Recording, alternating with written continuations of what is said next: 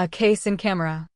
A Case in Camera by Oliver Onions, author of The Complete Bachelor, in accordance with the evidence, the debit account, New York, The Macmillan Company, 1921, all rights reserved, copyright, 1920 and 1921, by the Macmillan Company, set up and electrotyped. Published March, 1921, TOOLE Luck OIE. Our life is like a curious play where each doth strive to hide himself. One mask doth to another say, let us be open as the day, the better to conceal himself. Part 1. What happened in Lenox Street? A Case in Camera. The tale I am setting out to tell has to do with the killing, on a May morning of the year 1919, of one young man by another who claimed, and still claims, to have been his friend. The circumstances were singular, perhaps even unique.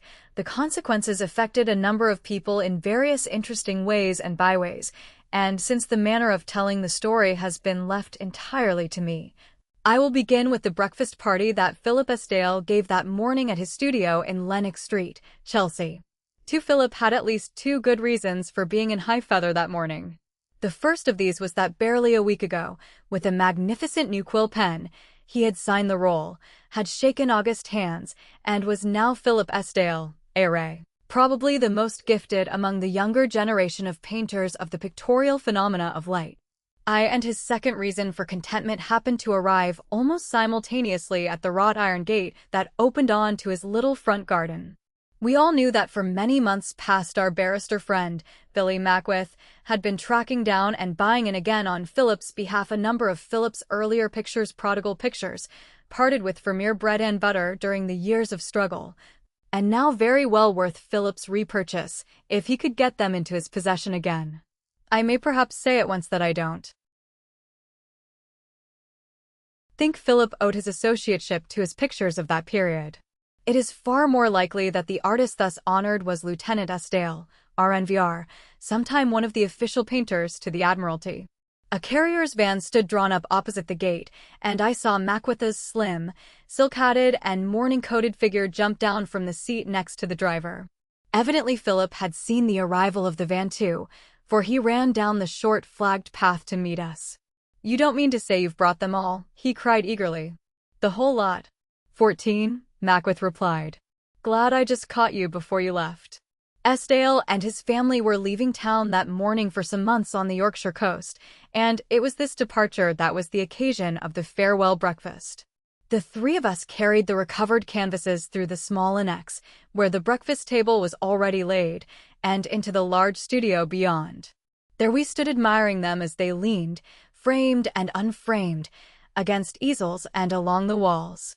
No doubt you remember Estill's paintings of that period, the gay white and gray of his tumultuous skies, the splash and glitter of his pools and fountains, the crumbling wall-flowered masonry of his 20th century _Fates Champetre_. There is nothing psychical or philosophic about them. He simply has that far rarer possession, an eye in his head to see straight with.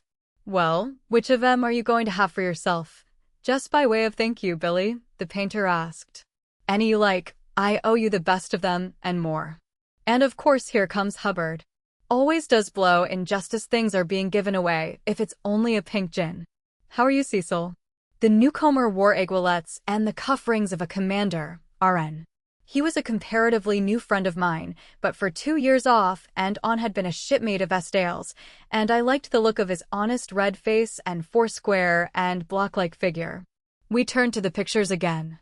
I think their beauties were largely thrown away on Hubbard. Somebody ought to have told him that their buying in meant a good £1,000 in Estill's pocket. Then he would have looked at them in quite a different manner. In the middle of the inspection, Joan Marrow's white frock and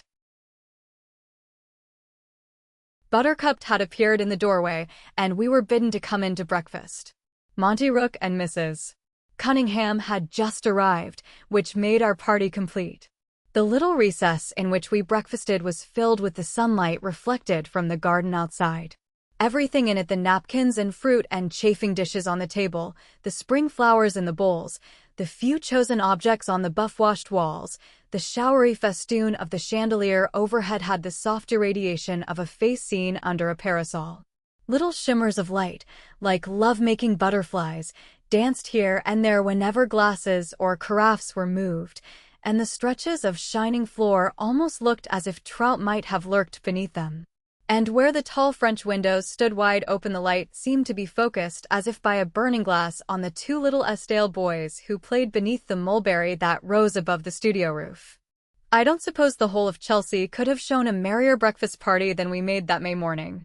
For, in addition to our host's new associateship and those 14 wandering pictures safely back home again, we had a further occasion for lightheartedness that I haven't mentioned yet. This was the wedding, to take place that day week, of Mrs. Cunningham and Monty Rook. Philip was generously lending them his house and studio for the summer. Monty we had all known for years, but Mrs. Cunningham I for one set eyes on for the first time that morning. Later I got a much more definite impression of her. For the present I noticed only her slender and beautiful black chiffon-covered arms, the large restless dark eyes that seemed to disengage themselves from under the edge of her black satin turban hat, and her manicured fingers that reminded you of honeysuckle. The Estelles had received her on the ground floor, so to speak, and it obviously pleased Monty that Philip had called her Audrey straight away. So we talked of the approaching wedding and the associateship and the painting cottage in Yorkshire, and so back to the pictures again. On this subject Commander Hubbard unhesitatingly took the lead. "Well, it's certainly art for mine my second time on earth," he good-humoredly railed, the aiguillettes swinging gently on his breast. "Fancy going out of town this weather." Taking away all that gear behind the bulkhead there, he jerked his head to where Philip's painting paraphernalia lay ready packed in the hall, a few yards of raw canvas bent on battens and bringing it back again worth £20 an inch. Hubbard had a Whitehall job that summer and loathed it. Estelle laughed. "Can't see why they didn't make me a full academician while they were about it," he said. Underscore and underscore he's grumbling," Hubbard retorted. "Perfectly revolting fellow. That's too much lunching with admirals. Listen, Mrs. Estelle, and I'll tell you the kind of thing we mere senior officers had to put up with. A hoist breaks out from the flagship, and every glass in the squadron is glued to it. You'd think at least we were to proceed to sea immediately. Nothing of the sort. It's the Admiral presenting his compliments to this wretched wavy-ringed fellow your husband, and would he give him the pleasure would Lieutenant Estelle, RNVR, condescend stoop to take luncheon with him. The Admiral, if you please. And that's what it is to be an official painter." Estelle laughed again. He was trying to remove in one unbroken piece the paring of an apple for Joan Marrow. "Give him a smile now and then, and he'll eat out of your hand, Molly," he said. "Now, Joan, the last little bit, this is where a steady hand comes in there." He held up in triumph the wiggle of apple paring. "Throw it over your left shoulder and see what initial it makes on the floor. Here's my guess on this bit of paper under my napkin, C for CH. Ah, clumsy infant." The strip had fallen in 2 pieces. "There goes your luck. Ollie done gone finish. I'll have the apple myself. You'd better go and write the rest of those labels." The Estelles had to all intents and purposes adopted Joan Marrow now that she was alone in the world. On the day when Philip, half scared by the risks he was taking, had informed his private pupils that their tuition took up too much of his painting time, he had not included Joan. She had continued to prime his canvases and to make use of his models at long range from odd corners of the studio, and then, during his absence on service, she had come to live in the house, had taught and mended for the children, and had been companion and friend to Molly. By an affectionate fiction, her former fees were supposed to cover the cost of her board, and a proper arrangement was to be come to one of these days. She was 20, had only lately ceased to have the stripling figure that is all youth and no sex, and was already acquiring that mystery of physical shape and of mind and emotion that causes men's heads to turn behind and their lips to murmur. On another year or so. There was still the faint echo of chattering schoolrooms in the repartee that came from her pretty lips. Pertly and with little tosses of her head, she enumerated the duties she had discharged that morning. The labels are all distinctly written, with the name at the top, then a space, and Santon, York's quite at the bottom, so you can tear it off and use the label again for somewhere else. Both the taxis are ordered for 1:30, and Mr. Rook won't have to send on letters because they're all being readdressed at the post office. The doors and windows are all fastened, and I've shown Mrs. Cunningham where everything is for after the wedding. And I didn't want the apple, and you've no business to write things about me on your horrid bits of paper. And we all laughed as she suddenly twitched Philip's napkin away and tucked the horrid bit of paper safely away into her bosom. 3. I have told the foregoing in some detail because I want you to see the careless and happy party into which that morning's bolt dropped a quarter of an hour later. I want you to see the contrast between our homely light-heartedness and the complex tangle of all that followed. I will now tell you what the bolt was. Breakfast was over, and we men had gone into the studio again. Mrs. Cunningham was helping Molly to clear away, and Joan Marrow had joined the children in the garden, and with them was looking up at an aeroplane, the soft organ-like note of which had suddenly ceased. We were having Hubbard's views on art again. But that submarine sketch of yours is the pick of all you've done to my mind, Estelle, he was saying. Old Horn at the periscope, eh? You caught him to a hair. A snapshot couldn't have been better. And we bagged that beggar 10 minutes later, Norwegian flag and all, he added with professional satisfaction. Philip Estelle gave a quick exclamation. By Jove, that just reminds me. The orange curacao, of course. The very thing after all that fruit corrects the acidity, as the doctors say. We'll have some. The commander gave him a sharp look. On the face of it there was no very evident reason why the torpedoing of a German ship flying the Norwegian flag should remind Estelle of orange curacao, but no doubt there was a story behind that we others knew nothing of. If ships have to be put down, there is no sense in sending bottles of delectable liqueur to the bottom of the sea also. What? Cried Commander Hubbard, RN. You don't mean to say that _you_ had the infernal neck to take your whack, a mere wretched wavering fellow to loot bottle for bottle with his betters like that. But Estelle, with a wink, demanded the key of the cellar from Monty Rook, told him to get the liqueur glasses out, and was off. It was at that moment that the crash came that seemed to bring the whole of Chelsea running out of doors. The shrill cry of "the aeroplane!" The aeroplane was hardly out of the children's mouths before it was upon us. I don't mean the aeroplane, but the other thing. Judging from the harsh but muffled roar, the first installment of the crash, so to speak, which was the plane itself, must have been a quarter of a mile away, but between that and the second one there was hardly time to take breath. Simultaneously, as it seemed, there came a rushing of air, a loud cracking, and a nauseating thud on the studio roof, and Joan Marrow ran in with the children, one under either arm and her head down. The street outside was a sudden clatter of running feet and short spasmodic cries. Good God, right on our heads, the commander muttered, his eyes aloft. The next moment he was at the studio door looking for Estelle. Had he found him, I should not be writing this story. Not finding him, he assumed command. All right. All over now, little fellows. There won't be any more. Mrs.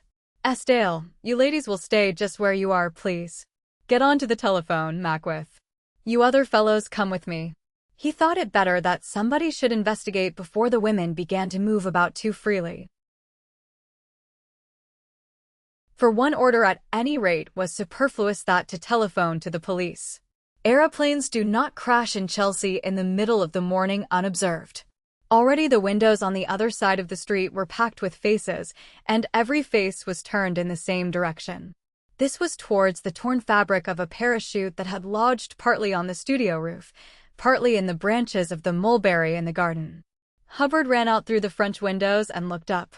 Tapes trailed and rippled and fluttered in the merry morning breeze, and the gray silk ballooned and rose and fell.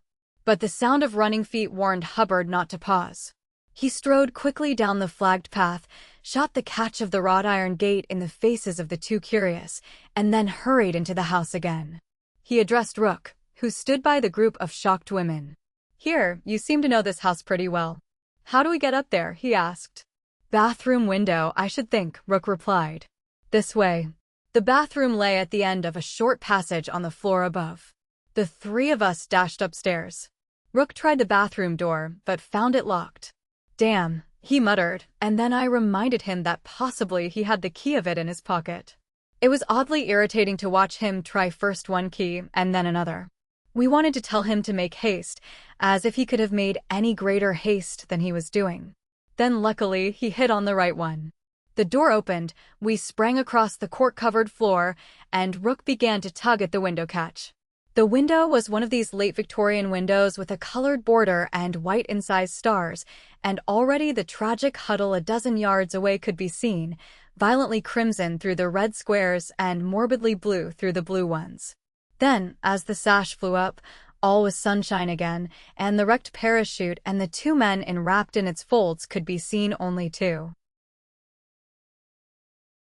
clearly.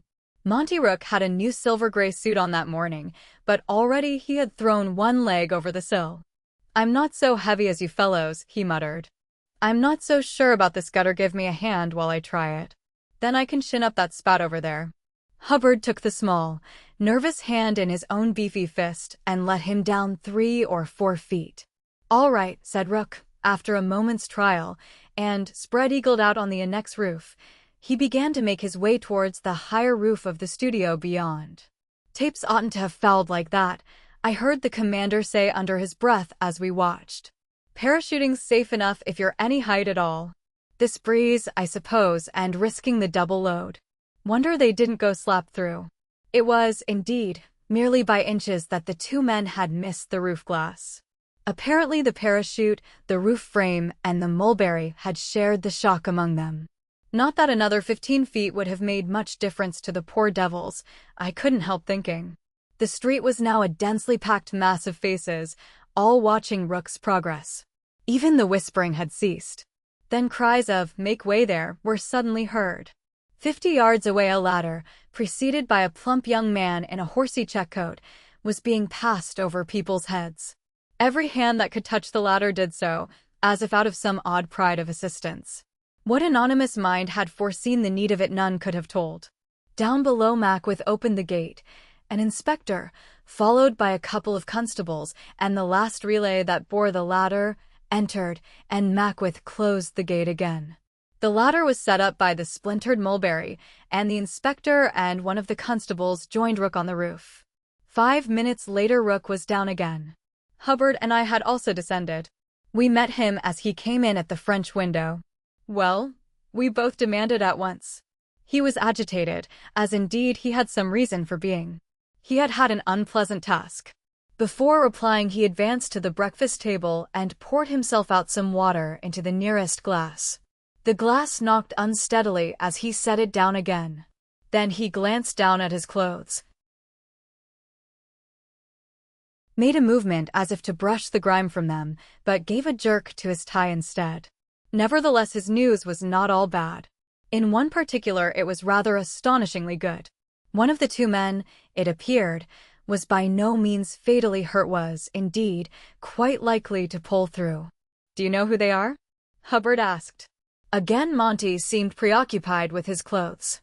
Then we had his tidings, jerkily and bit by bit. The plane itself had come down somewhere by the embankment and was said to have caught fire. Parts of the parachute seemed to be singed too. Both men were civilian flyers, at least neither was in uniform. The other poor fellow was killed. The ambulance had been sent for, and for the present there was little more to be done. The police were seeing to the rest. This was the sum of what Monty told us. Then we heard the voice of Mackworth, who had come up behind us. "That's so," he confirmed. "I've just been having a word with the inspector about that. He doesn't think anybody here will have to attend any inquiry or anything.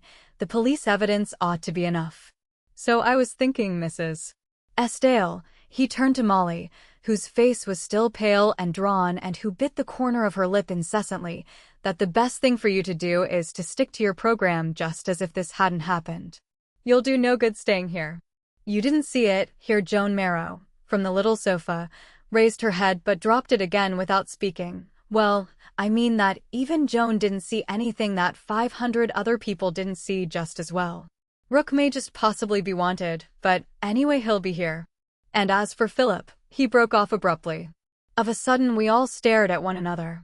We had forgotten all about Philip. Where was he?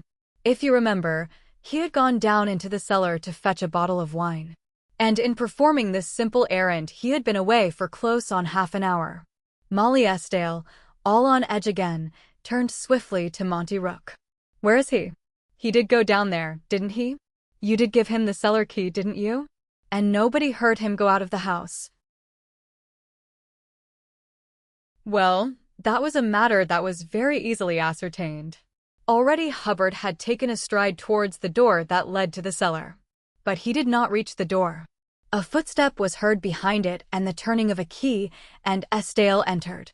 In one hand he carried a stone jar of Dutch curacao. In the other, arrestively out of place in the spring sunshine, its flame a dingy orange and its little spiral of greasy smoke fouling the air, he held a lighted candle in a flat tin stick. For a moment we all gazed stupidly at that jar and candle, but the next moment our eyes were fastened on Philip's face. Now ordinarily Estienne's face, clean-shaven since 1914, is quite a pleasant one to look at, lightly browned, and with the savor of the sea still lingering about it. Nor was it noticeably pale now. Indeed, you might have said that some inner excitation made it not pale at all. But there was no disguising the strained tenseness of it. At the same time he was obviously attempting such a disguise. His features were set in a would-be-easy smile, but the smile stopped at his eyes. These blinked, though possibly at the sudden brightness after the obscurity below. And he spoke without pause or preliminary, as if rehearsing something he had had time to get letter perfect, but not to make entirely and naturally his own. "Did you think I was never coming up?" The mechanical smile was turned on us all in turn. "I suppose I've been rather a long time. Just wool gathering. I apologize to everybody. Where are the liqueur glasses?" There was a dead silence. Was it possible that he had heard nothing, knew nothing of what had occurred? Monty Rook was the first to speak. "Do you mean to say you didn't hear it?" he blurted out. Then, as Philip seemed to concentrate that artificial smile suddenly on him alone, he seemed sorry he had drawn attention to himself. "And where on earth have you been?" Philip demanded slowly. "What's the matter with your clothes? Been emptying the dustbins? Here, let me give you a clean-up, man." He got rid of the jar of liqueur, not by putting it down on a table, but by the simple if unusual expedient of letting it drop through his fingers, where it made a heavy thump, rolled over on its side, and came to rest. He stepped forward. But Rook, for some reason or other, stepped much more quickly back. He muttered something about his clothes not mattering. It was only a few grains of dust, but damn better let it dry before touching it. It was at this point that I caught Cecil Hubbard's eye. Hubbard's is a bright blue eye, with angular lids like little set squares and a tiny dark dot in the middle of the blue. That I may not know very much about pictures, but it knows a good deal about men and their faces. Estienne was taking risks if he hoped to play any tricks with that eye on him. Then, having caught mine for that moment, the eye was attentively fixed on our host again. You see how preposterous it was already. Estienne apparently could notice a trifle like the dust on Rook's clothes, but he seemed to be both blind and deaf to everything else: the soft surging murmurs of the crowd outside, the voice of the inspector in the garden, the shadows of strangers across the French windows. He just dropped heavy stone jars to the floor, talked about wool gathering, and had not even thought of extinguishing the candle that was melting and guttering in his hand. Wool gathering Philip Estienne, the least woolly-minded of men. Already I was certain that he was deliberately acting, and acting far from well at that. It was little Alan, the elder of the two boys, who broke the spell that seemed to have benumbed us all. He ran forward, his blue and white check smock against his father's knees, and his little face upturned. "A narroplane, Daddy," he cried eagerly. "Some men fell out of a narroplane close to Jimmy and me, didn't they, Auntie Joan? In a parachute, bigger in this room." The little arms were outstretched to their widest reach. "Do come quick and look, Daddy." And he seized his father's hand. Again I caught Hubbard's eye. Estienne was at it again, this time with a badly exaggerated gesture of astonishment. He might have made just such a gesture if Alan had told him that the grandmother in the bed was really a wolf good enough for children, but not for anybody else. Hubbard at any rate thought that this had lasted long enough. "Do you mean to say that you didn't feel the whole house shake half an hour ago?" he demanded. Estienne turned, but with a curious reluctance that I didn't understand. "I did fancy I heard a noise of some sort," he admitted. "What about it?" Hubbard gave it to him plain and unvarnished, for all the world as if he had been in the Admiral's office with a sentry with a bayonet at the door. A plane crashed, and 2 men came down on your roof in a parachute. One's living, the other's killed. Those are the police in your garden now. That's all except that you seem to live in a pretty solidly constructed house. This time Esdale made no demonstration. He stood listening for a moment longer, as if he thought Hubbard might add something. Then, without a word, he released himself from Alan's hand and strode, not to the garden where the voices were, but towards the studio door. The studio, into which Hubbard and I immediately followed him, was a large oblong apartment, with a portion of one of its longer sides and almost the whole of the roof glazed. More or less light could be admitted by means of a system of dark blue blinds and cords running to cleats on the walls. It was to the roof glass that my eyes turned first of all.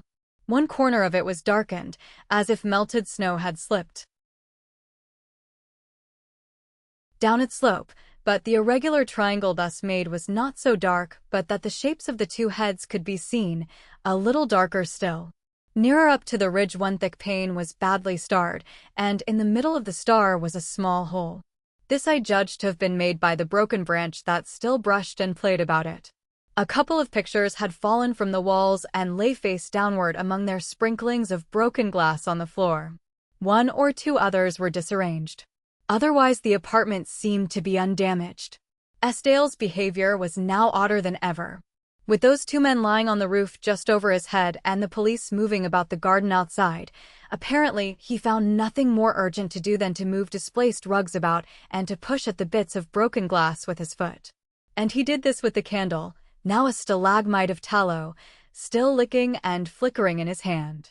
He made no remark when Hubbard took the candle almost roughly from him, blew it out, and set it down on the table where the artist's tubes and brushes usually stood.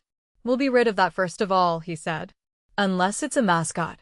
Scaring M to death with that in your hand like a sleepwalker in traveling tweeds. Now what about it, Esdale?"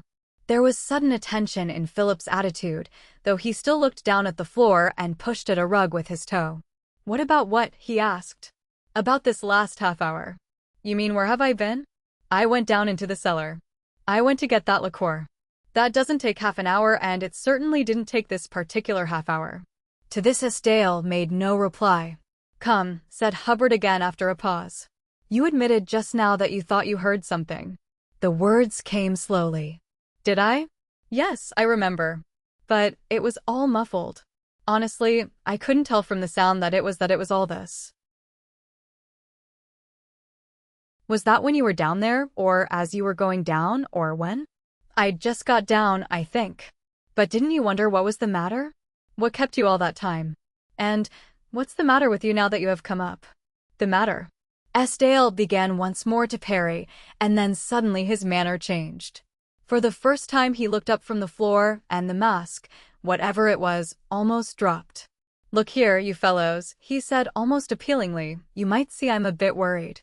I've been trying to hide it, but perhaps it wasn't much of an effort. Not so dashed easy to hide. But if you're suggesting that I've been somewhere else besides in the cellar, I can only tell you I haven't. Couldn't for one thing. Rook's got every key of this house. I had to get the cellar one from him. By the way, what's he doing now? Looking out your next train. But what I want to know is," he broke off suddenly as sounds were heard over our heads. About the snow slip on the roof other shadowy shapes could be seen. Feet shuffled and moved, and the broken branch was dragged away. They were preparing to get the 2 men down. And until they should have finished, our conversation ceased. But in the meantime Esdale did yet another trivial incongruous thing. Moving towards one set of blind cords, he motioned to me to take another set.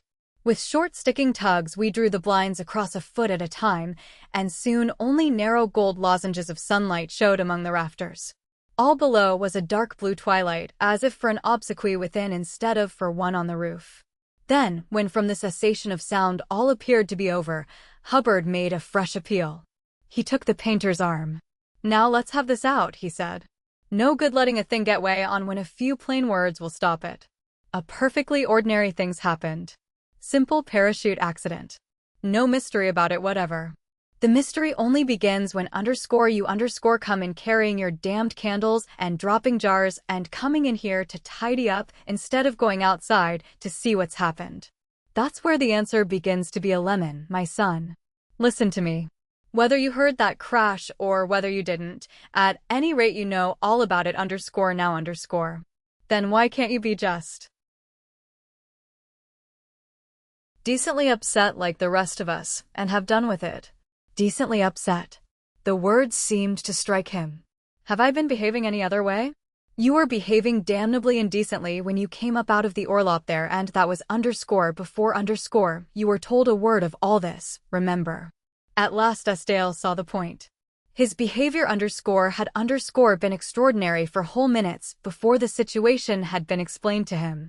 One would have thought that during those minutes he had been deliberately trying to find out how much we knew about something or other before committing himself. When next he spoke it was almost apologetically. I see, he said quietly at last. Yes, you're perfectly right. That was certainly the proper way to take it, just be decently upset. I see now. I must have looked a perfect zany. Now look here, I want to tell you both all about it, but the trouble is that I can't just at this moment. At present it's somebody else's affair, not mine at all. Must get that cleared up first. I'm not perfectly sure of my ground either, you'll see by and by. But as regards the accident, well, that's the whole point at present. I mean, anybody would say it was an accident, wouldn't they? It looked like one, I mean. It would never occur to anybody who saw it that. But here he broke off abruptly as his wife appeared in the doorway. 7. Perhaps at this point I had better tell you who I am who write this, and also how our little circle came to choose me for the task. As a minor actor in these events, you may set me down as a working journalist. Among other things, I am one of the sub-editors of the Daily Circus _. But that is not the whole of my life. I am also a novelist of sorts. And one of my reasons for sticking to journalism when I could manage at a pinch to do without it is that in this way I escape the doom of having to produce 2 novels a year whether I have anything to write about or not. But that was not their idea in asking me to put into shape the mosaic of differently colored pieces that constitutes this case. I believe their idea was that my 2 capacities might supplement one another, that I might hold fast, so to speak, to the bedrock facts with my journalistic hand while the other was left free for the less tangible elements. I don't know that I altogether agree with this distinction. I happen to have some experience of how much fiction people swallow when they take up their morning papers, and also of how much mere hurdy-gurdy grinding they accept as human nature when it comes to them in the form of a novel. But that is their lookout. I told them that with their help I would do my best. I had to have their help. Obviously, I could not always be at the side of this person or that, Rook or Estienne or Hubbard, throughout every winding of a complicated chain of events. But I have known Estienne for 20 years, Rook for a dozen, and most of the others long enough to have a fairly reliable impression of them, and their accounts are quite trustworthy. If I have any doubt about this, I say so. I cannot deny that we took a good deal of responsibility when we conspired to hush up the facts of this case. We have no more right to come between the agents of the law and their duty than any other set of private persons. And, though many of the beaten tracks are lost in these changing days, and new precedents are making whichever way you turn, I for one don't like making new precedents, especially moral ones. I like tradition to have my homage even when I am resolved to break it. But we are dealing with a_fate accompli_. The case is a case. It became so in spite of laws and customs and institutions.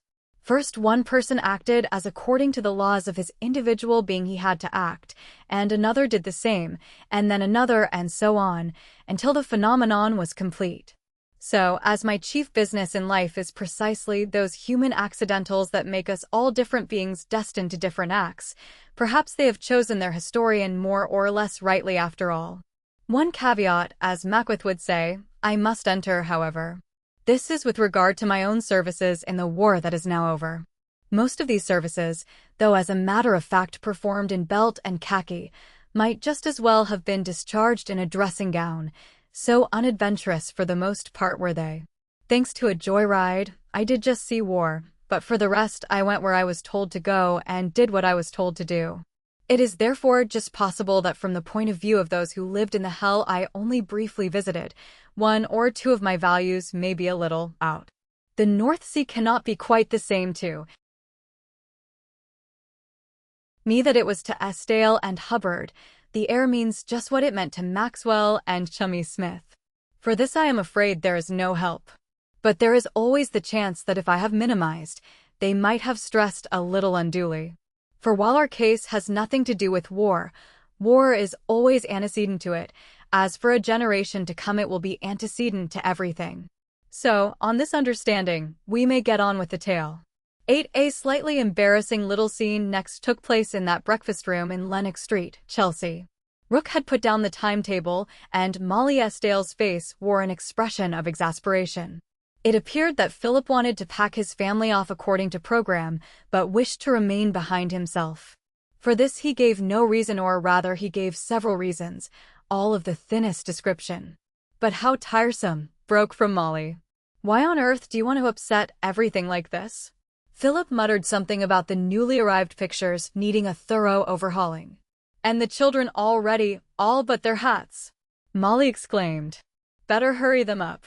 At least 7 of them are to frame too. Then there's Monty and Audrey. What about them?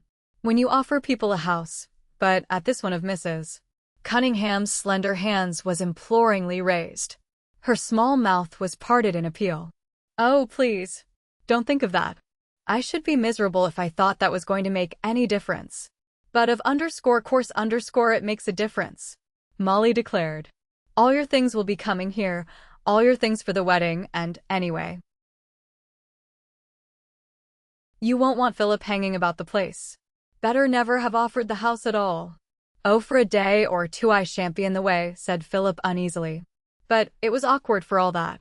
If Estienne had offered his house to one of his more prosperous friends, he would not have hesitated to say frankly that he was sorry, but something unforeseen had happened, and the hospitality must be considered off.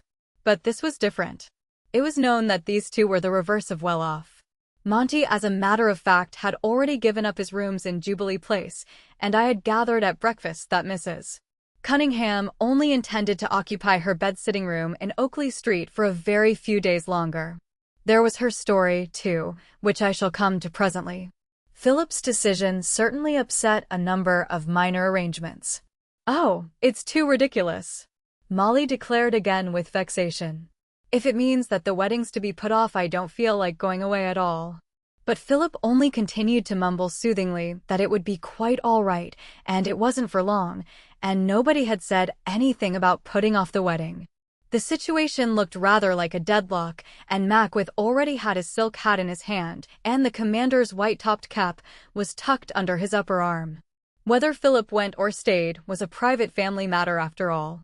But as we were on the point of taking our leave, yet another significant little trifle was added to all the rest. And again Monty Rook provided the occasion.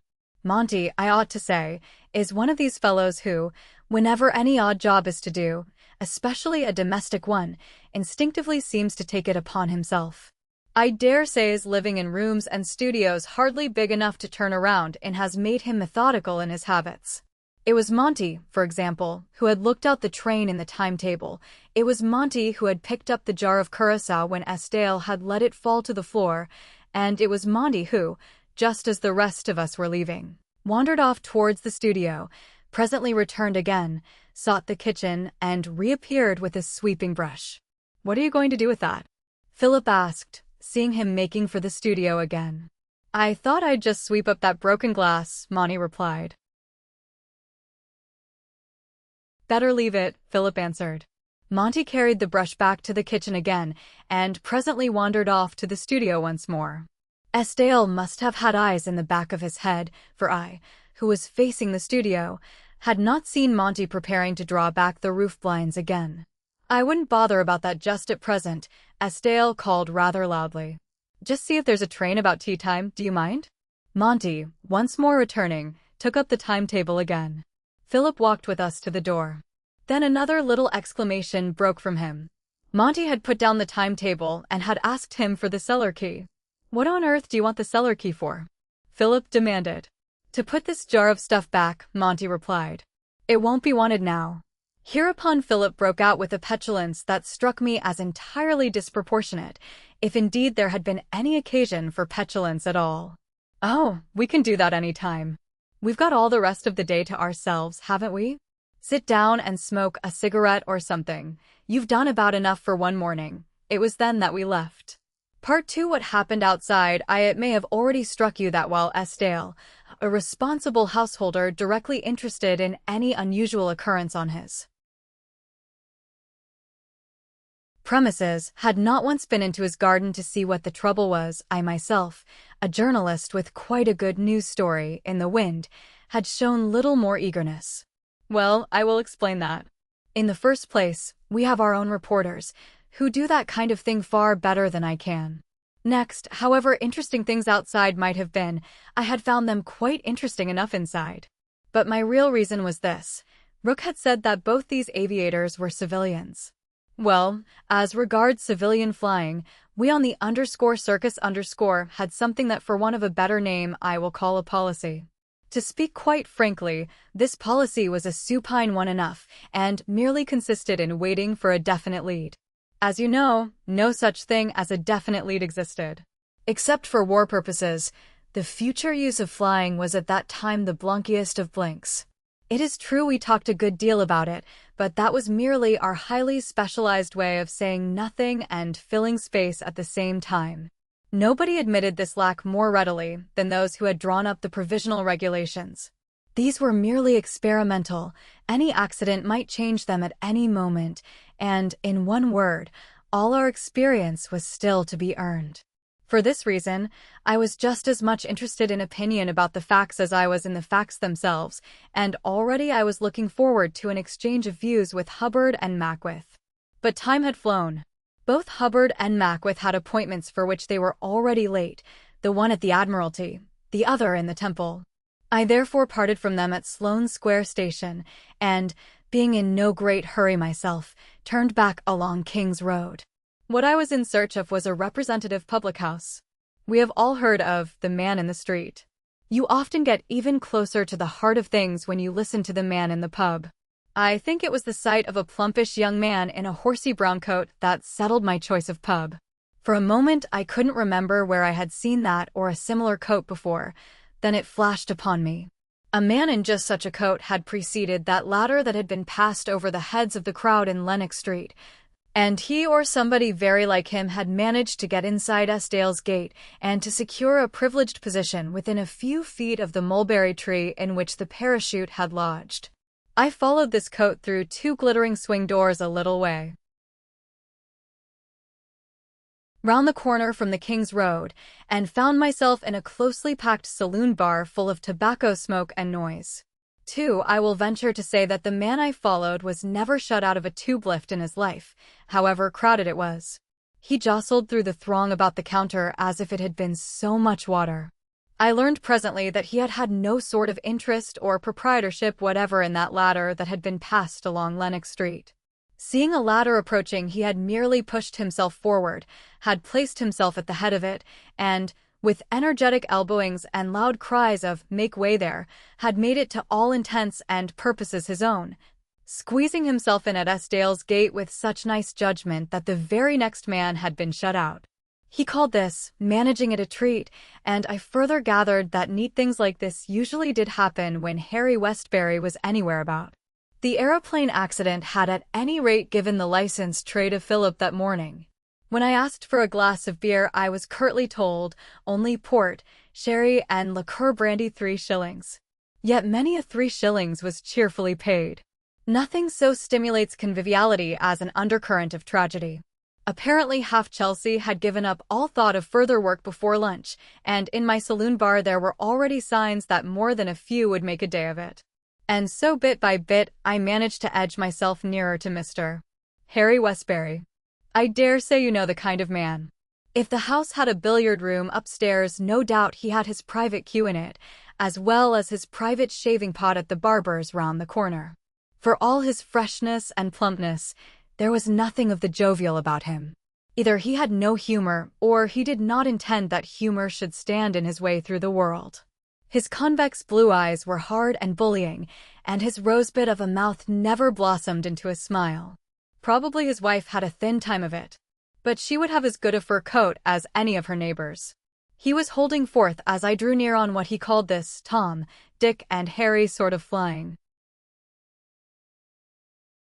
"And here you have the proof of it," he was saying, his fingers pronged into 4 empty glasses and his hard eyes looking defiantly round. "Look at the damage to property alone. What price these air raids? £3 million in the city in one night. That's my information as an estate agent. £3 million. And now everybody's going to start.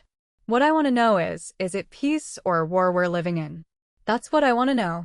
He also wanted to know whether it was the same again, the 3-shilling brandy. He was not to a shilling or two that morning. It was only right that as a spectator from the reserved enclosure, he should put his hand down. "I wasn't thinking of property. I was thinking of those 2 poor lads," a gray old man said from his seat near the automatic music box. I happened to know him by sight as old William Dadley, the picture frame maker, daddy of the fledgling artists of the King's Road. But Westbury would have no weak sentiment of this kind. There was a blood and iron ring in his voice as he set the brandy down. "Poor lads be blowed," he said. "They know the risks, don't they? They're paid for it, I suppose? What I want to know is who's going to put his hand in his pocket if they start coming down on top of those houses we're building in Wimbledon or where I live in Lenox Place there. Let 'em break their necks if they want, but not on my roof. The world isn't going to stop for a broken neck or 2. I don't think." "Well, tell us all about it, Harry," somebody said, and Mr. Westbury, taking the middle of a small circle, did so.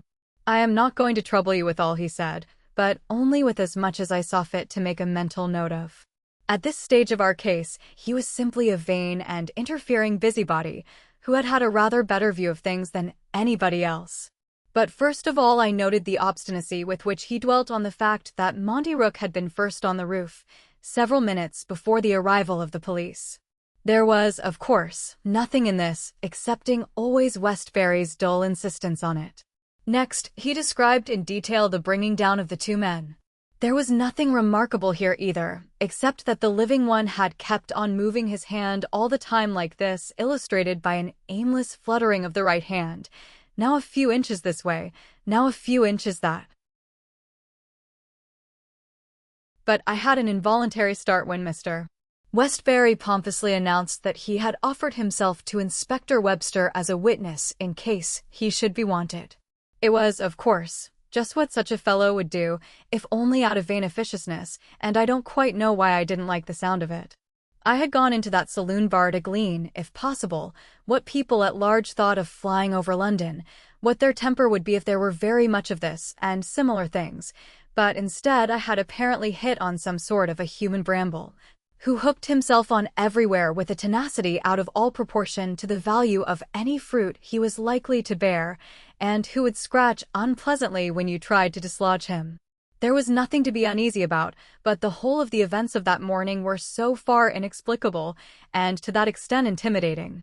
"Yes, me and Inspector Webster will probably be having a talk about things this evening, Mr.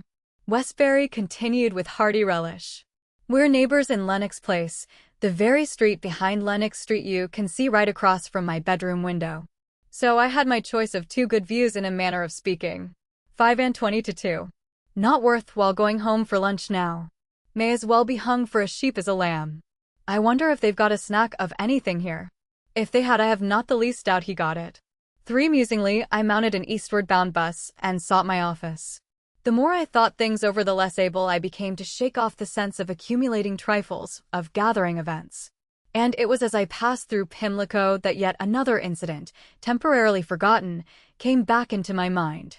This was the curious way in which Eskdale had snapped it had been a snap when Rook had wanted to sweep up the broken picture glass, to draw the studio blinds back again, and to return the bottle of Curaçao to its place in the cellar. "You've done enough for one morning," Eskdale had said. What had Monty done that was enough? Now I have known Monty Rook, as I told you, for a dozen years, and in that time I have learned not to be surprised at anything he does provided it is sufficiently out of the way and profitable to himself, and unlike anything an ordinary person would have done. I will give you an Instance of what I mean. A year or two before there had arrived one night at his studio a bundle of washing, fresh from the laundry. This bundle, on being opened, had proved to contain a fully developed infant girl of a fortnight old, no doubt the pledge of some unknown laundrymaid's betrayed trust. As a joke you will see the possibilities of this, particularly in the Mary Chelsea Arts Club, but don't imagine that Monty was a butt. What he did was enough to dispel that idea. He had immediately wanted to adopt the foundling, and would certainly have done so but for the strong dissuasion of his friends, whereupon he had made a drawing instead, a drawing quite singular for its wistfulness and emotion and depth, of the infant just as it had arrived, with the newly ironed shirts and socks for its cot, deriving none knew whence, cast for none knew what part in life, save for Monty Friendless, the close of one obscure drama but the beginning of another. That was Monty, our little friend of the warm and profitable impulses, the shy and easily daunted manner, but also of the quiet persistence of purpose that kept him afloat in his seas of petty difficulties and enabled him once in a while to produce a drawing or a painting that you returned to again and again. A bit of philosophy that cut clean down to the quick of things, or an indiscretion that it would hardly have occurred to one in a million to commit. What was there between him and Estelle now? For the moment I reached the office, I rang up the _record_, our evening sheet. But their reporters were still out, and nobody could yet tell me anything about the accident I didn't already know. Willett, my young colleague on the _circus_, did not propose to give the story exceptional treatment. If the thing caught fire in the air, we'll let it alone, he said. Fire's too much of a bugbear. We want the joyriding idiot and the lunatic who stunts over towns. I'm for letting it alone, but we'll wait and see what the others do. He was quite right. On its merits as publicity it looked as if we should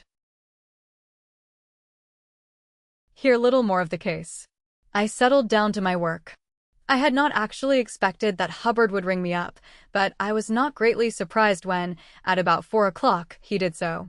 He wanted to know whether I could go round to the Admiralty at once. That we must have a talk at the earliest possible moment was a foregone conclusion. I therefore replied that I would be on my way in 10 minutes, and, hastily swallowing the cup of tea that had been placed on my desk and telling Willett to carry on, I took up my hat and stick, sought the lift, threaded my way through the _records, carts and bicycles, and boarded a passing motor bus in Fleet Street. I had no very clear notion of the nature of the job that kept Hubbard in town that spring, and that had caused him to envy Estelle his luck in being able to get away into the country. Indeed, I can tell you very little about the organization of that mysterious service that moves, familiar yet isolated, in our midst. I understood that originally he had been a torpedo man, but had later been drafted into the inventions branch. It is quite possible that the scope of his work had been expressly left rather ill-defined. So many amazing extemporizations had to be hurriedly made and applied. Still, these war improvisations have to be overhauled afterwards, so that it may be seen which disappear with the emergency, and which are to be permanently incorporated in the strategy of the future. And I knew that one at any rate of Hubbard's tasks was to explain to a certain parliamentary committee a number of technical and basic facts that have a way of not varying very much however the political situation may change. I found him alone in his room on the 3rd floor. The screen just within the door was so disposed that, in the spot to which your eyes naturally turned on entering, the officer you had come to see was not. They're old and cunning in the senior service, and I had never seen Hubbard at work before. His voice came to me from quite a different part of the room, and I had the feeling that if I had been a stranger there would have been a moment in which I should have been pretty thoroughly looked up and down. "Come in and take a pew," he said. "Hope I haven't fetched you away from anything important." But I couldn't stop to talk this morning. I only got rid of my by-election blighters half an hour ago. Well, and, as I sat down in the chair at the end of his desk, he plunged straight into the matter by asking me how long I had known Estelle. Now, how long you have known a man, in the sense of how well you know him, is not always simply a matter of time. I have told you how humdrum my own war services were. They had not included those incredible moments of intensified action that may more truly reveal a man to you than years of desultory familiarity. It was plainly something of this kind that Hubbard had in his mind now. He frowned as he trifled with a paperweight. No, it's absolutely unaccountable, he broke out suddenly, putting the paperweight down with a slap. He's not that kind of man. It simply doesn't fit in. His behavior this morning, you mean? Yes. It was another man altogether. Why, before I knew Estelle well, I remember I bet him a supper that he'd drop his pallet on the quarterdeck when the first shell came over. Well, it came, and half the bridge was wrecked, and he never turned a hair.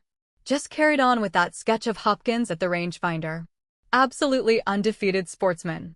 So why should he behave as he did this morning? Hereupon, though not as throwing very much light on the question, after all I told Hubbard of my own surmise with regard to Rook. He looked rather quickly up. What, little queer fellow? He's all right, isn't he? What about him? Tell me about him. This too I told him as well as I was able. And I may say that I noted with pleasure, as perhaps the real beginning of a valued friendship, that there did not seem to be any question in Hubbard's mind as to what kind of man I was myself. He was quite content to accept my summing up of Monty. So it's between you think, whatever it is?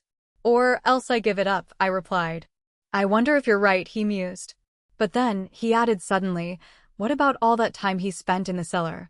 From that point our conversation took for a time a curious little turn. For Hubbard, while seeming to have no explanation that is a sensible man, he must not reject as fantastic, seemed nevertheless to be reluctant to let something go. He seemed to hint and to dismiss, and then to hint again, to come to the brink of saying something and then to leave it unsaid after all. And again I had the feeling that though he had known Philip Estelle for only 2 years as against my 20, in some things he might be the familiar and I the outsider. Then again he seemed to decide to take a risk. He spoke to the paperweight in his palm. You don't happen to know anything about these new sound appliances, do you? He asked. No. Which are they? Oh, there are a lot of them, he answered again, half evasively. There's sound ranging, of course. Then there's the hydrophone. And as a matter of fact, the best brains in the world today are trying to cut out sound aeroplane propellers and so on. What I mean is Estelle's not hearing anything. I suppose it's just possible that he didn't. All a matter of where the sound wave hits. You remember the broken windows in the Strand when Fritz used to come over and drop his eggs? First a broken one, then 2 or 3 whole ones, then broken ones again, all along the street? Well, this might have been one of those dumb intervals. Otherwise he must have heard. And I should have thought he'd have felt the vibration too. He's admitted he thought he heard something. Pooh, there was no mistaking it. If he didn't recognize it, we can take it he didn't hear it. If we believe him, of course. Don't you believe him? Yes, Hubbard answered without a moment's hesitation. Then, oh, I suppose it means I'm on the wrong track, Hubbard replied. Naturally, any track of that nature was totally unexplored by me, but I was far from dismissing it on that account. Here again my ignorance of modern war came in to humble me. For what is the good of saying things are fantastic and far-fetched sound-ranging and the selenium cell, and what not when for a number of years the food we have eaten and the clothes we have worn and the roofs over our heads have depended on just such fantasies?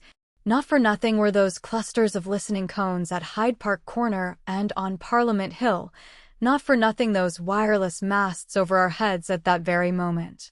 Their operation might be unfamiliar to me, but these things were the daily business of Commander Hubbard, RN.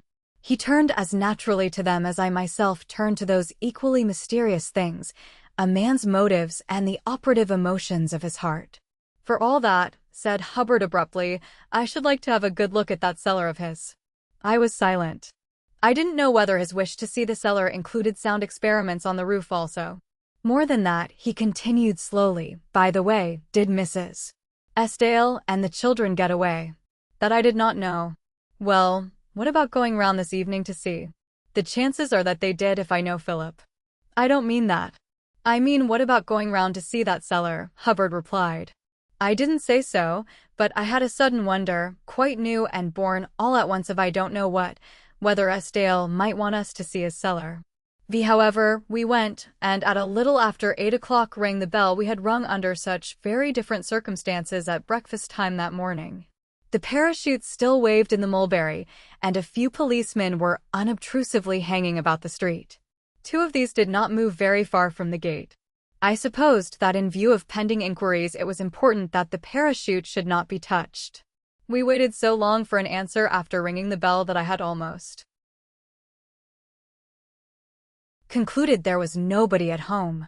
We were, in fact, on the point of turning away when Estienne himself opened the door. Poor devil.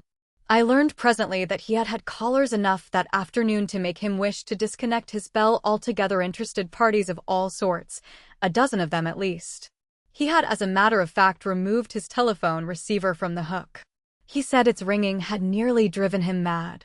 But even all this did not explain his weariness as he stood holding the door open in the still bright light of the perfect evening. My first glance at him made me wonder whether something even more untoward than that morning's sudden drama had happened. Before, his manner, baffling as it had been, had at least had a sort of hectic brilliancy, an artificial excitement that had buoyed him up and kept him going. Now it was as unlike that as possible. He was spiritless and played out.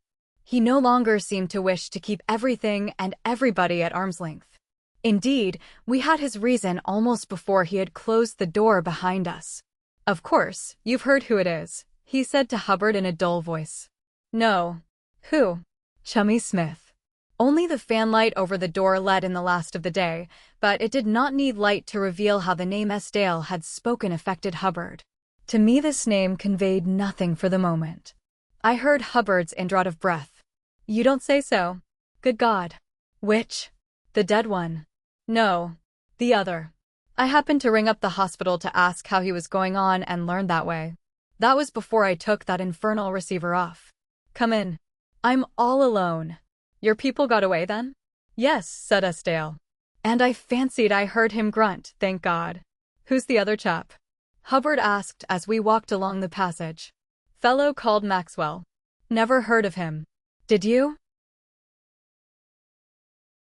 "No." "Well, come in. It's the devil, isn't it? I suppose it is the devil when one of your particular friends comes down like this on your roof, but it struck me even then that it would have been still more devilish if he had been killed in doing so. Yet not only had their friend Chummy not been killed, but, according to Rook's account earlier in the day, he was in a fair way for recovery. Hence I didn't quite see the reason for Estienne's utter dejection. I should have understood it better had their friend been, not Smith, but the dead man Maxwell. You see, I had totally forgotten one pretty little incident of that morning's breakfast. Perhaps you have forgotten it too. Remember, then, that Philip had pared an apple for Joan Marrow, had told her to see what initial the paring made on the floor, and had shaped his own guess with his lips, C for CH, as he had hidden his bit of paper under his napkin. Philip pushed up chairs for us and pottered about in search of whiskey and glasses. Then, having set out a tray, he dropped heavily into a chair. For a time none of us spoke, and then I asked if Rook was out. "Yes. He's taken Audrey Cunningham home," Philip replied with marked brevity, and the silence fell on us again. If Hubbard had really come for the purpose of seeing Estienne's cellar, I could see that all thought of this had now passed from his mind. The first thing to do was to cheer Estienne up. After all, Chummy was alive and doing well. The news when Estienne had rung up the hospital that afternoon had been reassuring. It might be some little time before he was out and about again, but certainly the occasion did not seem one for gloom. I therefore kept silence while Hubbard pointed all this out. And as Estienne's spirits seemed to revive a little and things began to seem not quite so hopeless after all, I began to rummage in my memory for recollection of this Chummy Smith of theirs. I remembered now that I had at any rate heard his name. And I confess that I am a little curious, not to say jealous, about some of these intensive war friendships. It interests me to note which of them survive the quieter and more persistent pressure on the lower levels, and which fail to do so. Not every one of them succeeds. It is one thing to wait in a mess for the overdue chum, trying not to look too often at the full glass of gin and bitters that by this time he ought to have come in and claimed. And quite another to meet that chum a year or two later, and, as you ask him what he will have, to know that you are making the swift mental note, that's underscore him in mufti.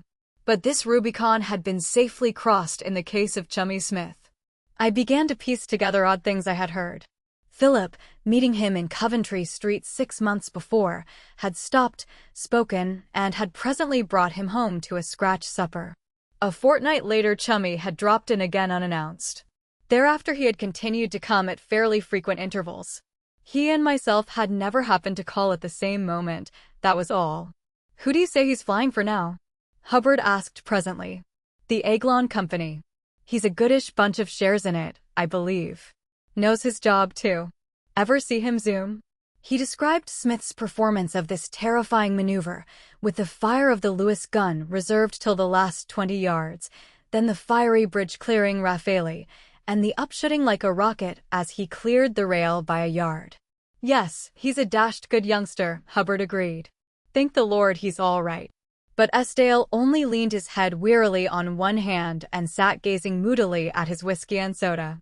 Then it was that the probable reason for all this depression flashed upon me.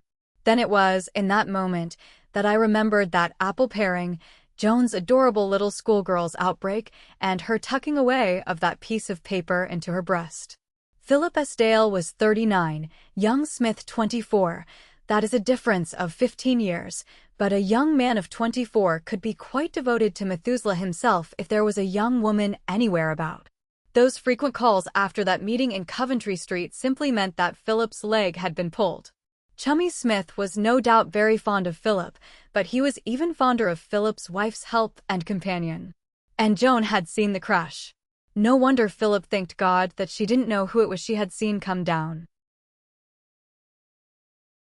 6. I know now the exact point up to which I was right, and also where I ceased to be right. Molly Esdale made a clean breast of the whole guileful conspiracy of their courtship afterwards. Here it is, for your edification and warning.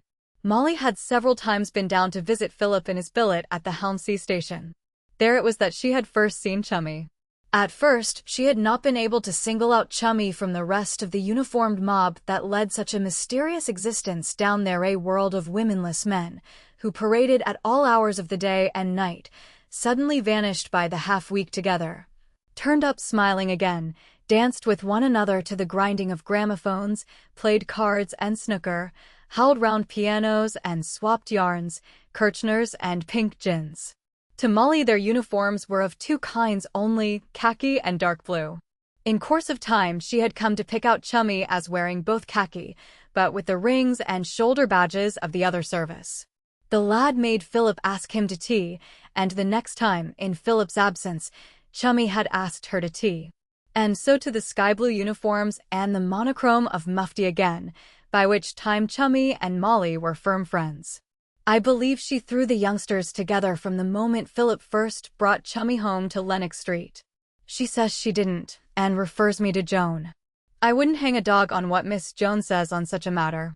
For who can believe in the candor of a young woman of just 20 who, the very first time a young man is brought to the house, straightway enters into a clandestine arrangement to meet him at tea the next day, and presently can hold out her hand with a conventional "Goodbye, Mr.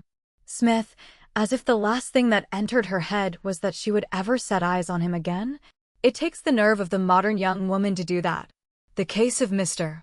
Smith, observe, is entirely different. Mr. Smith, suddenly meeting the lovely young thing, may not be sure whether his feet are treading a polished studio floor or whether they have little mercury wings on them that waft him through the empyrean, but there is this to be said for Mr. Smith, that when he is in love he doesn't behave as if he wasn't. He fidgets even if she goes out of the room for a minute. He doesn't know that she herself couldn't tell him why she has gone out of the room. He thinks she had something to go for, and never dreams that she is just sitting on the edge of her bed, knowing perfectly well that he will be leaving in half an hour, asking herself what made her so suddenly get up and leave him, and yet not even writing him a note. The notes came later, at about the time she put a lock on her letter case. They were numbered 1, 2, and 3 to indicate the sequence in which they should be read. A billet scribbled at 7 o'clock in the evening must on no account be read before one that is dashed off at tea time, and they were constantly on the wing. Nor did these protégés of Molly's choose tea shops that Philip was known to frequent. nor cinemas the kindly gloom of which might by any chance have concealed him. Philip never noticed that his monthly telephone accounts rose perceptibly higher.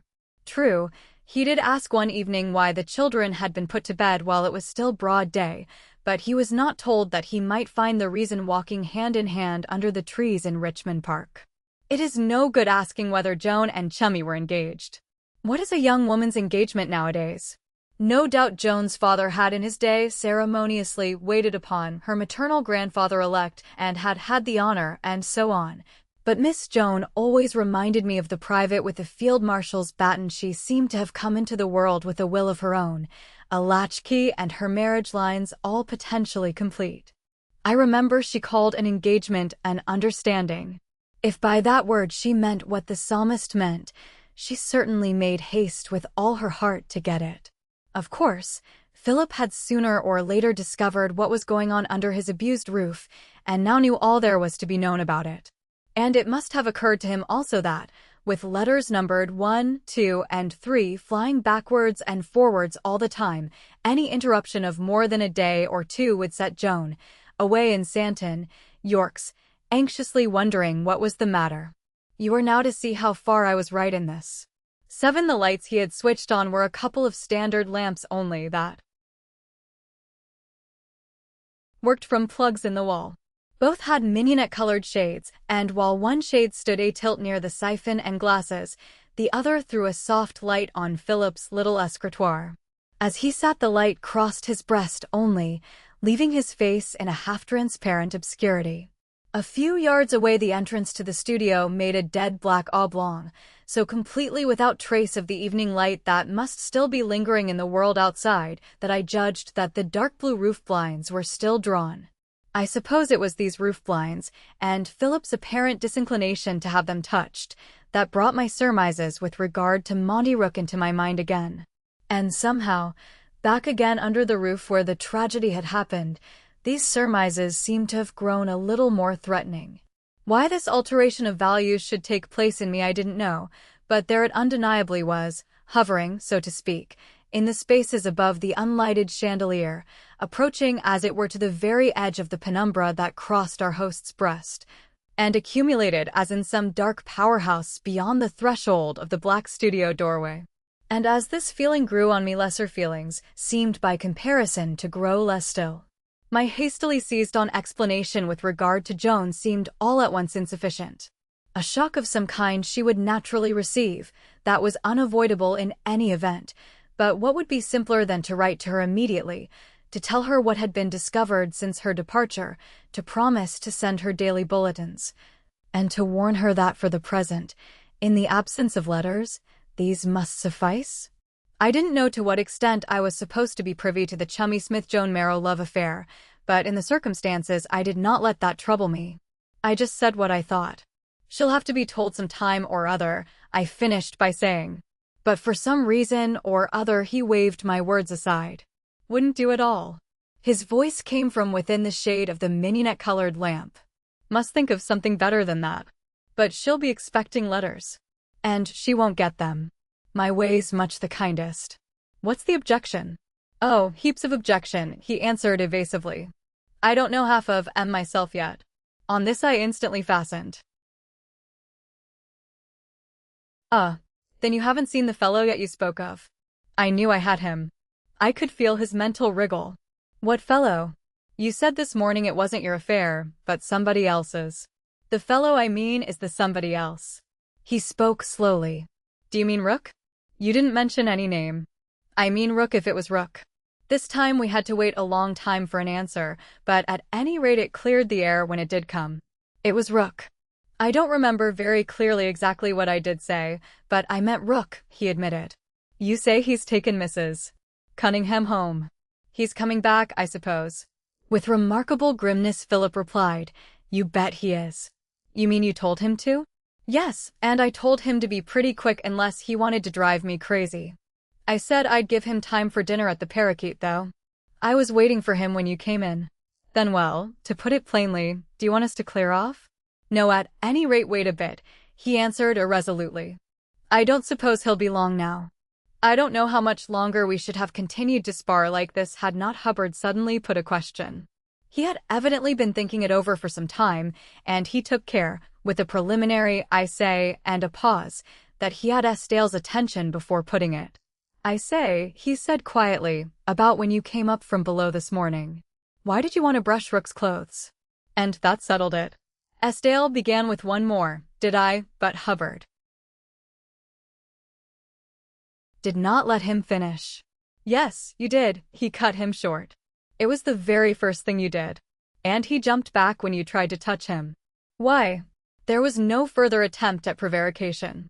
Without even taking the trouble to rise, Estale pushed back the lamp, opened the upper drawer of the escritoire as he sat, and from the corner of it drew out and placed on the table a 7.65mm Webley and Scott automatic pistol.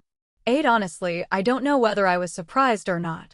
On the whole, I hardly think I was. If he had produced another candlestick or jar of liqueur, I think I should have felt like getting up and walking out, but here at last was something on the fuller scale. Thank heaven, we had done with broken glass and sweeping brushes and dark blue linen blinds. We might now hope to get a little farther. For a pistol is a pistol at all times and all the world over. No other weapon has quite so exclusively sinister a meaning. Among the honorable swords and rifles of war it is a low and sneaking thing, and in peacetime an Apache's tool, something for the common garroter to shoot through his pocket with. Its proper place was the Criminal Museum at Scotland Yard, not in a decent artist's studio. So Philip put the revolting thing on his desk, and for a moment we sat looking at its roughened grip, black as crepe, and the glossy blackness of the rest of it. Then, without a word, Hubbard took it up, glanced at the safety catch, and slid back the breech. A cartridge lay ready in the chamber. Then he withdrew the magazine. 6 nickel steel bullets showed through the perforations of the clip. The capacity of the W. and S. 7.65 is 8 shots. 1 shot had therefore been fired. Hubbard replaced the pistol on the desk. "And where did that underscore come from?" he asked with pursed lips. Philip shrugged his shoulders. Somehow the answer was Rook, as plainly as if he had spoken the name. "And where did he get it?" "Up there." Philip's eyes made the slightest of turns up towards the ceiling. "From one of those 2 fellows?" "I suppose so." "How do you mean you suppose so? Don't you know?" "I'm not perfectly sure yet. You see, just at that moment Audrey Cunningham came in, and it isn't the kind of thing you discuss with women there. I thought she'd gone, or I should have waited a bit." "Well, don't you think it's time you told us a little more now?" This is the narrative that followed, with that beastly object still lying there in the silky light of the mignonette-shaded lamp. 9 At first Monty had tried to get out of it by saying it was the keys. Estale's is not a modern house. Its keys are not of the Yale kind, of which you can carry a dozen in one pocket. Each of them is anything from 3 to 5 inches long, and they weigh very few to the pound. In handing over the house to Monty, Philip had given him 8 or 10 of these, and so at first, Estale said, Rook had wanted to say it was the keys. "I don't mean the keys," Philip had replied. "I mean the pocket on the other side that you're nursing as if it had eggs in it. Why have you been standing sideways and behind people all this time? And why did you jump when I wanted to give you a dust-down this morning?" Estale's face became animated as at last he warmed up to it all. He spoke almost vehemently. "You see," he said, "I wasn't going to have any more damned nonsense. I had quite enough of that hours of it all this that I'm telling you took place just after tea. So I was as short as you please. Pity I spoke quite so soon, but I really thought Audrey'd gone. And the idiot hadn't even put the safety catch on," he added with disgust. There was no need to urge him now. He was as resolved to tell his story as before he had been reticent. The only unfortunate thing was that until Monty should return he had so little to tell. So when he saw the key story wouldn't do, he fetched out this pretty little article, he continued, rapping with his knuckle on the writing desk. "Just like a kid caught stealing apples he was. I asked him where he got it, and he said on the roof. Then he told me all about you fellows going up into the bathroom, and how he'd been the one to crawl along the gutter, because he doesn't weigh as much as either of you." "But which of them gave it to him, Chummy or the other man?" Hubbard asked. "Well, I'm not so sure that either of them really gave it to him, Esdale replied. He began to be a bit of a mule when I pressed him about that. And, of course, I asked Monty all this before I knew it was Chummy at all, and Monty doesn't know that yet, though I don't think he ever met Chummy. No, as far as I can make out, the pistol was lying on the roof, just out of Chummy's reach, and he kept pointing to it, moving his hand like this.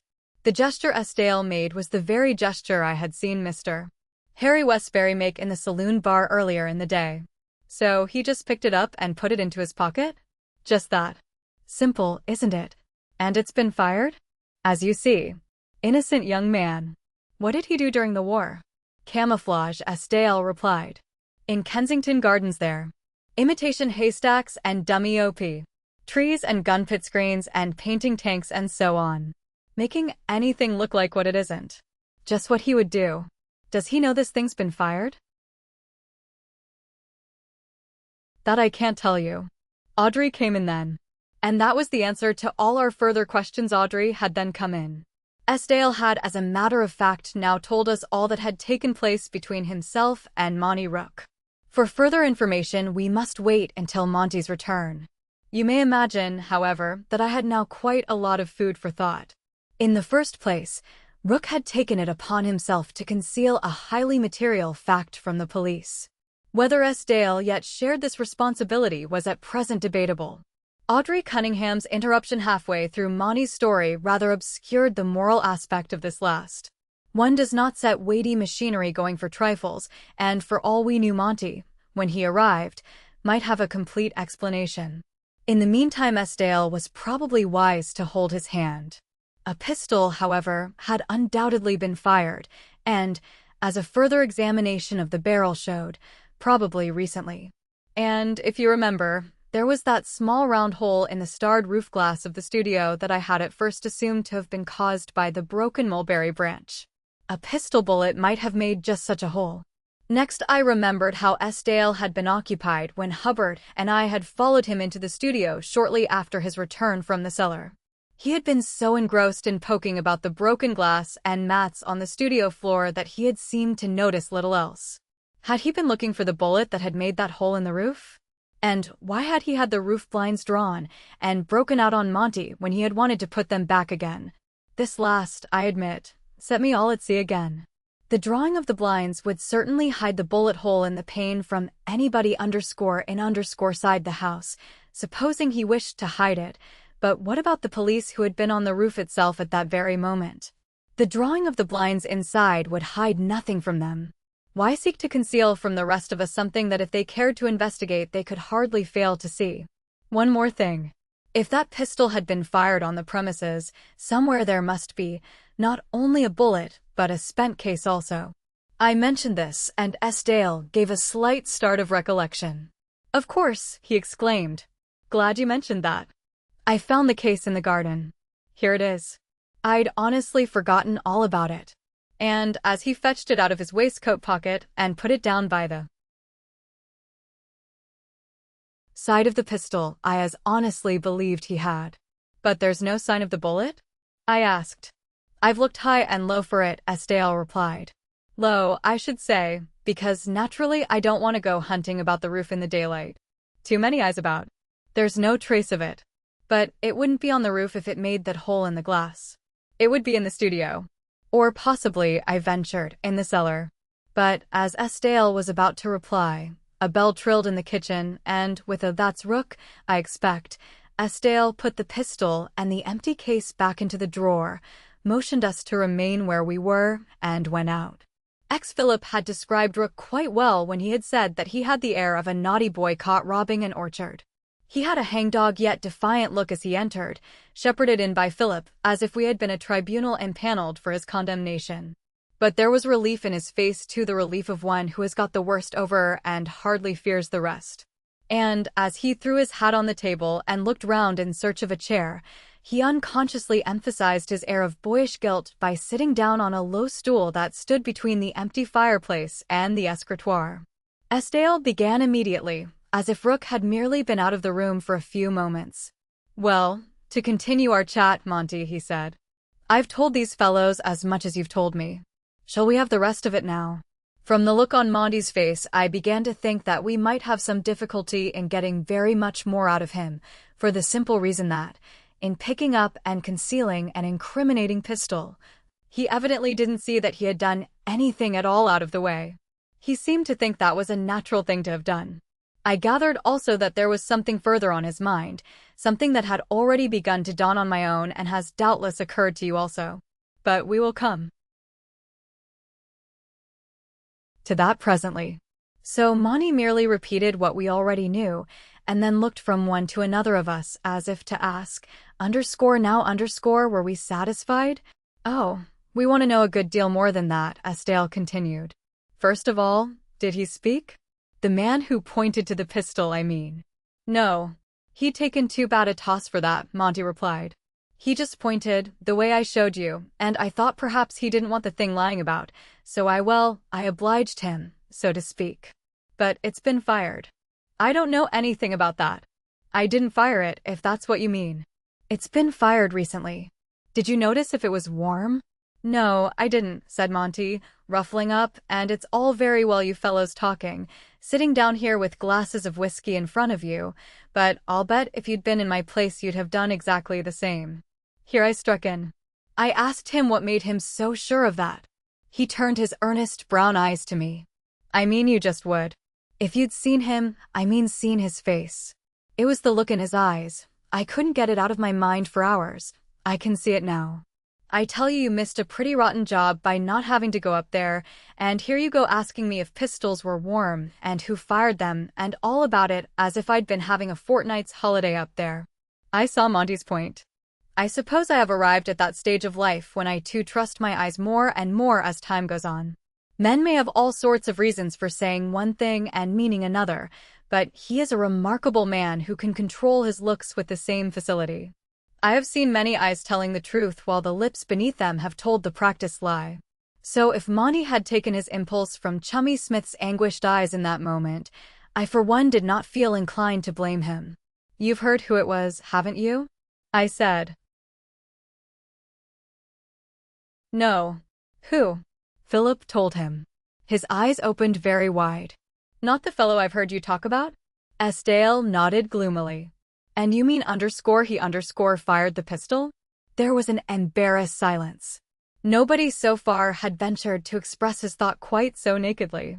We had an obscure feeling of resentment, as if Monty had been a little lacking in tact. He sat up on his stool and pursed his lips into the shape of a whistle. I say, that makes it the dickens, doesn't it? Well, I know what his eyes looked like, I can promise you that. Poor devil. Thank goodness you were all too busy watching Philip when he came up from down below to notice me much. Nobody noticed me except Audrey, and Philip sliced his words off like a guillotine. You haven't told her anything about this, have you? Monty stared at him. No, he replied, as a matter of fact I haven't. But what if I had? I don't quite see. Then you see you jolly well don't, Philip curtly ordered him. Force quite enough. You understand. Force quite enough. Do you see what was already working in his mind, and what a sudden jump forward our case took when his lips uttered that concluding word? For he did not say enough for what? Though what was only just dimly beginning to appear. Perhaps I shall save time if I put what I mean into the form of a single question. Why had Estelle, who knew perfectly well that that pistol ought to be in the custody of the police, not himself immediately handed it over? Why indeed did he not do so now? That is what I am getting at. He had not only handed the pistol over, but he had drawn blinds and grubbed about floors and had sought high and low, though so far in vain, for a stray bullet. Nay, he might lecture Monty on the picking up of random pistols, but what else had he himself done when he had found that little empty brass case in the garden and had slipped it into his waistcoat pocket? He had pretended to hold back until Monty should have told him everything. Well, Monty had now told him everything. There was a telephone in the hall. 10 seconds would suffice. Yet Estelle did nothing. I was conscious of a curious quickening of excitement. The whole atmosphere of our little gathering had already changed. Monty, sitting on his stool, seemed somehow less of a culprit, Estelle something much more nearly in collusion with him. And above all it distinctly began to appear, dare I say, providential that Monty had picked up that pistol. Why? Was it because Chummy Smith, instead of being a stranger who must be left to take the consequences of his own acts, was Hubbard's and Estaile's friend?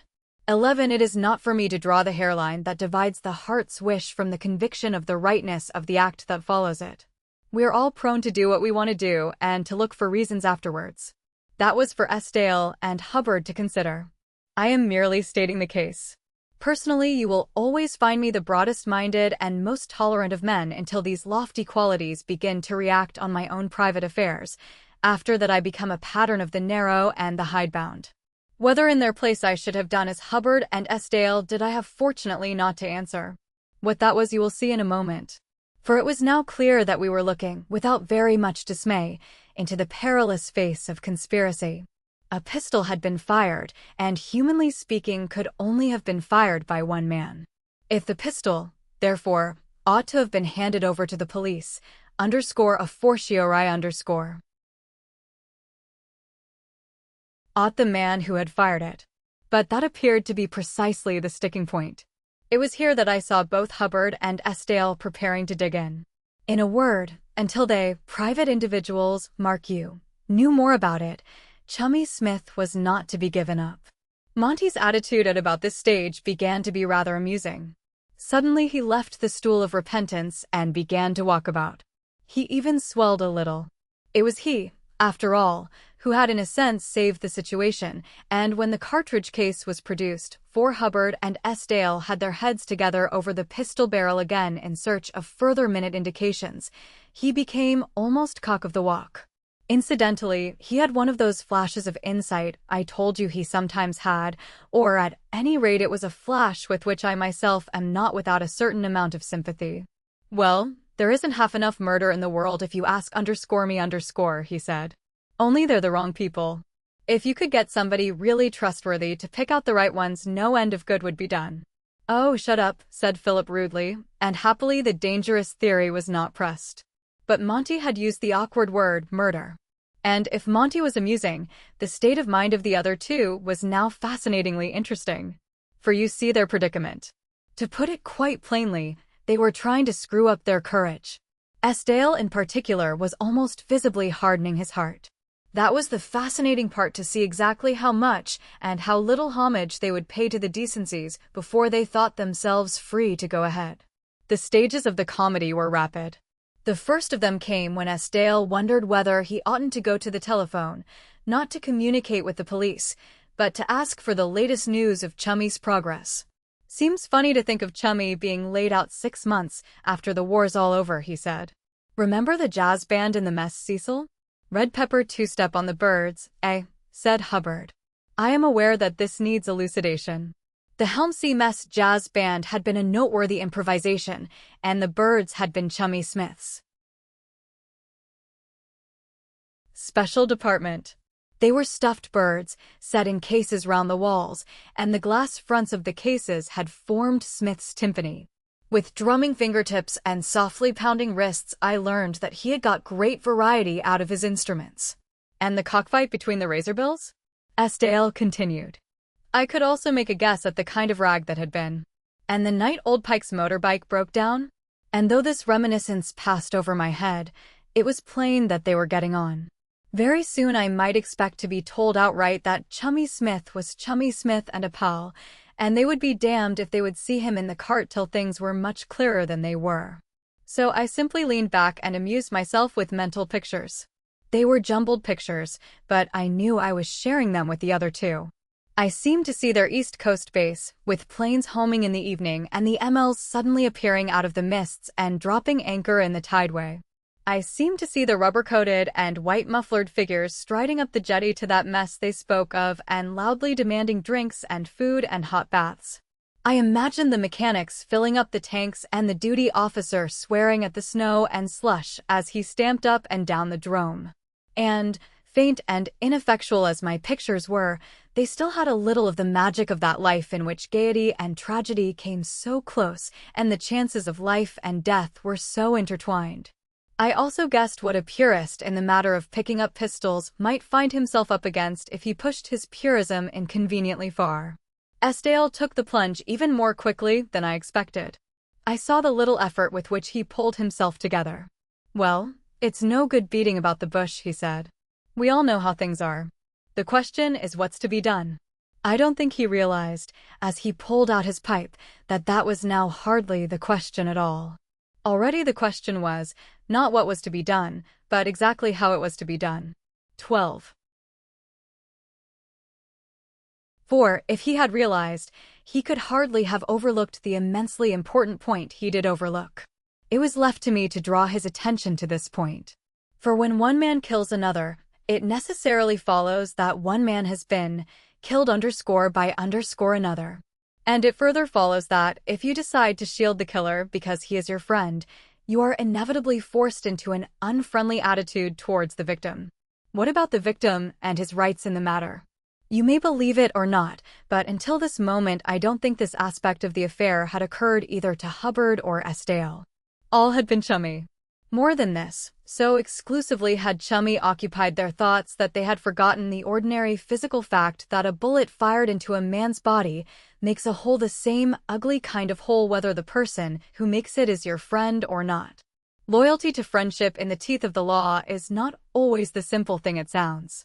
Among the various facts that faced us was one inescapable one, namely, that a man called Maxwell was at that moment lying in a mortuary awaiting a post-mortem examination. Estienne was frowning and clawing his jaw. The realization was sinking in now. "All right. What had you thought of doing with the pistol anyway?" I asked. "To tell you the truth, I hadn't thought," he admitted. "I should say the bottom of the river's the best place for it. But as you say, you can't drop that poor devil's bullet hole into the river." "Does nobody know anything about him?" Nobody did. Maxwell might have been Chummy's best friend or worst enemy, a good fellow, a rotter, anyone, kind of all the kinds of men there are. Chummy was in Gallipoli. Anybody ever hear of a Maxwell with him there? Nobody had. Then Estienne took another line. For a moment it seemed quite a hopeful one. "Well, look at it this way." He tried to evade the inevitable. "It's all very well for Monty to talk out of his hat about there not being murders enough, but what earthly right have we to assume that this was a murder at all? None, I say. Far more likely to have been an accident. Accidents do happen. Chummy wasn't the kind of man to deliberately do another fellow in. It must have been an accident." But at this moment I remembered Philip's own words that morning in the studio. Anybody would say it was an accident, wouldn't they? It looked like an accident, I mean. It wouldn't occur to anybody who saw it that it wasn't. Those were rather remarkable words. They had meant, if they had meant anything at all, that even then Philip had had his reasons for supposing it had not been an accident. Now that a thunderclap had revealed that one of the men who had come down on the roof was Chummy, he apparently wanted it to be an accident again. And by the way, how, at that particular moment, had Philip come to be in possession of an opinion on the matter at all? This was the point I have mentioned as being on Rook's mind also. So far, in telling his story, Estienne had taken as his starting point the moment when he had got possession of the pistol from Monty. But what about the antecedent mystery? How in the first place had he discovered that Monty had the pistol? Why had he walked practically straight to Monty the moment he had ascended from the cellar? The whole series of incidents, from first to last, had passed while he had been still down in the cellar. How then could he know anything whatever about them? Then I remembered that only a series of diversions had turned Hubbard away from his express purpose in coming to Lennox Street that evening, the purpose of seeing Estienne's cellar. First had come the shock of learning that one of the men was Chummy Smith, then Joan Marrow's implication in the affair had sidetracked us, and then had come the pistol and Monty. These things were all very well, but they brought us no nearer to the solution of the first puzzle of all. Why had Estienne behaved as he had behaved when he had rejoined us with a jar of curacao in one hand and a lighted candle in the other? But for all this we had to wait. My speculations were suddenly cut short. There was another ring at the door and Estienne rose. But before going to see who it was this time, he took the precaution of once more putting Monty's pistol away in the escritoire drawer. It was well for our case, as a case, that he did so. We heard voices in the passage, Estienne's own tenor and a deeper voice. Then I heard him say, "Well, perhaps you'd better come in." The next moment he stood holding the door open for a police inspector to pass. Part 3. What the women did I for a great number of years past. Innumerable reviewers have been so kind as to class me as one of the younger novelists, and with the passing of time I have acquired a certain affection for the status. But I have to confess myself unlike my brethren in this: I don't know all about women. Indeed, 20 Philip Estiles poking about 20 cellars are clearer to me than some of the mental processes of such a person as, say, Miss Joan Marrow. For instance, she once told me that she would be terrified to go up in a machine. She told me this, as I subsequently learned, within a very few hours of a sideslip at a few hundred feet that had fairly put the wind-up Chummy Smith, her companion in this, by Philip, strictly forbidden adventure. Some chance remark of her own revealed all this to me weeks later, and our eyes met, mine sternly accusing, hers of limpid periwinkle blue. Then she had the effrontery to take me aside, to put her arm inside mine, and to whisper that she knew she could trust me. Trust indeed. So, as far as Miss Marrow is my informant for the part of our case I am now coming to, you are warned what to expect. 2. Since it was I who discovered Philip Estiles painting cottage for him, I think I may claim that I know the Santon country fairly well. It is a vast and skyey upland east of the Wolds, and its edge drops in 400 feet of glorious white cliff sheer to the sea. Everything there is on the amplest and most bountiful scale, from the enormous stretches of wheat and barley to the giant barns and huge horses, and the very poultry of its farmyards. The only tiny thing about it is its church, and this stands in the middle of a daisied field, not by any means one of the largest, but that can hardly be less than 100 acres. There is a shop post office, a short street mostly lathes as big as airship hangars, an opaque horse pond, and a single telegraph wire the posts of which can be seen for miles diminishing away over the wolds. The few trees are mostly thorn, all blown one way by the wind and as stiff and compact as wire mattresses. And Joan herself fitted into all this Caldecott spaciousness, as if she had been bred and born there. Half a mile away across the young corn you saw her white sweater at the cliff's edge, and it seemed part of the whiteness of the screaming seabirds, of the whiteness of the awful glimpses of chalk where the turf suddenly ended in air, of the crawling whiteness of the waves far below. And on the shore, but any young girl is a Nausicaa on any shore. Estiles has drawn and painted her a score of times: young neck, fair thick yellow hair, the none too small white feet with the sand disappearing from them as she waded into the anemonied pools. Sometimes it was no more than a cryptic pencil line that, as you looked at it, suddenly became her uplifted arm and flank, or the balance of back and hips as she moved across the unsteady white stones. Sometimes the jotting was more abbreviated still, just a dab or two of color that placed her against fawn-colored sand or ribbon-grassed water. But always it was Joan romping as it were her last between the little Alan and Jimmy she mothered and those other dream-stuffed children that did not call her mother yet. I feel fairly certain that it was not in the very least on Philip Estiles' account that she had given instructions at the Chelsea post office for the readdressing of letters. Neither was it, as she had falsely said, to save Mr. Rook the trouble. Both Philip's stupid letters and Monty's convenience were very minor matters. The really important thing was her own letters. Some little delay her change of address was bound to entail, but if, after 1, 2, and 3, there must be a short pause, 4, 5, and the rest would arrive all in one blissful bag. And, pending her receipt of them, there was no reason why she should cease to write letters. So, accompanied by the letter case with the new lock on it, down to the shore she took the children on the first 2 mornings, which is something of a journey, by the way, and back in the afternoon she came to high tea at 4:30. On the first day she did not even trouble to walk on to the little post office shop. But on the second day she did, returning empty-handed to boiled fowl and white sauce, tall piles of Santon bread and Santon butter and Santon jam, pints of hot tea from the lustre pot under the haystack cozy, and the children's clamor. I saw a jellyfish as big as a cartwheel. And Jimmy found 7 starfishes. I found _8 starfishes. And I waited out till the water came right up to here. And I saw a polar bear. Oh, Jimmy, what a story. You've just made that up this minute. This last in bell-voiced reproof from Joan. At 20, she still corrected and disputed with them as a rather larger equal. 3. They had arrived at Santon at 8:30 on a Thursday night, and after tea on the Saturday, Joan walked up to the little Coast Guard station on the hill. Aeroplanes were not unknown on that wide uplifted promontory, and it would not in the least surprise her if presently, say in another week or so, Chummy, finding himself within a mere 50 miles, were to drop in unannounced. He had in fact said so in the last letter, but he had not been able to see her off at the station because he had had a new machine to take up with a fellow she didn't know.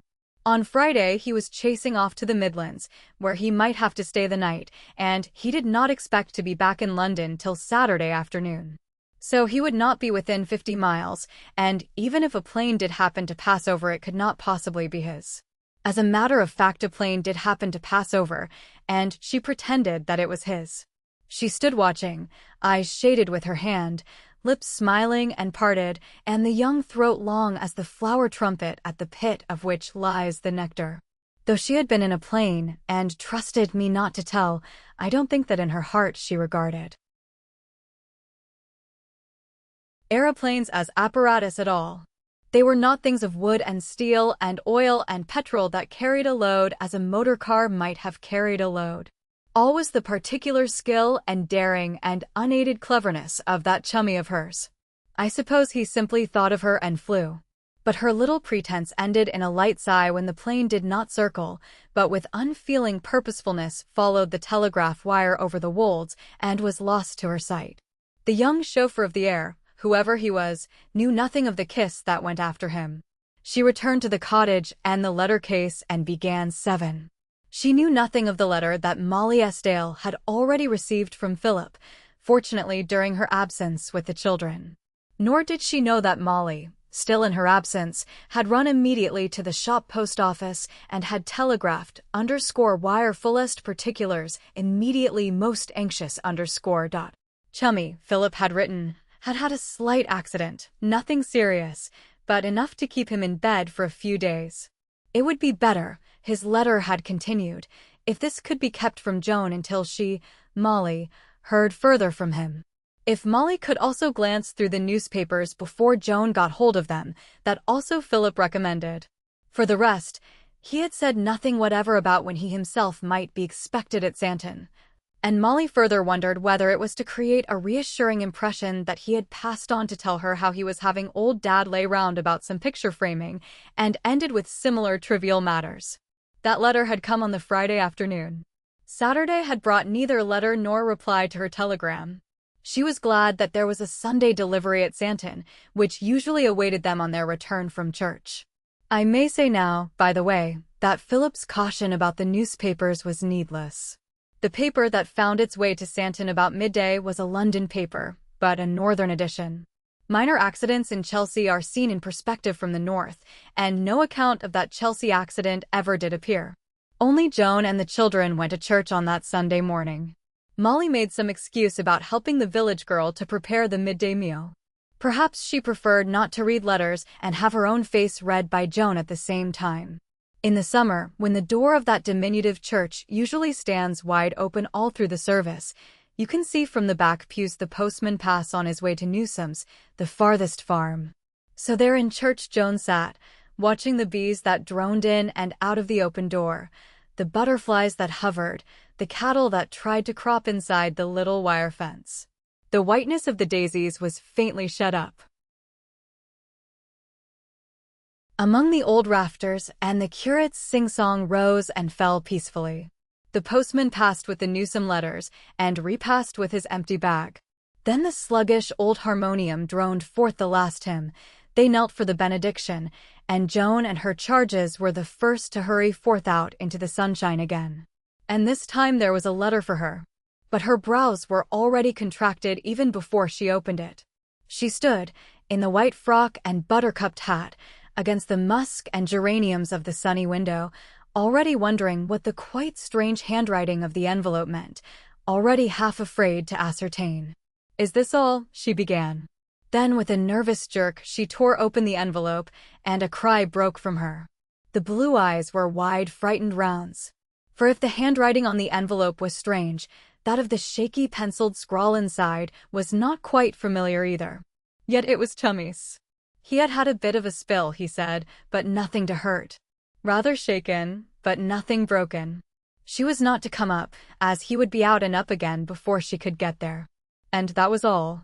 There was no address at the head of the letter, and he did not say who had addressed the envelope for him, nor why. "Oh, Molly, he's hurt," broke agitatedly from Joan. Molly was writing a letter at the little round table where the workbasket stood. Quietly she rose and passed her arm about the girl. "Yes, darling, but he's quite all right," she calmed her. "Have you heard from Philip, then? What is it? What does he say?" The words came with a rush. Molly had not heard from Philip that morning. That was why she was writing her letter. But she said she had heard from him. She meant the letter she had received on Friday afternoon. And somebody's had to write the address for him. Joan's voice became more unsteady still. "Oh, that means he's badly hurt. I must go at once." "Nonsense, dear. Anyway, there are no trains on Sunday.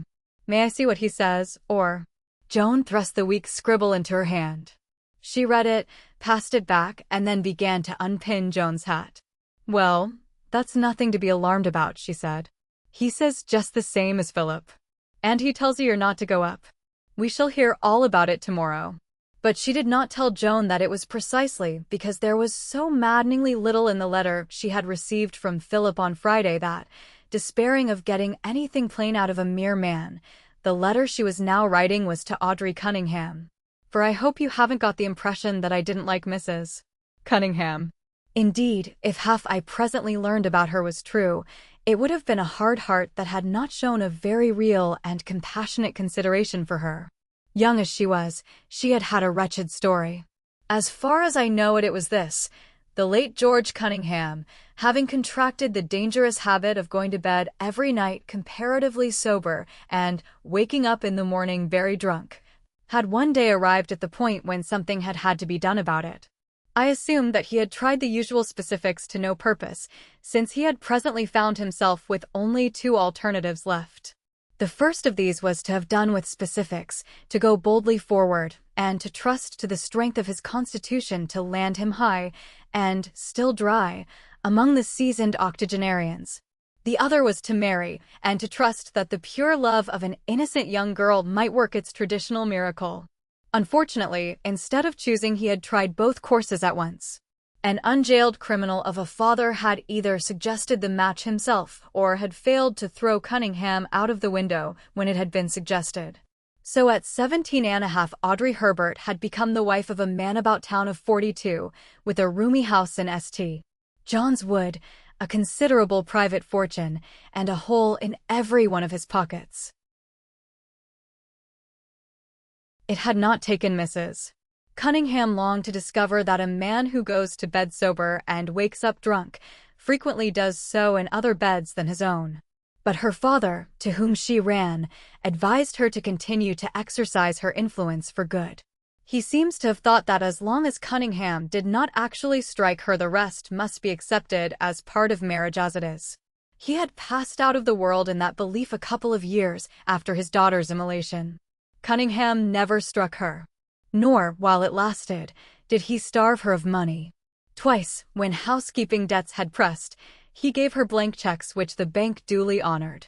The third time, one of his mistresses appears to have been the occasion, he gave her a considerably wider permission. No, he had never struck her. Instead, he had merely dragged through the mud of alcoholism and unfaithfulness the hope and belief in men he had found her with, and after 5 years of it had died not a day too soon, as she had discovered on going into his affairs. When his debts of honor, dishonor, and at law had been paid, about £100 had remained. With this, her clothes, a few pieces of furniture bought in from the sale, and her experience of married life, she had become her own mistress again at 23. Most of the £100 had gone in fees at a school of dramatic art. She was now 27 and on the eve of her second marriage. I am telling you all this because of the part that Mrs. Cunningham presently came to play in our case. I think her unhappy history partly explains certain things. I would not go so far as to say that with the exception of Monty Rook, she disliked and distrusted all men, but I think that the sense of sex hostility was latent and instinctive in her. This never took the form of gloom. Quite the other way. Lest it should be thought for a moment that she mourned for the cur with whom she had been kennelled, she was rather histrionically bright. She fell naturally into beautiful attitudes and gestures, which beauty her art enhanced. I think I mentioned the care she bestowed on her manicuring. In the whole of her person and dress she was the same, as if to wipe out some soilure. She was undoubtedly much in love with Monty, who at any rate was a teetotaler, and, except as I have qualified, I think she liked the rest of us well enough. But the history was always behind, and, in my experience, if you like with however natural a reservation, there is something of the same reserve in the liking you inspire. So in this sense I was prepared to like Mrs. Cunningham, and without any qualification whatever was sorry she had had so ghastly a time and hopeful that her marriage with Monty would expunge the memory of it. And so we come to the episode of the wardrobe that Audrey Cunningham had bought in from the St. John's Wood sale. This wardrobe, with a number of dress baskets and other articles, formed part of the furniture of the bed-sitting room in Oakley Street that she was now on the point of leaving, and it had been Philip Estill himself who had suggested, some time ago, that there was plenty of room for these belongings in his cellar. Nothing had since been said about it. Philip says that the matter had entirely slipped from his memory, and Mrs. Cunningham, having no reason to suppose that he had changed his mind, had as a matter of fact had the wardrobe put on a light cart and brought round to Lenox Street the day after the aeroplane accident, that is to say on the Friday afternoon. Philip himself, coming along the street at that moment, had found the cart at the gate and Monty and Mrs. Cunningham considering the best way of getting the wardrobe in. So you've got it round. Good, he said. I don't quite know where you're going to put it, but we'll find somewhere. Let me give you a hand. I thought you said it was to go into the cellar, said Mrs. Cunningham. Said Philip. Did I? I believe I did. Well, let's get it in first. We can settle that afterwards. Has Dudley come? So the wardrobe was got into the hall, where it was left for the present among Philip's corded and labelled painting gear. Has Dudley come? Philip asked again. Yes. He's been waiting for you for 10 minutes in the studio, Monty replied. Bon. I don't suppose I shall be more than 10 minutes, but don't wait for tea. I've had a cup as a matter of fact. Can't say I think much of old Daddy as a framer, Monty was beginning, but Estill was already at the studio door, which he closed carefully behind him. You may remember the name of old William Dudley. It was he who, when Mr. Harry Westbury had held forth in the saloon bar about the danger to property from the air, had ventured to suggest that lives too had their value. His shop was the little one in the King's Road with the alleged old master in the window, one half of it black with ancient grime, the other pitilessly restored, and, as Monty had said, artists who were in any hurry to see their pictures back again seldom took their framing to old Daddy. Unless they went farther afield, they were more likely to patronize the up-to-date establishment across the road, kept by the two pushing young men in the shin-fine hats and black satin bows and little side whiskers and hair bobbed like girls. And now for the discussion on picture framing that took place between Philip Estill and William Dudley, behind the closed studio door. 6. Was he drunk? Estill asked. He was walking about, head down, frowning. The old man stroked his grizzled beard. Well, I won't say he hadn't had a few. I saw him have 2 or 3 liqueur brandies. And he's a crossish sort of man when he's at home, especially when it's wearing off a bit, but he isn't easily bowled over, isn't Harry? Well, as I was telling you. He gets home about tea time that day, and the first thing he sees is one of the children playing with something or other in his mouth. He was popping it in and out. You know what children are, Mr. Estill, everything goes straight into their mouths. So Westbury asked the child how much oftener he wants telling about putting things into his mouth and takes it away from him. And what do you think it was, Mr. Estill? It was a bullet. A bullet, said Estill with a show of astonishment. A bullet. And it had been fired, because it was all out of shape. Well, you don't find bullets everywhere, like leaves off the trees, do you? Where on earth did the child get it? Estelle asked. That's what Harry wants to know. The gray old head was wagged a few times. Shouts for his missus, and there's a bit of a scene. The child says he found the bullet in the bedroom. How did it get there? Harry wants to know. It seems the window was wide open to air the room a bit. Then Harry asks what the child was doing in the bedroom, and what time he went up, and what time he came down again, and I don't know what else. Then he has a bit of a sleep and a cup of tea and a wash and goes off out again. I believe he went straight to Inspector Webster with the bullet, but he won't say either yes or no. He's very mysterious about it. A man told me, though, that he'll be an important witness when the case comes on. What case? Estelle asked. Well, Westbury, he looks at it like this, Mr. Estelle. If that bullet came in at his window, it might have hit somebody, he says, and he's great on the window being just opposite this house of yours. And he's worked it out, from the time it was when his wife cleaned the bedroom and where the children were and all that, that the bullet must have come in at the same time that accident was. But what's a flying accident got to do with a bullet? That I can't tell you, but he's very mysterious. And I know he's written a letter to the papers about dangerous flying, because I heard him reciting bits of it. He says he'll make a case of it, or his name isn't Harry Westbury. What paper has he written to? I can't remember the name just for the moment, but it's one of the papers. And I heard him reciting one bit about £3 million damage. I don't suppose he's written to the papers about the bullet. That's the titbit, that is, and he's keeping that to himself, except for Inspector Webster. Westbury's a difficult sort of man once he gets started on a thing. Stares you down like. You say you don't know him by sight? It was him brought that ladder into your garden. He was there when Mr. Rook went up on the roof, and that, to pass on, was the gist of the discussion on the framing of Estelle's _Fates Champetra 7. A few minutes' reflection would have shown Estelle that there was no immediate reason why he should have hesitated to have that wardrobe carried down into his cellar. He himself admits this. But it is easy to think of these things afterwards, and he was caught off his guard. He did allow reluctance to appear. Why not move this desk and let it stand here, he said, pointing to the writing table with the mignonette-shaded lamp on it. It's not a bad-looking piece at all. Pity to hide it. What is it, Jacobean? It was either genuine Jacobean or else a passable copy, but, placed where Philip proposed to place it, it would have been a little in the way of anybody passing to the French window. Mrs. Cunningham pointed this out. Do you think so? Let's measure it, Estelle replied. Measurement of the piece confirmed Mrs. Cunningham's view, and Philip next suggested that it should go into the large studio. Why not have it where you can get at it and use it, he said. I thought women complained they could never get hanging space enough. Or what about upstairs in Molly's room? But Audrey Cunningham's frocks, which she made quite wonderfully herself out of almost nothing at all, were few, and Molly had left her plenty of room for them. Besides, there were the dress baskets. These would hardly add to the beauty either of the annex or the studio. For the baskets, at any rate, the most convenient place was certainly the cellar. And it was at this point that Philip, recognizing that further objection would look rather like obstinacy, yielded. He confesses that he felt awkward about the whole situation. Either he had lent his house or he had not.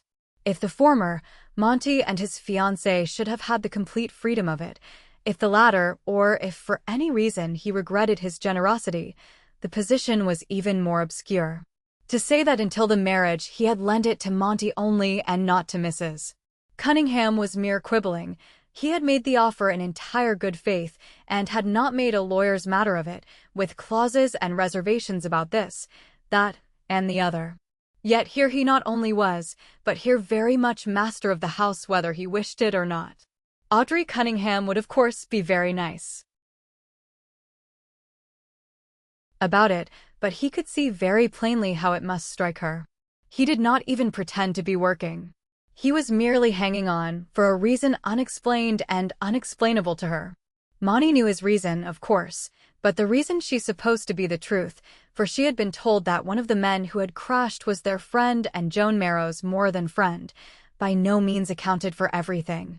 It did not account for a quarter of his eccentricities. It did not even account for his latest inadvertence of proposing any place in the house except the cellar for the bestowal of that nuisance of a wardrobe. What an ass he had been about that. The cellar could be made _perfectly safe _ at an instant's warning. As a matter of fact, it was _perfectly safe _ at that moment. There was no reason whatever why Audrey Cunningham should not go down there. But things would get worse as time went on. Presently Audrey would be living here, as Monty's wife, and it would be difficult for Philip to delay his departure after that. A honeymoon is a honeymoon even when it is spent in a borrowed studio, and newly married couples don't commonly take in fussy and fretful lodgers. Within a week or so he or they would most certainly have to clear out. Philip could have stated what had actually happened in one short sentence. He had offered them one house, but was now called upon to hand over to them the possession of quite a different one. But this was impossible to explain without dragging in the thing of all things that he wished to keep from Audrey, from Molly, and above all from Joan, that beastly episode of the pistol, with all it involved. And here at any rate he was quite firm. Chance what might, that must be kept the men's affair only. As far as the women were concerned at present, the accident was a pure accident. Well, an accident it must remain.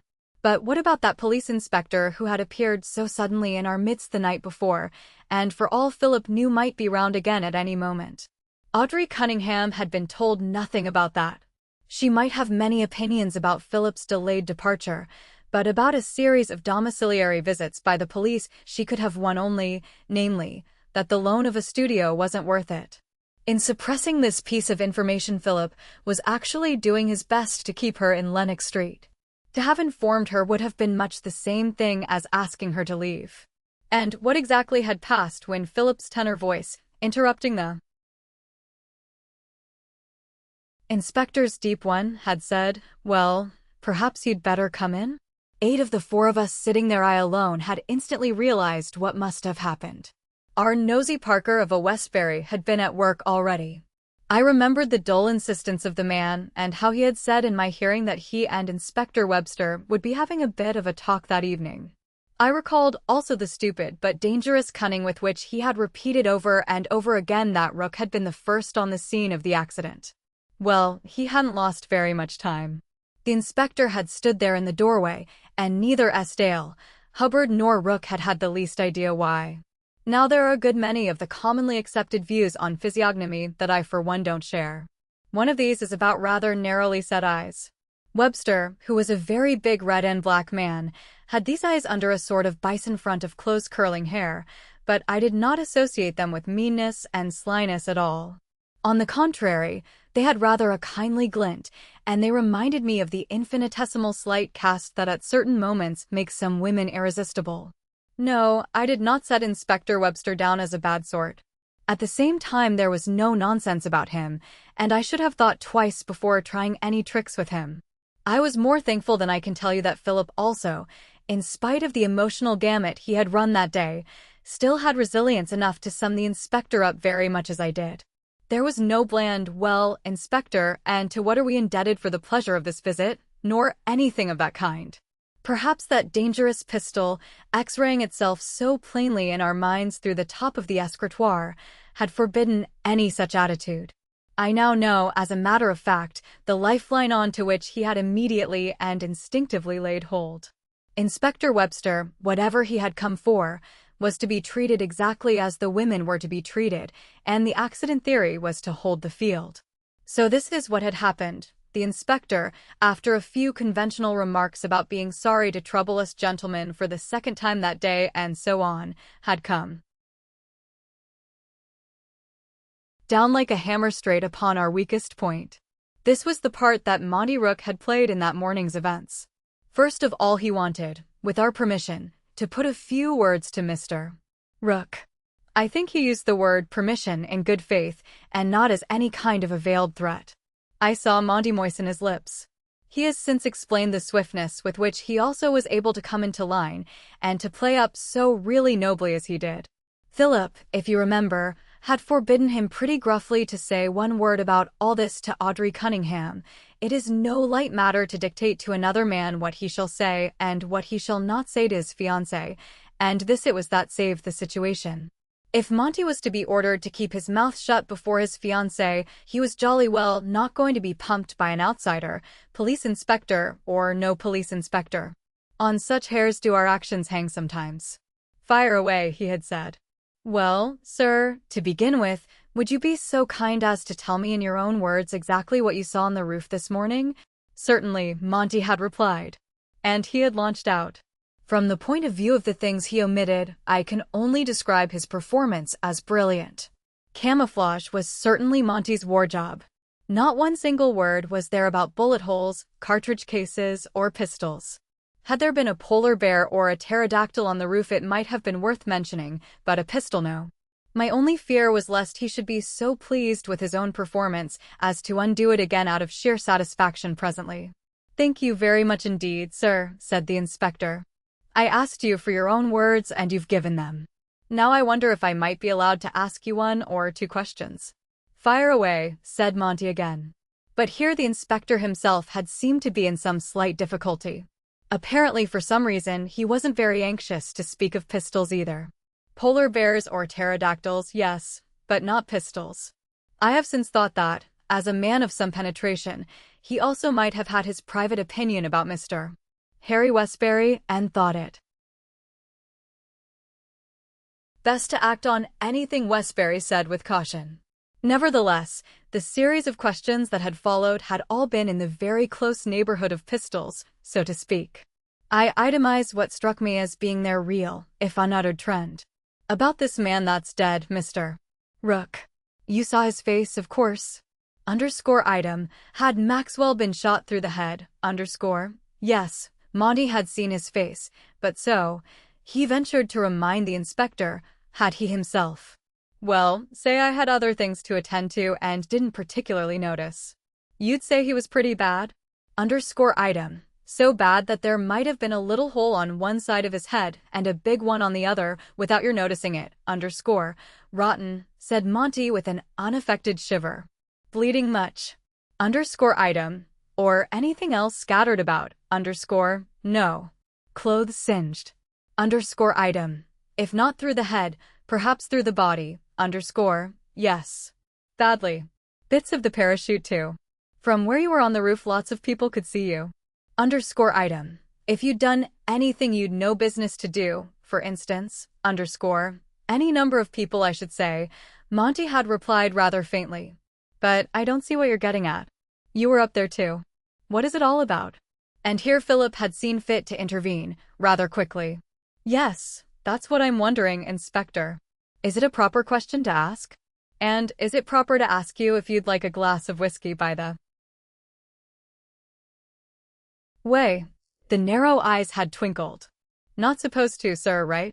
Say when, and so our healths had been drunk. You see, Philip had resumed presently, I understood from Mr. Mackwith this morning you knew that was Mr. Mackwith, KC, you were talking to, didn't you, the tall man in morning coat and spats? Was he indeed, sir? Yes, that was Mr. Mackwith, and I understood from him that you had said you had all the evidence you wanted. The inspector had been sitting with his cap on his knees, and the glass of whiskey inside it like a flower pot in a vase. He had ruminated. Well, he had said suddenly, the fact is that was this morning, gentlemen. Since then a certain piece of information's been laid in connection with this affair.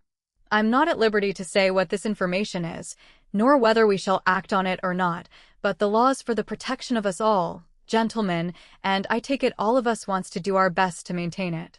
Even if it meant the inconvenience, he added deliberately, of a warrant for the search of these premises. Here the sorely tried Philip had given a wild laugh. Search these premises. Search 'em now if you like. But in God's name what for? Accidents aren't always what they seem, sir, Inspector Webster had replied. 9 and now, to come out of this winding of the story into the open again, here was Audrey Cunningham with dress baskets and a wardrobe for which the most suitable place was certainly the cellar. All right, Estelle said suddenly. Let's do it now. Monty and I can manage it if you'll hold a candle for us. And he lighted and put into Audrey's hand the same candle he had himself used when he had gone down into the cellar to fetch the orange curacao. He was still kicking himself that he had made such a fuss. Now at last he saw that, although only a trifle stood between revelation and perfect concealment, this trifle was as firm as the rocks of which the mountains are built. A short flight of steepish stone steps, with a rather awkward right-angled bend halfway down, descended 10 feet or so, and there was no cellar door.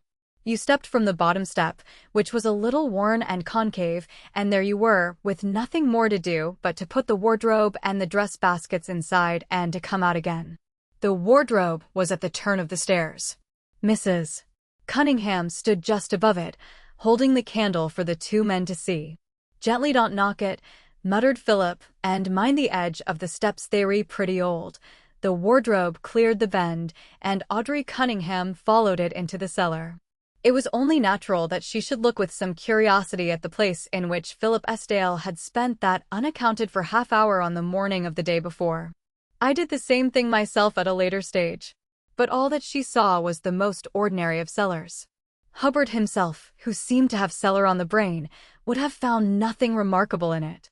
This is all that was to be seen, a roomy, gloomy, clammy place, with old plastered walls, and neither door nor window of any kind nor other means of entry than that they had just used.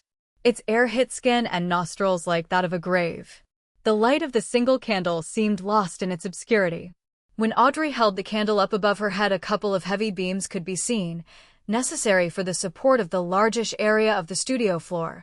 When she held it to one side, it showed in a corner a couple of gas meters with the usual pipes, and underneath them the improvised rack in which Estienne kept his modest stock of wine.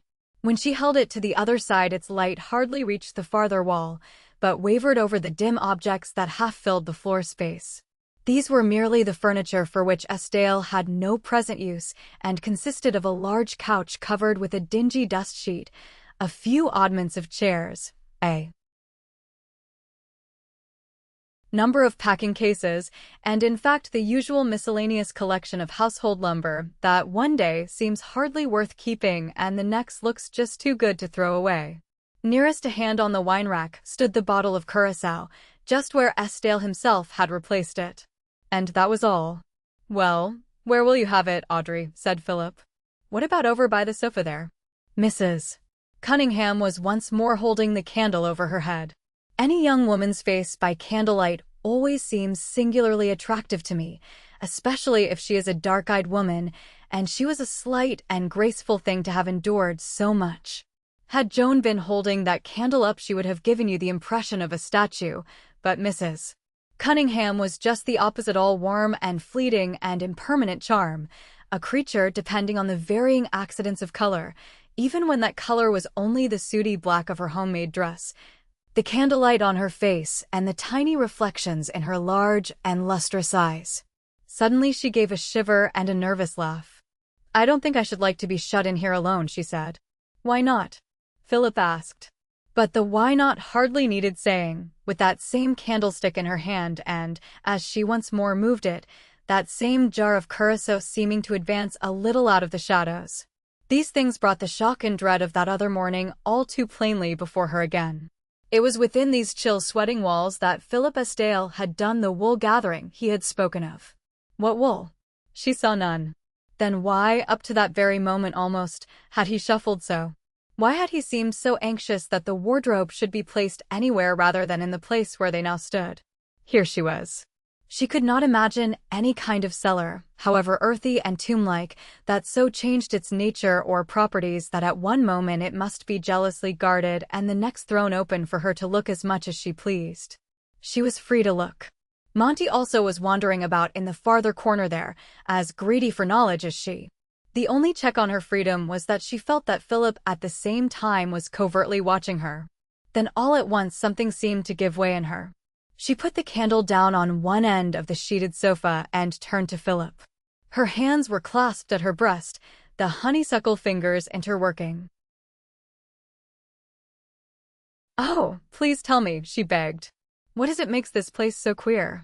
There's something, I can feel it like eyes on me, I've a being watched sort of feeling, as if something was wrong." Philip took up the candle. "Then let's go upstairs," he said promptly. But something almost like hysteria seemed to take her. Her voice rose. "No, I want to know. I don't feel I can come to this house unless I know. I don't want to come here if it's going to be like this. You don't want to tell me I know you could if you wanted. Oh, I wish Molly was here. Come upstairs, Philip repeated gently. Bring her up, Monty. But she went on with even less and less control. Oh, I think it's cruel. You're all cruel. You never think of us. Joan's to go on being told nothing, and Molly's kept in the dark. Oh, I know she is, and I'm made to feel that I'm not wanted here. I want to go back to Oakley Street, Monty. I can't stop here. I won't. Everything's been wrong ever since that accident. It's horrible. I'm going away. I dare say they'll let me keep my room on. If they won't, I must find somewhere else. Please take me away. Upstairs, she became a little calmer, but she still wanted to be taken away. Monty was soothing her where she sat on the little Empire sofa, and Philip's face was distressed as he walked up and down. Then, though there was little heart in his attempt, he tried gently to laugh her out of it. But of course you'll go back to Oakley Street, he said. You're there for 3 days yet, aren't you? It will be all right by that time. It's just a little bit of a complication we're in. It won't be long now. Then you'll get married and come along here, of course. Pull yourself together, my dear. It's all right. There, you're feeling better now, aren't you? He felt a perfect brute, he says, but he didn't see what else he could do. Even if he had had the right, he doesn't see that it would have helped to tell her that, after tying herself up with a drunkard, she was now going to make a second experiment with a man who had no more sense than to go and get himself mixed up in an affair that might bring the police round at any moment. He had no such right, just as before he had been unable to explain to Hubbard and myself until he had spoken to Monty, so now he couldn't take any further step till he had seen Chummy Smith. It might be hard on Joan and Mrs. Cunningham, not to mention his wife, but what other course could he take? When you set about to burk inquiry into a capital case, the fewer people you take into your confidence, the better. Besides, who knew yet that it was a capital case? Suppose 20 words from Chummy should somehow explain it all? Suppose some ridiculous mistake had been made? Suppose our elaborate pretenses to ourselves were in reality no pretenses at all, and that the thing really was what it seemed, just an aeroplane accident with nothing more to be said about it? Yes, in spite of all the evidence, he would have been glad at the moment to have believed that.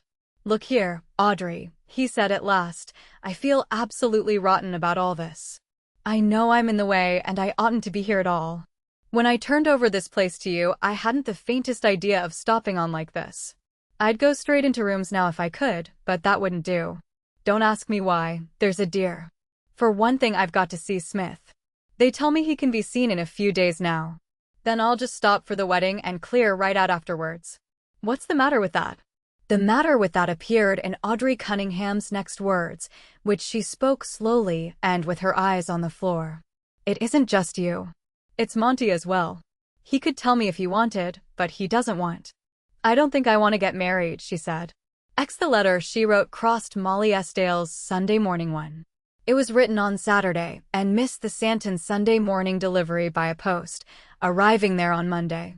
Please don't think me ungrateful, Molly read, but all sorts of things seem to be happening, and I'm so afraid of hurting you after all your kindness. Perhaps I'd better come to the point straight away and explain afterwards. I don't think I can accept your offer of Lenox Street for Monty and myself after all. Molly was standing in the porch of the cottage as she read this. It was immediately after breakfast. The postman could be seen in the middle distance, climbing the stile on his way to Newsom's. Joan was upstairs, getting the children ready for the shore. Molly thrust the letter into her breast. If Joan knew that the postman had been, she would come flying downstairs, and in any case Molly did not wish to be seen reading a letter. This from Audrey Cunningham was all there was for her. For Joan there was nothing at all. Quietly she slipped into the cottage, picked up a floppy print sunbonnet, and slipped noiselessly out again. The back of the cottage had no windows. Like a malefactor, she skirted the palings of the little front garden and gained the security of the back. But even this was not far enough. The path up the field led to the Coast Guard station, and, with one furtive glance behind her, she took it. She would finish Audrey's letter there. Molly Estale is still a young woman, but she looked every minute of her age that morning. She had not slept. The room adjoining hers was Joan's, and the wall between them might just as well not have existed, so little a barrier had it been to the restless mental ticking of the girl on the other side of it. A soft and tortured toss, then the creaking of the bed, then the sounds of Joan moving about her room, the striking of a match, a long silence, and then the creaking of the bed again. All night it had gone on. Molly had not gone to her. What had there been to do or say? 100 times she had promised, as if it had lain in her power, that there should be a letter in the morning. None had come. She felt a coward. She simply could not face Joan. There was a merry morning wind that ruffled the fleeces on the sheep's backs and set the halyards of the Coast Guard's mast cracking and rattling. Molly tied the strings of the print sunbonnet under her plump chin and walked with her head a little averted in order to see round the print blinker. Beyond the waving grass heads the sea appeared, a wide silver glitter. You cannot see the shore from that hill. The sands and the mile-long rollers lie far below that cliff's edge over which the men are let down by ropes to gather the eggs from the awful ledges.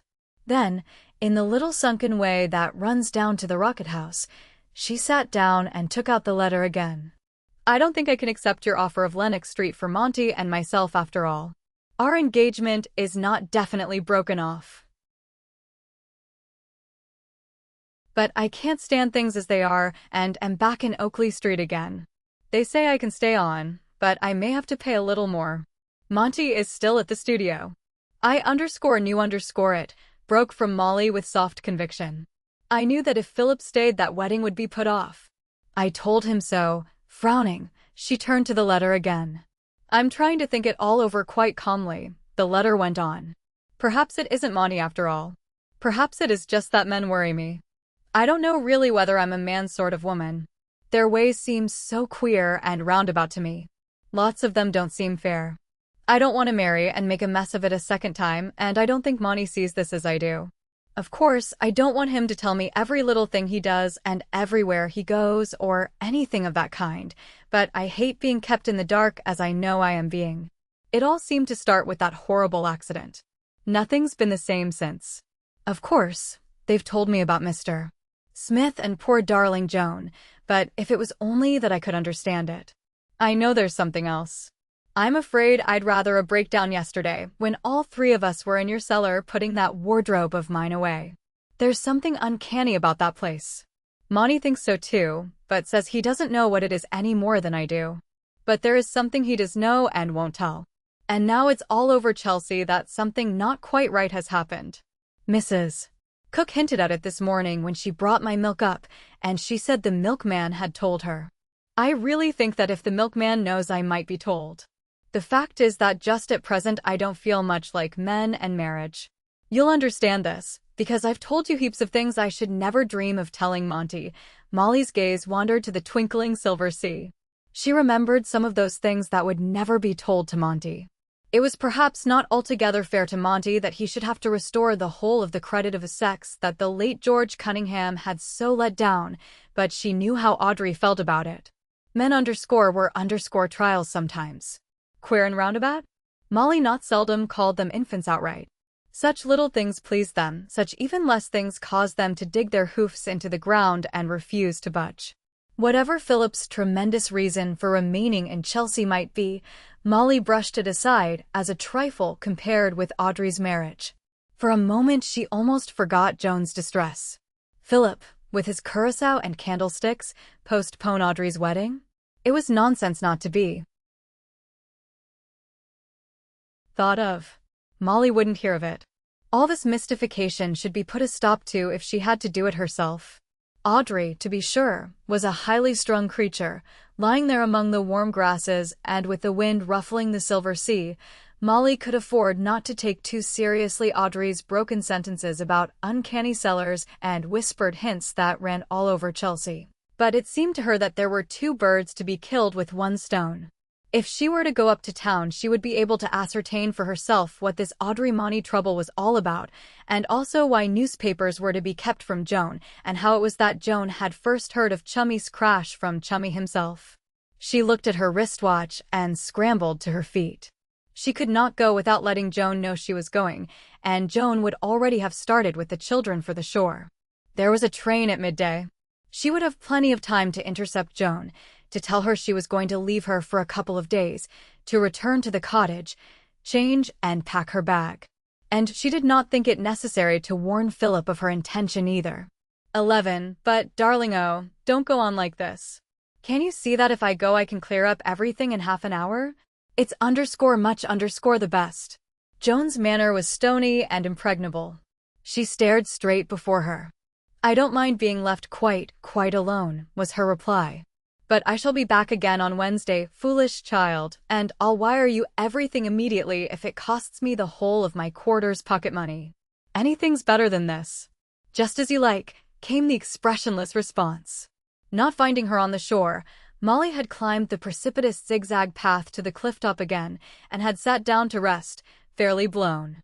Then she had seen her a quarter of a mile away, sitting motionless on a rounded skyline over which a hawthorn hedge straggled. The children were stolidly watching her, and she as stolidly was watching nothing.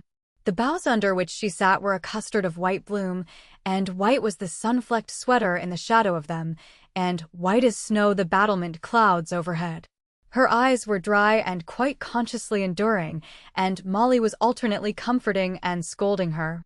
I shall catch the midday train, and I shall be back on Wednesday, she repeated firmly. If the mountain won't come to Mahomet or whatever it is, very well. And try to be a little cheerful, darling. I heard you last night. That does no good. I know you haven't had a letter this morning, either, came the dull voice. I haven't from Philip, but I have from Audrey. She sends her love. Of course, she knows about Chummy, and it's quite all right. But you won't show me the letter, Joan replied, steadfast in her misery. I know you won't. Nobody shows me anything. I saw him fall. I was the only one who did, but nobody tells me anything. You shall hear every word the moment I get there. I saw him fall, Joan repeated obstinately. You were all indoors, but I was in the garden. But of course I didn't know who it was. Don't, darling, just to please me, Molly begged, distracted. He fell like a stone, crash into the tree. You can't realize that. You haven't been up. I have. I know what it's like. But you've had a letter from him, Molly protested. Really, you talk as if he was killed. I don't know where the letter came from, and I can't write to him, except to the Eglon Company, which I've done, and there's no reply, and somebody else had to address the envelope for him. I ought to go, not you. I saw him fall. To Molly's touch on her shoulder, she was quite unresponsive. Molly could have shaken her. It might have been the best thing to do. Do run away, you boys, she said crossly instead. Go and pick some of those blue flowers. Auntie Joan's a little tired. Now, Joan, I'll tell you what I'll do if you're good, but not unless he's in a hospital or a nursing home, I expect, and I shall go straight to him, and then if he's fit to move, as I expect he is by this time, I shall bring him straight down here. Will that do? I know he's not fit to move. I saw him fall.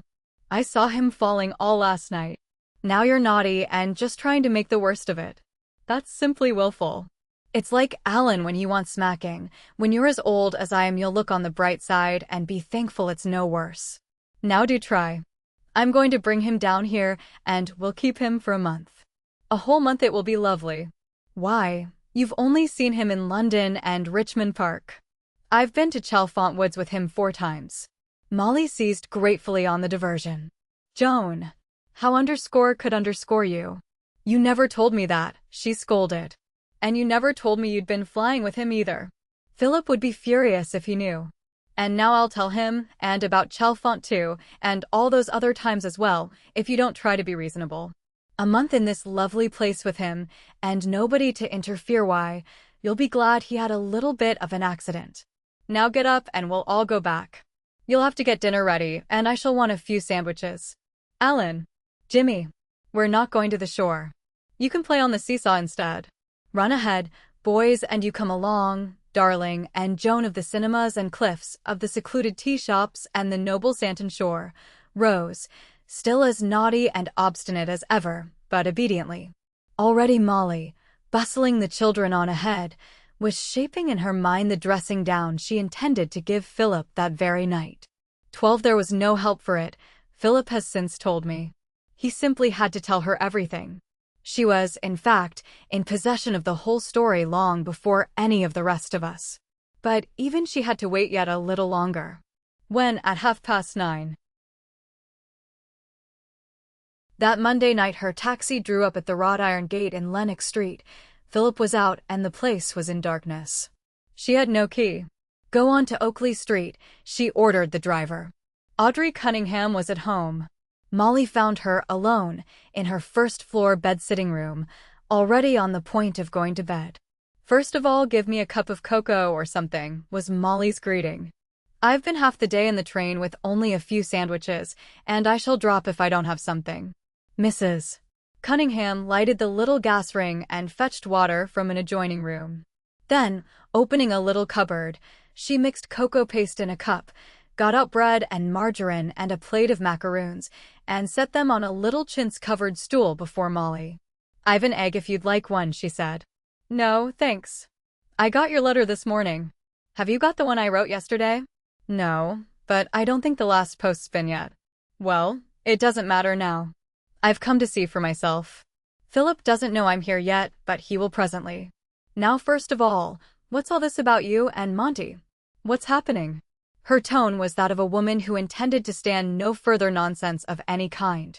She was dog-tired, already angry on Joan's account, and the resigned and hopeless air of the slender creature before her completed her resolve to get to the bottom of things. But nothing appeared to be happening about Audrey and Monty. Mrs. Cunningham was still of the same mind, or no mind, that had prompted her letter. "Where is he now?" Molly demanded. Audrey did not know. Is he with Philip? She did not know that either. "And aren't you going to Lennox Street?" "I don't think I can." Molly's eyes went round the room. "I myself have never been in Mrs.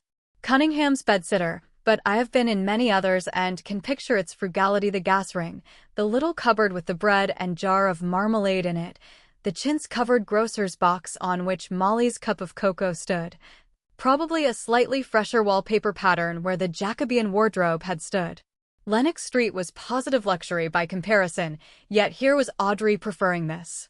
Then there was Audrey herself, heavy-eyed, drained of energy, probably thinking of George Cunningham and wondering whether any experience was worth repeating. With Joan for breakfast and Audrey for supper, poor Molly had had about enough of it for one day. "About this marriage," she said abruptly. "Of course, it's not going to be put off. I shall see to that. I shall have a talk with Monty too when I've finished with Philip. You're simply run down and want a tonic." "Oh, it isn't that," Audrey replied, sinking into an old wicker chair. "I've thought it all over. I don't think they tell young girls enough before they get married. They ought to tell them lots more. They ought to tell them quite plainly, you'll have to be prepared for this and that and the other. You'll have to expect to sit up half the night in the dining room with dinner on the table wondering where he is. You'll have to learn that he hasn't really been run over or anything of that kind, and that it's only their way. You must expect telegrams and telephone calls and excuses, and you mustn't be surprised if he brings somebody else with him when he does come. They're like that. And when they come home in a beastly state," here Molly peremptorily interrupted her. "Leave that brute in his grave," she commanded. "We're talking about Monty, not him. And I'll see Monty. Now what's all this rigmarole about milkmen and cellars and all the rest of it? Tell me as I undress you. I'm going to put you to bed." But little that was fresh was to be learned here either. Audrey thanked her again and again for the offer of the house, but she thought she would rather be here with her gas ring and cocoa and chintz-covered sugar box. Mrs. Cook thought she could arrange it would only be half a crown more.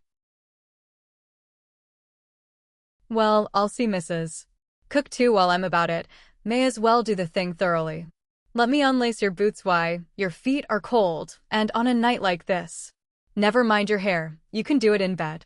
And drink the rest of this cocoa.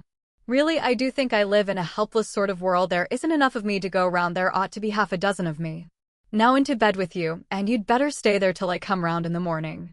I'm not going back till Wednesday." She packed up the cocoa cups and turned off the gas ring, opened the window and wound up the little Swiss clock. As she moved about the room folding Audrey's clothes and setting things to rights, her own letter of Sunday morning was brought up, but she placed it on the mantelpiece by the side of the clock, forbidding Audrey to read it till the morning. Letters didn't matter now that she was here in her own capable, practical person. Letters took too long. She was going to have things done much more quickly or know the reason why. 13 Philip himself opened the door to her. She gave her cheek to be kissed and then walked straight in. "Is Monty here?" were her first words. "No. I think he's gone out for a walk." "A walk at this time of night?" Philip shrugged his shoulders. "What brings you here, Molly?" he said. She was busy untying her veil. "What do you suppose?" "Everything, of course." "Have you had dinner or supper?" "I had a cup of cocoa at Audrey Cunningham's and don't want anything else." "Now why didn't you answer my telegram and why didn't you write again as you promised?" She threw the hat and veil on the table and her gloves after them and stood before Philip. "How are the children?" he asked. "Perfectly well." "And Joan?" Her only answer to this last was a long look. Then she walked to the little Empire sofa and sat down. He might stand if he wished. "Well," she said at last. This was after a full minute, during which time he had stood by the table idly fingering her veil. Then suddenly his fingers pushed the veil aside, and he crossed to the sofa and sat down by her. "What is it you want to know, darling?" he asked. "Everything, every little thing from beginning to end," she replied. "You've seen that I don't want to tell you?" "Yes, I've seen that." "And that I probably have my reasons?" "Oh, reasons? Reasons that are stronger than ever at this moment? Will they go on getting much stronger? If so, I can only warn you that a breaking point will come." "Yes, I'm very near it." "And so am I, Philip." There was no mistaking her tone. It did not mean that if he continued to shut her out like this she would do anything violent, live apart from him, become merely his housekeeper, or anything of that kind. It meant enormously more than that.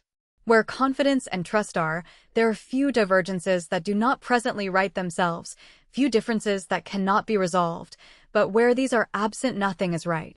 Every word is possible peril, every silence a hanging sword. In all my acquaintance I know of no happier marriage than the Estelles. You never go into their house and feel that the air is still charged with some scene that your arrival has interrupted.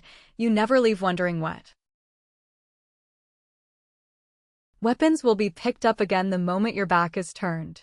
Philip is not without his tempers nor Molly without her own purposes, but it stops at that. The rest is brave decencies, with I know not what tenderer stuff behind. This it was that seemed for the moment to be in peril. But suddenly she put her hand on his.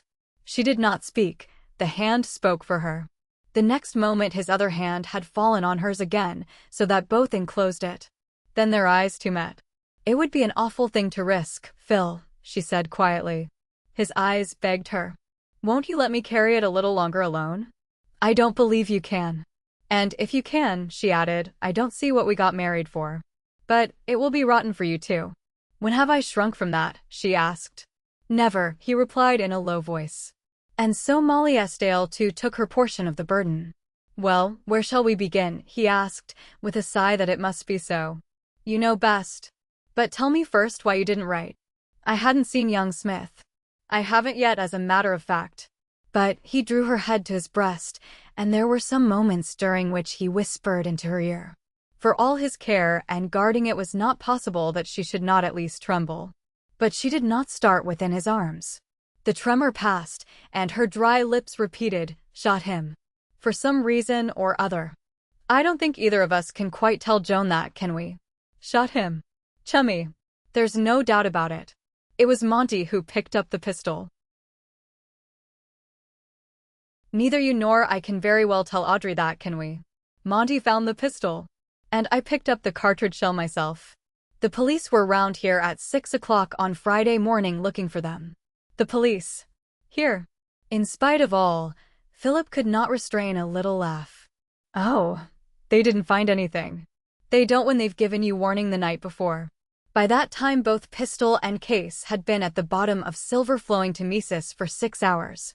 "I dropped Em and myself from the middle of Albert Bridge. Do you begin to see what you're in for, my poor darling?" It was doubtful whether she yet did. She could still only repeat, "Chummy shot him." "Does that mean?" Her horrified stare finished the question. Oh, I don't think so, he answered quickly, at any rate not yet. Naturally, both Hubbard and I have got to stand by Chummy for the present. Then somebody saw Monty pick up the pistol? For the police to know anything about it, you mean? Well, as a matter of fact, that's the purest bad luck. There happens to be a fellow called Westbury, confound him, and that beastly bullet seems to have fetched up somewhere in his house. He lives just across the way there. That's all the police have to go on now that the other things are safely in the river mud. Slowly, it was sinking into her mind. Her eyes closed for a moment as she felt the first faint strain of the weight of it. This came with the thought of Joan. But, she said faintly, that poor child. Joan? I suppose she is wondering what's happened. Wondering what's happened. You may as well know, Philip, it's a mere trifle at this stage that they're most awfully thick, far more than you've been told. You know what boys and girls are nowadays. And now comes this horrible silence, except for that one little note from him. Has she had a note from him? Philip asked quickly. From the hospital? There was no address on it. I suppose it was from the hospital, she in her turn asked in quick alarm. Yes, it wasn't from a prison. When did she get this note? Yesterday morning. Did she show it to you? Yes. It simply said he'd had the spill, but was all right and she wasn't to be alarmed. He didn't mention incidentally that he'd shot a man? Of course not. I don't believe he had. Philip passed this last point. Well, as he's written once, I suppose he'll go on writing. He's heaps better, as a matter of fact. So it won't be too hard on her. Anyway, she'll have to grin and bear it. I did hold out hopes that I might be able to take him back with me, Molly ventured. You won't be able to do that, said Philip with decision. Quite apart from his being fit to travel, we've only gone a certain way in all this, you know. He'll still have matters to explain. And till he does, I'm afraid Audrey Cunningham will have to make the best of things too, like Joan. It wouldn't do her any good to know that Monty was liable to arrest at any moment. But is he? Said Molly, startled. Of course he is. So am I. So are you. So would she be. But why? In spite of his explanation, I don't think she understood. I don't think she understands to this day. I don't think that at the bottom of her antisocial heart, any woman does. A delayed wedding or a post without a lover's letter is a far greater thing than a capital charge in which all who conspire are principals. Then, in spite of her fatigue, her skeptical common sense came to her aid. Philip might involve himself in a web of unelucidated stuff of which 1/10 perhaps was fact of sorts and the rest pure speculation, but she knew Chummy. The thought of Chummy as a murderer was absurd beyond words. Whatever the explanation might be, it certainly was not that. And, yawning as she rose, she told Philip so. And that's that, she concluded. Now let's go to bed. Of course, if you think Chummy's a murderer, I quite see why you didn't write and why you don't want to tell Audrey and all the rest of it, but you'll find it's all a mistake. There's something you don't know, or else there's been an accident of some kind. If you seriously want me to believe that Chummy's Smith. What's the matter, darling? The last words were a quick, startled cry. She did not know what it was that lurked at the bottom of the eyes that were looking so deeply and somberly into her own, but she feared already. His head was slowly shaking from side to side. Philip. What do you mean? She cried in agitation. Still the head shook. It was impossible for her mind not to fly back to that moment, now nearly 5 days ago, when he had stood blinking in the doorway with a candle in one hand and a jar of liqueur in the other. Tell me quickly what you mean, Philip, she cried again. I saw it. She fell back. You. It wasn't an accident, and there isn't anything I don't know. You. The slow sideways shake changed to one single nod. The next moment his arms were about her, and he was leading her to the sofa again. He sighed. There was no help for it now. If she would have it, she must have it all. It's the only thing I haven't told you. We may as well get it over, he said. Nor did he whisper this time. He spoke in his usual voice, using the plainest English he could. But what it was that Philip Estienne told his wife you must guess for a little while longer. She was the first living soul to know. And it was a very different thing from that which she had left Santon to hear. For it was this overwhelmingly extraordinary yet stupendously ordinary thing that sent her round to Audrey Cunningham the next morning, but without comfort for her, with no plans for settling the wedding out of hand. It was this same thing that took her back to Santon on the Wednesday, without Chummy, without help for Joan. It was this same thing that puzzled Monty Rook's brain as he took his midnight walk that night down Roehampton Lane, driven from Audrey Cunningham's company and sick of the sight of Philip and all his works. And it was this and nothing else that Cecil Hubbard so much wanted to know when he knitted his honest brows over hydrophones, sound ranging, or whatever other mysterious apparatus it was that Philip Estienne might have hidden away in his cellar. Part for the man in the public house. I, as an eager and passionate student of the life of my day, there are, within limits, few places that I don't visit and few people I don't on occasion talk to. I say within limits, since I admit that there may be grades at one end of the scale at which I draw the line, while at the other end there may conceivably be those who draw the line at me. But within these extremes, if not always familiarly, yet on the whole without constraint, I sup at coffee stalls or dine in quite good company. More or less indifferently, I have found that the best strategic jumping-off points for the satisfying of this curiosity about the preponderating average of life are two. One, the public house I have already mentioned. There only a glass screen may divide you from the hawker who has left his barrow for a few minutes in somebody else's charge, or from the gibest and silk-mufflered figure who finds a glass of sherry a convenient way of getting small change for his taxi. The other point of vantage is the club, where that same taxi is paid off, but where liveried chauffeurs may stand for hours by the waiting cars. I shall come to the man in the club by and by. For the present I wish to return to the man in the public house. I won't say that I always love him, but I always recognize that I have him very seriously to deal with. I am not thinking of him now either as a reader of my journalism or as a potential buyer of my novels, but as a larger phenomenon. I am thinking of him loosely, I admit, very much as some political cartoonist might think of a generalized and consolidated figure that turns a deaf ear to the Bolshevist and his sinister whisperings on the one side, while the other ear is no less stopped to the honeyed blandishments of the statesman who so frequently and extraordinarily seeks to cajole him with flatteries that are both out of touch and out of date. He is conservative, if conservatism means that he cynically holds his hand till he has seen what the next dodge is likely to be. And he is liberal in the sense of believing that if everybody looks after himself, then there will not be anybody who is not looked after. You have overdone it, my good friends and representatives in Parliament. He no longer believes a word you say. You offer him good and necessary things, and he glances sideways at you, and his lips shape the words, by-election. You try to keep him from rash and dangerous courses, and he wants to know what you are getting out of it. You ration him, but he knows where to get sugar and butter while you make the best of saccharine tablets and West African margarine. You decontrol, and he knows better than you do why hens cease to lay and rabbits to breed. It is we of the cheaper press who really have him in hand, and he cocks his ears back at us occasionally. He did so when the _Daily Circus gave him pictures of bathing girls instead of war news. He is doing so today when lots of things are pushed on and off the proscenium like Monty Rook's camouflage canvas trees and linoleum sentries. He sniffs at all these things, says nothing, and calls for another glass of his country's 7 times accursed beer. Yet he follows, if not his leader, his neighbor. This he sometimes does to the most astonishing conclusions, just as he looks up at the skyline because he sees somebody else doing so, or is prepared to swear that he hears a maroon because the man next to him says, listen. The vaguer the rumor, the greater is the scope for his self and collective suggestion. He sees Russians, he knows that dead field marshals are still alive.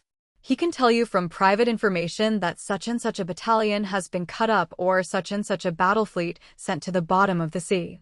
And not one of these larger things is half so large to him as the smaller thing that looms huge because it is in his own immediate neighborhood. We on the _circus provide pictures to give him at least the photographic semblance of body for his belief. But what when the very flesh and blood of the drama passes along his street every day? What when he has spoken with the chief actor himself, knows who he married, the number of his children and their names? What when he knows the house he lives in, who lived there before, why he left so suddenly, and the very words he is said to have said on leaving? Do you see what I am coming to? Those first faint whisperings of something wrong, or, if not positively wrong, so much the better for public house debate on the point with Philip Esdale's house in Lennox Street? To the first that Esdale knew of all this was from the younger of Molly's two maids. Monty and Audrey had arranged to dispense with the services of these two domestics, but Philip, still lingering on, had wanted the younger one at least back. She had promised to come, but had not done so, and Philip had sought her out. Thereupon she had said that she would rather not come. Why? Philip had asked, but she had given no satisfactory reason. He had then turned to the second maid, but with no better result. After all, it didn't matter. It was very little trouble for himself and Monty to make their own breakfasts. They could take their other meals at the Chelsea Arts Club, and there would be no difficulty in getting a woman 1 or 2 days a week to clean. Then, to his extreme astonishment, on the very day after Molly's departure for Santon, he left Monty to a sandwich and coffee luncheon in the studio and came out of his house to find Lennox Street almost as full of people as it had been on the morning when the parachute had descended on the studio roof. What's the matter? Anything happened? He asked the nearest loiterer at his gate, but he did not learn what had really happened till he reached the club.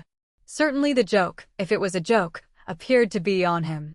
Simultaneously, 2 grinning fellow members thrust into his hand that morning's issue of the _roundabout_.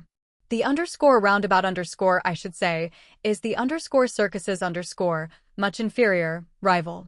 It contained a photograph of Esdale's house, with the spot where the parachute had descended marked with a cross. It was, of course, 1,000 pities. No man likes the house he lives in held up to the idle public gaze. Had the annoying thing been submitted to my own paper, I could have stopped it. Had it been a big thing, I might even have stopped its appearance in the _roundabout_. For, while we cut one another's throats in detail, we have our understandings in larger matters.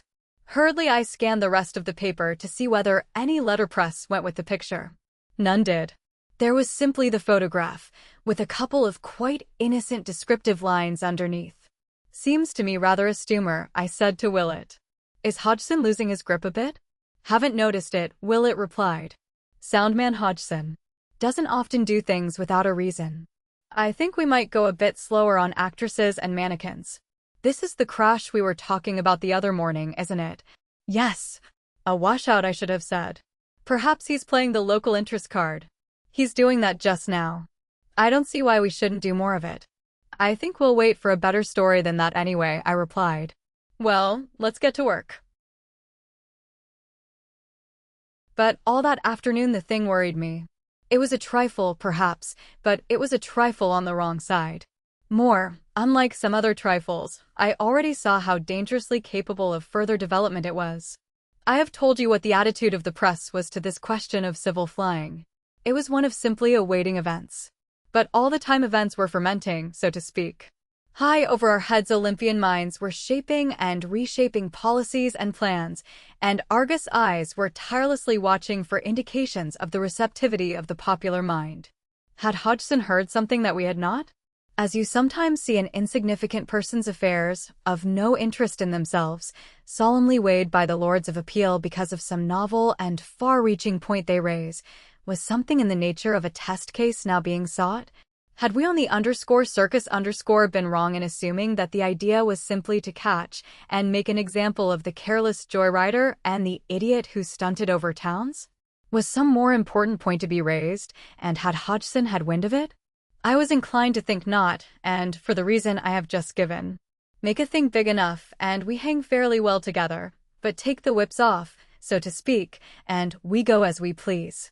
If it had been as important as all that, we should have heard of it. Willett, who is a youngster of parts, was in all probability right. Hodgson was merely catering for the local interest. But still I was uneasy, and my uneasiness had nothing to do with the annoyance the publication of the photograph of the house in Lennox Street must cause Esdale. I was thinking of far graver possible consequences. Even the lightest measure of publicity is not a thing to be trifled with. Here I know what I am talking about.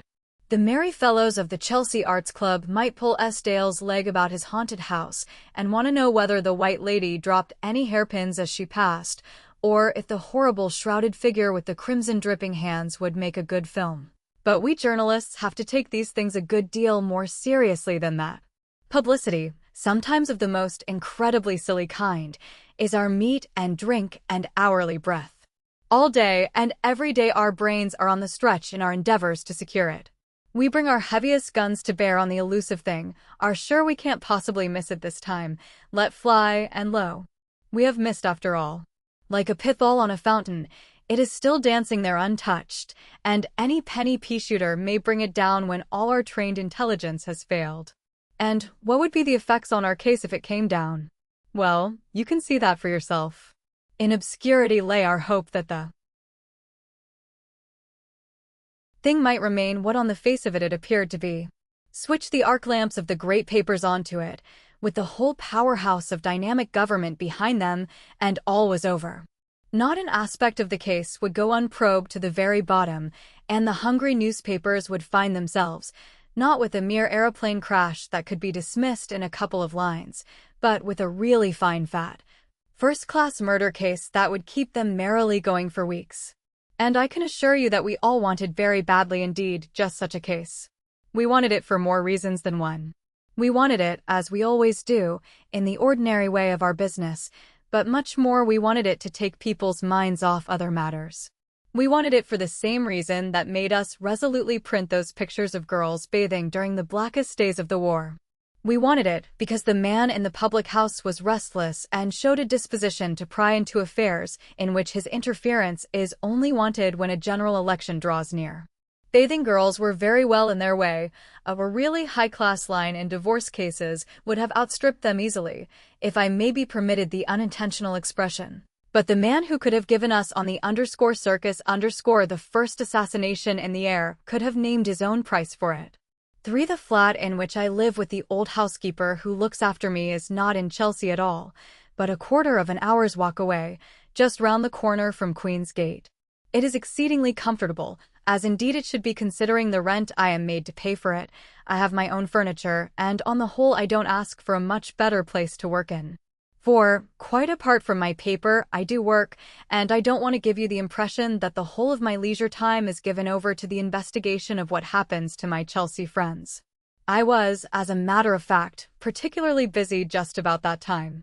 Day after day I was getting up at 6:30 in the morning, breakfasting at my table as I worked, and continuing without interruption till it was time for luncheon and the office. Since you are probably not in the white elephant line of business, I won't tell you which of my novels I was at work on. I will only say that I at any rate was interested in it, and severe as was the strain of writing from 7 o'clock in the morning till midday, I sometimes hated to break off. Mrs. Jardine had orders not to admit anybody whomsoever between those hours, and obeyed them to the letter. You may judge then of my surprise when there walked into my study at 9 o'clock in the morning, and not over Mrs. Jardine's dead body, Billy Mackworth. Don't scold the old lady, he began without preface. I suppose she hadn't any barbed wire except that on her chin it is rather like one of the gooseberries we used to make on the old wiring course. I had to see you. Had breakfast? Have a cup of coffee? I asked him. Nothing, thanks. Well, I think I saved friend Philip a certain amount of trouble yesterday, he said, putting down his hat, stick and gloves. I don't think Mackworth buys a glossy new silk topper every time he goes out, but I do honestly believe he buys a new pair of lemon-colored gloves. Oh? How is that? At the inquest on that fellow, he replied. And by the way, I saw the _roundabout_ too. I suppose it has its humorous side, but it's very annoying too. I should go 4M for libel. A house can be libeled, you know. Anyway, it's a good job he's out of town. I was on the point of saying, a good job he's what, when I checked myself. If you remember, I had last seen William Mackworth, KC, when I had left him at Sloane Square Station an hour or two after that confounded aeroplane accident. He and Hubbard had gone off to keep their respective appointments, while I myself had followed our check-coded friend Westbury into a public house. Whether either Dale or Hubbard had seen him since I didn't know. I now gathered that Billy at any rate hadn't seen Estelle. Yes, I said. What trouble have you been saving him? Well, I told you I saved him the bother of stopping for the inquest. I had of course known that there must be an inquest, but I suppose I had been busy and had forgotten it again. This began to be interesting. Tell me about the inquest, I said. He took a cigarette from his case and offered me one. Then he continued between puffs. Well, as a matter of fact, there wasn't very much trouble. One man seemed inclined to be cantankerous, but we brought it in misadventure all right. I imagine that at this point he caught sight of the expression on my face, for he stopped suddenly. Estelle did go out of town, didn't he? He asked. I'll tell you about Estelle in a moment. Go on about the inquest. He seemed puzzled, but went on. Of course, that was my idea in speaking to that inspector that morning. It would have been a pity to upset the Estelle's plans. So I explained this to the inspector and gave him my card. Said I hadn't seen very much, but as much as anybody else. Result, I was made foreman of the jury. Here I had a little flash of illumination as regards Inspector Webster too. Estelle, if you remember, had said to him, yes, that was Mr. Mackworth, the King's Counsel, didn't you know? And Webster had answered, was he indeed, sir? My respect for the inspector's powers of giving nothing away went up several hundreds%. Apparently it was the inspector who had seen to it that Billy had been put on the jury. Well, you were made foreman. You said one man gave trouble. Who and why? Oh, some fellow or other, Westcott or Westmacott, I think his name was, I forget. Insisted on viewing the body. Wanted his money's worth, I suppose. He was sorry he did, though. This was more and more interesting. I asked what sort of a man this Westmacott was. The sort of fellow who would be down in the cellar before his wife and children when there was an air raid on, I should say, Billy replied. Awful nuisance of a man. But he got his all right. He'll probably be taking solid food again this day week. Then you did see the body? Had to, if only to keep this fellow quiet. He stuck out right to the finish too, but we got our dozen without him. Prima facie case, of course. Death by burning, and what wasn't that was general smash-up. Was a doctor called? The divisional surgeon was there, but he quite agreed, and I saw to the rest in my capacity as foreman. There was only one man who wasn't satisfied, and he was busy. Billy twinkled wickedly. You may imagine how I was beginning to relish all this. The Chelsea Arts with its rags about haunted houses and white ladies who dropped hairpins was well enough in its way, but its humor could not compare for a moment with the spectacle of a rising King's Counsel who practically forced himself onto a jury panel, got himself made foreman, and then burked inquiry by shutting up the only juryman who had as much as a suspicion of the dangerous truth, and all this in the whitest innocence and purest good faith. I could have laughed aloud. Had he been a willing instrument in the affair, he could not have done his work more efficiently and completely. Is the poor fellow buried yet? I asked in a suppressed voice. Yesterday, said Billy. And he can't be dug up again? Mackworth gave me a sharp look. What do you mean? He asked quickly. Dug. Past participle of the verb to dig. I mean, is he buried once for all? Short of an exhumation order from the Home Secretary, he is. I don't understand you. And that's rather difficult to get, isn't it? I continued. I should say the North Pole was comparatively easy, Billy replied. At this point my laughter really became too much for me. I remember hoping that it didn't seem too rude, but I couldn't help it.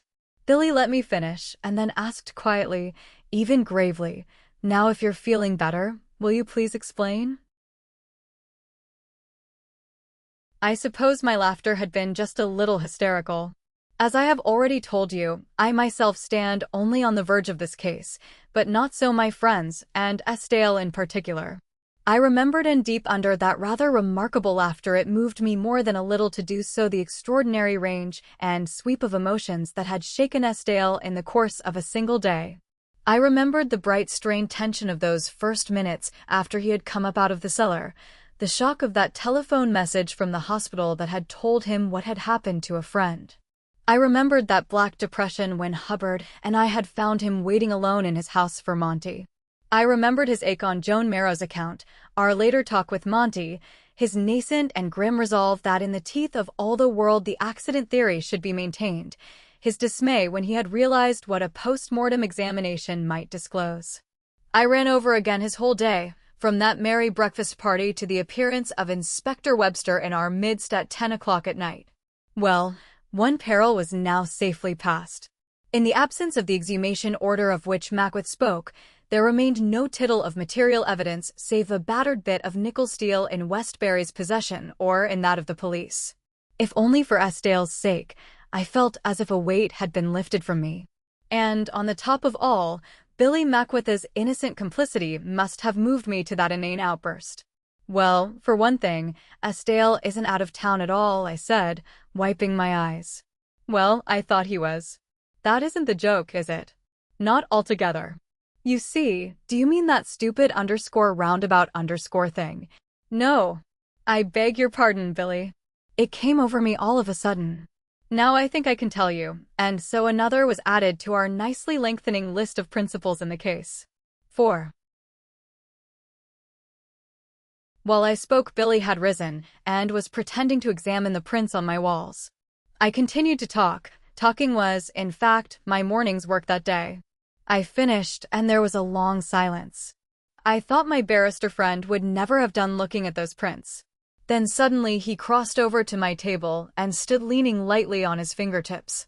"Why wasn't I told this sooner?" he asked, his eyes brightly on mine. For a moment I thought he meant that our neglect to inform him had landed him into this equivocal position with regard to the coroner's jury, and was beginning to explain that, being everybody's business, it had also apparently been nobody's. But he cut me short. "Oh, I don't mean that. Leave the inquest out of it for the present. What I mean is that I could have saved our friend a good deal of mental pain if I'd known, and you too," he added, "from the way you laughed just now." "How?" I asked. "In this way," he replied, sitting down on the edge of my table and giving his striped cashmere trousers a little hitch. "Say that a shot has been fired. Philip, I take it, has been worrying about the consequences to this fellow Smith and incidentally to Miss Marrow. Now if I'd been there to ask Rook a few material questions, I think I could have assured him that it's 1,000 to 1 there won't be any consequences." "Why not?" "The state of the body," he replied promptly. "Rook saw it, you say, or at any rate quite enough of it. I saw it too, and shot or no shot, it wouldn't have taken me 2 minutes to get out of Rook that there was no earthly possibility of proving that a shot caused death." "You mean there were so many other good reasons?" "Well, I'm not a doctor, but I should say at least a dozen. No wonder that fellow Westbury, that's his name, not Westcott, had to make a bolt for it. Unless somebody can be produced who actually saw the shot fired, there won't be the ghost of a case, and I'm inclined to think that. Even then it would reduce itself to shooting with intent to kill or wound, which is a felony, of course, but not quite the same thing as murder. No, I think you can take it from me that there won't be any consequences." I pondered this for a moment. Then I saw the flaw in it. Every man to his trade. Here was the advocate speaking, his whole acute mind trained to one single end, the getting of his man off. But I myself work in a different material and saw the case from my own angle. "One moment," I interposed. "When you say consequences, you mean legal consequences. In other words, he'd slipped through your fingers simply because nobody actually saw him do it. He wouldn't even be charged. That was practically a certainty before the inquest. It's overwhelming now the other fellow's buried. But legal consequences are not the only kind of consequences there are in the world." "Oh, I'm not speaking of moral consequences. They're quite another matter," quoth Billy. "Not as regards Estile's having a rotten time over this," I differed. "Let's look at it from another point of view for a moment. Neither you nor I know Smith. But Hubbard and Estile do, and there's this friendship between them. And mark you, friendship too isn't always the same thing it was before the war. There were lots of men we called friends then, very much as a matter of habit. I mean, it didn't often occur to you to ask what kind of a man your friend would be when it came to the pinch. We've all made new friends, and there are some of the old ones whose names we never want to hear again. You see what I mean? I mean, the bond must be pretty strong for two men like Estile and Hubbard to take instantly to the thought of shielding Smith like ducks taking to water. I watched them. It was really exciting. You could read both their faces like books. Very well. Up to this point, we're both talking the same language. When we say consequences, we mean legal consequences. But here's where the difference comes in. I don't know what Hubbard's views are, as I haven't seen him since that night, but I do know what Estale's are. He's shielding Smith, but only till he hears what he's got to say for himself.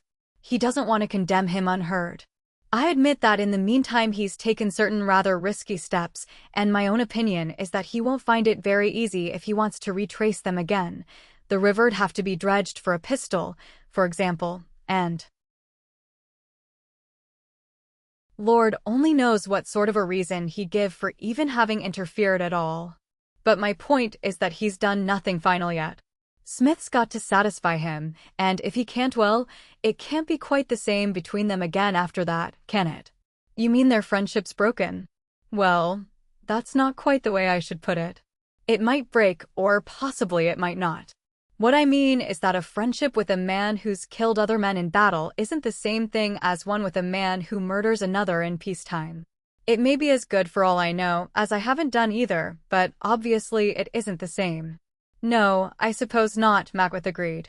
And as for retracing his steps, I agree with you that the best thing he can do is to keep his mouth shut. I certainly intend to about that inquest. Life's too short to go moving for exhumation orders. Well, next there's Joan Marrow. Exactly the same thing applies to her. Is she going to marry a soldier or an assassin? Is Estale going to let her? He's her guardian for all practical purposes, and he's got that question to answer. The barrister laughed.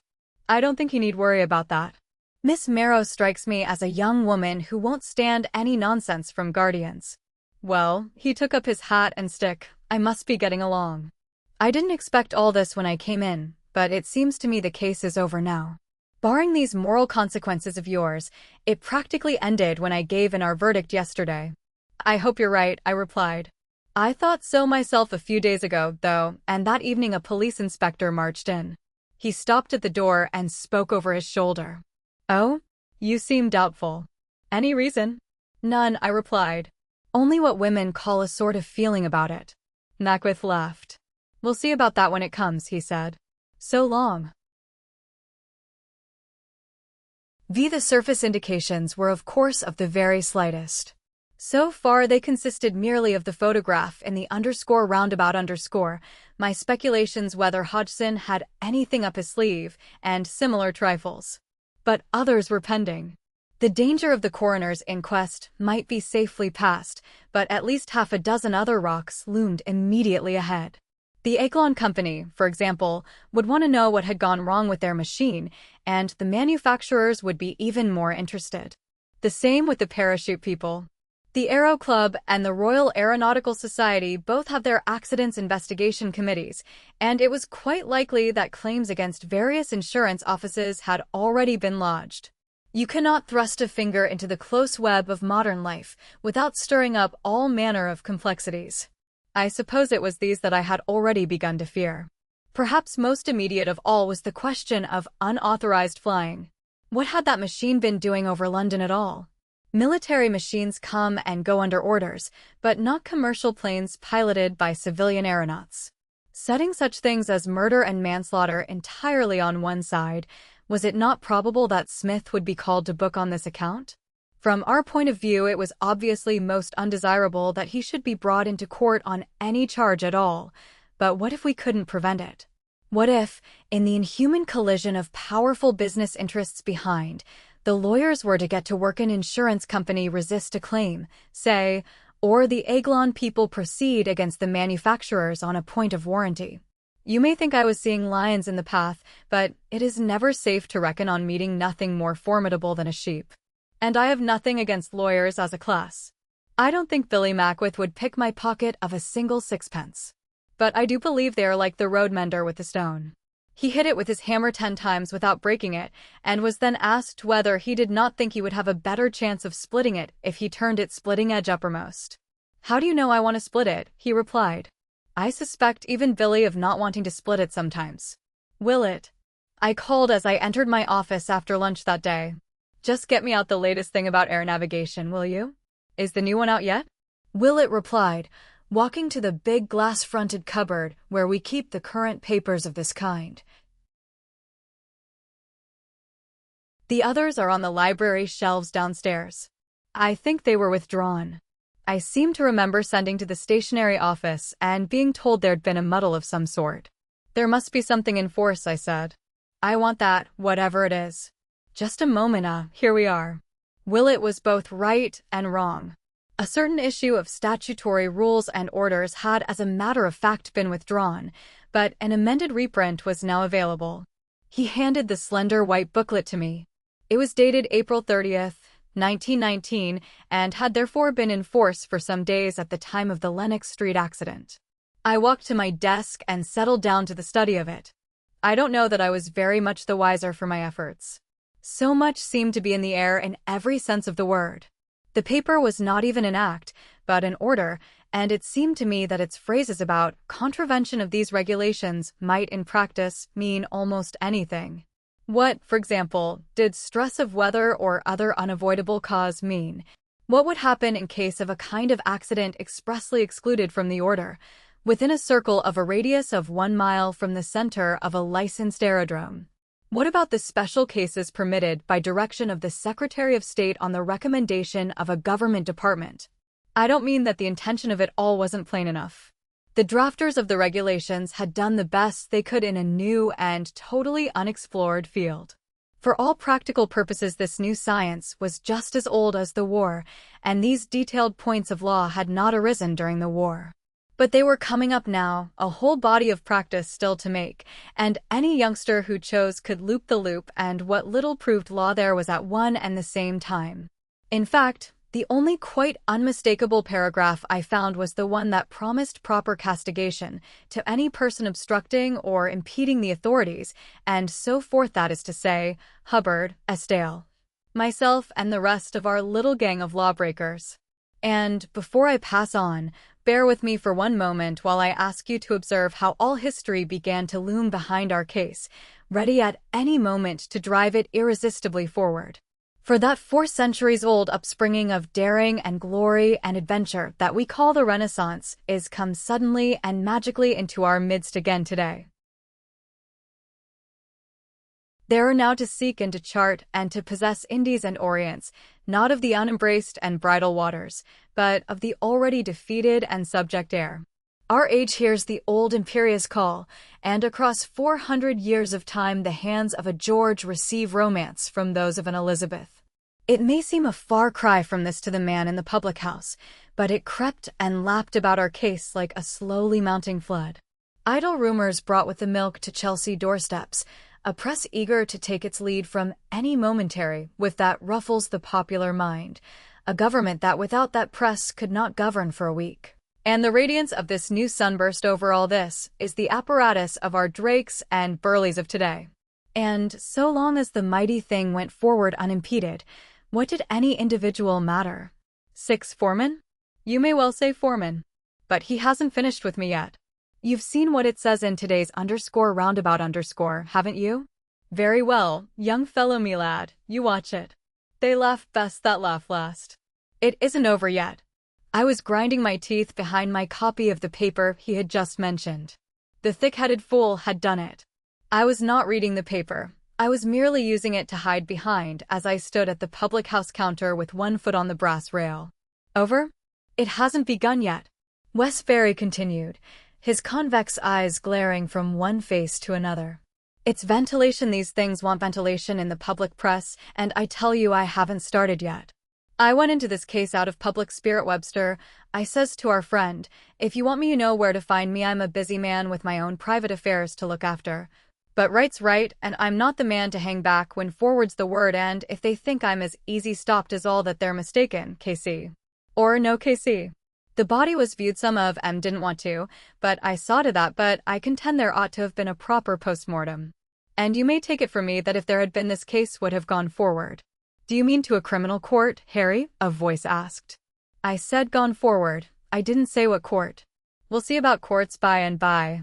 This Mr. Smith, or whatever his name is, will be had up for flying to the danger of the public, and we'll see what happens then. Once more I vehemently cursed him. It was 8:30 at night, with nothing unusual doing at the office, and I had left Willett in charge so that I might find Westbury. It was perfectly certain that after Hodgson's leading article of that morning, Westbury would not spend the evening in the retirement of his home, but would be out for what young Willett calls gin and glory. As it happened, I had run him to earth at my very first attempt, in the same saloon bar in which I had first seen him. You may know Hodgson's leading article style. If we on the _circus_ don't imitate it, it is not that we deny that it gets across. It is elusive, rorty, and familiar, and there is frequently common sense behind it.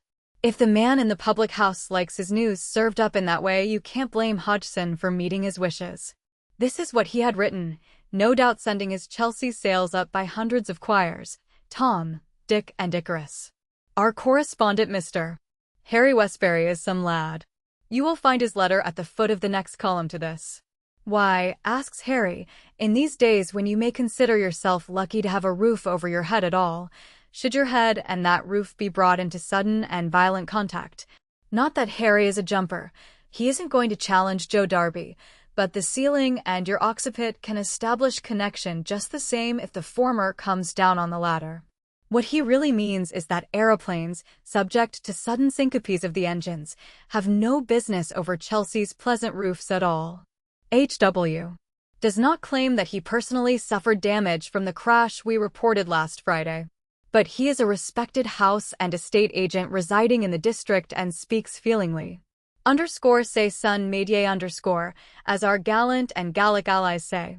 He means, we take it, that if civil aviation is to develop, corresponding safeguards must be developed side by side with it. Here we are with Harry all the way. Our Olympians may have burst a number of brain cells over the present regulations, but they will have to find a new wavelength. Tom, Dick, and Harry we know, but we have not yet been properly introduced to Tom, Dick, and Icarus. No, sir, not with building materials at their present price and the plumber rolling up in his Rolls Ford. The pilot who came down in Chelsea last Thursday is said to have been employed by the Aiglon Company. Nuff said. If the Aiglon or any other company is out for public support, it knows what to do. In the meantime, we hope Mr. Westbury won't raise his house premiums. But that is another story. The man in the public house. That was the whole text of it. Was it fair comment on a matter of public interest? Well, I don't say it wasn't. Was it a timely reminder that high-spirited lads who had lately been praised for their daredevilry must now pull themselves together and fall into line with the new conditions? Very likely. Was it a legitimate attempt to arouse interest in the age's new wonder, or merely a political stick with which covertly to beat some high official dog or other? I didn't know, for my mind was occupied with quite other thoughts. From round the edge of my paper I was trying to sum up Westbury, a young man, but unexercised, seldom drunk, as a man in decent physical condition would have been on half that he swallowed, but already habituated and inured, probably quite well-to-do, in that mysterious way that causes tradesmen quietly to acquire their own houses and to drive in their own two-seaters to places of entertainment such as that I was in, and yet in a sense a minor man of affairs as distinct from a tradesman, a cut above the shirt-sleeves and counter business, if not exactly entitled to style his occupation a profession. He had got over the first overweening stage of the vanity of that day's publicity. He was now a little disparaging what he wouldn't have allowed anybody else to disparage, was treating Hodgson quite as a familiar, in fact, which as far as I was concerned he was perfectly at liberty to do. A dangerous beast, I thought again, and none the less dangerous now that Billy Mackworth, as foreman of that coroner's jury, had got his back thoroughly up. Yes, Mr. Mackworth, K.C., or O.B., or whatever you call yourself, he was muttering again. They laugh best that laugh last. If he'd even said to me, "What's your opinion, sir?" I won't say but what I should have thought a bit more of him, but him and his silk hat and gloves. You wait a bit. There's a few will be surprised before this case is over. It seemed to me that he scarcely took the trouble to veil what he really meant. Nor was I surprised at the way in which his hearers evidently took his words. For, looking from his cunning yet stupid face to the 6 or 7 other faces about him, I could make a guess at their attitude too. Remember those first faint rumors that had found their way with the morning's milk to Audrey Cunningham's doorstep? Remember what whispered currency they must have had before they had come to Audrey at all. Remember that photograph in the underscore roundabout underscore that had filled Lenox Street with a gaping crowd that morning, a crowd that had taken a couple of days to diminish and die away. Esdale told me later, too, that for a week he had been conscious of turning heads as he had walked along the streets. Oh, I could have made this case of ours a thing of pistols and parachutes only, but I wish to go a little farther than that. Not that I have any particular views on mass suggestion at large. My business is simply to observe its working. And here I was, in a saloon bar, observing it in a very curious form. For I think that every single member of the group to which I was listening behind my newspaper had more than an idea of what Westbury really meant. I think they knew perfectly well that when he spoke of flying to the public danger, he meant very, very much more. I don't think there was one of them who had not heard the story of Inspector Webster and the bullet. Secretive as he would be garrulous among his intimates if garrulity enhanced his self-importance. I am perfectly certain that every one of them knew all this, knew that he had been thwarted in his legitimate demand for a post-mortem examination, and knew in addition something else that I also was to know by and by. Then suddenly something happened that placed all this beyond any doubt whatever. Besides their own party, I was the only person at that end of the room, and I had been there long enough to have drunk 3 glasses of beer instead of the one that still stood only half empty on the counter at my elbow. As I listened, the voices suddenly dropped. There was a minute of whispering, during which, realizing a little late that eavesdroppers must keep up appearances, I finished my beer and ordered a second glass. Then Westbury's voice rose again. Yes, corresponding safeguards or words to that effect, he said. I gave my copy of the paper away. The last was a sudden clearing of his throat, evidently intended to attract my attention. I half dropped the paper and saw the convex eyes on mine. If that paper belongs to the house, sir, might I have a glance at it just for one moment, he said. 7. I had bought that copy of the underscore roundabout underscore myself, but I knew that that was in no sense the point. Without a word, I handed it to Mr. Westbury. My second glass of beer was placed before me, and as I half turned to get a coin from my pocket, I positively felt, their eyes on me. I also felt their removal as I took up my change and resumed my former attitude. Westbury had taken the paper with a "Thank you, sir." It's open at the very page. Begin here, Tom, he said. If civil aviation is to develop, and he passed the paper to one of his companions. I had not the least intention of leaving. I was perfectly well aware that Westbury had not wanted that paper, but had wanted to see my face. He was not likely to recognize it as that of the younger novelist whose portrait appears publicly from time to time, since in order to maintain that humorous status I have for a dozen years refrained from having my photograph taken at all. But I knew enough of my man to be sure that little had escaped him during that half hour or so when he had occupied that position of privilege outside Esdale's French window, and that he probably remembered every face of that breakfast party Maquetha's and my own among the rest. That was why I had no thought of leaving. He was hardly the kind of man I should have had much to say to in the ordinary course, but if he saw fit to challenge me, well and good. In fact, I hadn't very much choice in the matter. I had only to picture to myself what sort of glances would be exchanged among them were I suddenly to finish my beer and walk out, and my remaining became almost a necessity. Nay, he had already challenged me when he had borrowed my paper. My only doubt was whether, in view of that whispered conversation and of the dimensions rumor had now attained, they hadn't all challenged me. The next moment Mr. Westbury had gone still farther. He had also chosen the ground on which our duel, if there was to be a duel, was to take place. The public house has its own punctilio. I wouldn't go the length of saying that you can't ask a stranger for a match without offering to buy him a drink in return, but such invitations are given on quite slight occasions. I was not surprised, therefore, when Mr. Westbury, catching my eye, acknowledged the loan of the paper by saying, "Will you have a drink, sir?" So I had in a sense either to eat his salt or refuse it. I did not hesitate. Certainly that beer was salt enough. "Thank you," I replied. "And what is it, sir?" "I'll have another glass of beer." He ordered it. Then, I think we've met before, he said. The silence of the others was suddenly very noticeable. It was for all the world as if some referee had ordered, seconds out of the ring.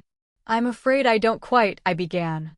Well, I won't say it got as far as an intro, he took me up, but weren't you at a certain house in Lenox Street when an accident occurred the other day? I was, but I wasn't aware, I wasn't inside the house. But I was able to be of some little assistance outside, he replied. A very curious affair, sir, he added tentatively. Rather a sad one, I replied. There was a pause.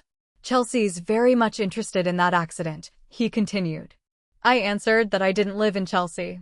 Then suddenly he became almost amiable, but for all his amiability his eyes were like the hard-boiled eggs on the counter, only a trifle yellower. Well, that's two of you gentlemen I've met now, he said. I haven't the pleasure of knowing your name, but the other gentleman was Mr. Mackworth. There was a certain correctness about this opening that I had reluctantly to acknowledge. He may or may not have known my name. The chances were that he had already ascertained it, but I read his thought. A few minutes ago, possibly before he had become aware of my presence, he had spoken pretty freely of Mackworth. He was now obviously asking himself whether I had overheard this. In all probability I had, but in such cases the official attitude is the best. Had Mr. Westbury been in administrator, I could have imagined him penning a minute. This does not come within the knowledge of this department. Yes, he continued after a pause, I had the pleasure of sitting on a coroner's jury with Mr. Mackworth the other day. Really? Yes, and strange as it may seem, in connection with this very accident we're speaking of. That's very interesting, I said genially. I haven't seen Mr. Mackworth since the occurrence. What happened at the inquest on the unfortunate man? The verdict was in the papers, sir. And my own views are in that paper my friend is reading. They're twice over, as a matter of fact. Once in a letter of mine they printed and once in the editor's remarks on it. Then you're Mr. Westbury, I exclaimed with feigned surprise. I was reading both your letter and the article just now. I congratulate you. I see you're in touch with both sides. Mr. Westbury looked at me with mistrust. What both sides? He asked. With both the men who came down that morning, I replied. You were at the inquest on one of them, and you very properly call for an inquiry into the other man's conduct. I do, he said so vindicatively that he might almost have been spitting the two words into one of the sawdust-filled spittoons. I do more than call, mister, he glared. Oh? But how can you do more? I asked politely. There are certain prescribed forms in such cases, and if inquiry on those lines turns out to be satisfactory, I should have said there was nothing more to be done. If, said Westbury, with the greatest intensity of meaning. There was a palm in a copper pot behind him, and above his head a picture of a huntsman holding up a fox over the bank pack preparatory to drinking somebody's whiskey. My eyes wandered reflectively to these objects for a moment, then I took a further step. It seemed to me too late to draw back now. But well, since we are discussing this, I wish you could be a little plainer, I said. You say all Chelsea's interested in this case, and I don't live in Chelsea. Why is Chelsea so interested? He replied promptly enough. Because, sir, of certain things that don't appear on the surface of which I happen to have some knowledge. May I ask what things? He echoed me. And may I ask you something, and that is whether you happen to be aware that the police searched certain premises the other morning? Do you mean the morning of the accident? I do underscore, not underscore, mean the morning of the accident. I'm speaking of last Friday morning at 6 o'clock, before anybody was about. I considered a moment. Then, but why not? I replied. Is there anything unusual about that? Surely when an accident takes place the police are the proper people to investigate it. I thought he would have jumped out of his chair with vehemence. Ah, he cried. Now you're talking. That's more like the proper people? So they are. You stick to that. And now I'll ask you this. If that's so, why keep things back from them? Why this hushing up? Answer me that. Or bring some of your friends to answer it. That's all I have to say. And he flung himself back in his chair and continued to mutter softly. It was evident that his choler against Mackworth had risen again. What had passed between the two men was no less plain. If Mackworth was right in his estimate of this fellow, Air raid nights spent in cellars are not the best of training for duties so unpleasant as those a coroner's inquest sometimes involves. Billy, on the other hand, did his bit in a field company and is tempered metal throughout. In any contest of wills between two such men there was no doubt which would be the victor. It had hardly occurred to Billy that there was a contest. Innocently and unconsciously, he had ridden roughshod over Westbury, and, if Westbury's mutterings meant anything, was to suffer for it. But, I said presently, I'm afraid I don't understand even yet. It seems to me you're bringing a charge against somebody of interfering in a very serious matter. If anybody has interfered, I agree with you that it's a public scandal and ought to be exposed. But I can't believe I've understood you properly. He did not reply. And not only that, I continued, but if you'll forgive my saying so, you're neither bringing a charge nor leaving it alone.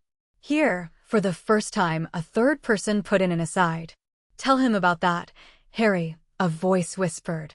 And, feeling pretty sure that I could guess what that was, I thought, now for that wearisome bullet story all over again. I need hardly say, I went on, that if you have any such charge to make there's not a single person who is there who won't gladly help you. Tell him about that, Harry, the voice whispered again. Then it was that Mr. Westbury went back on that eager group of mutes who had so scrupulously kept the ring for us.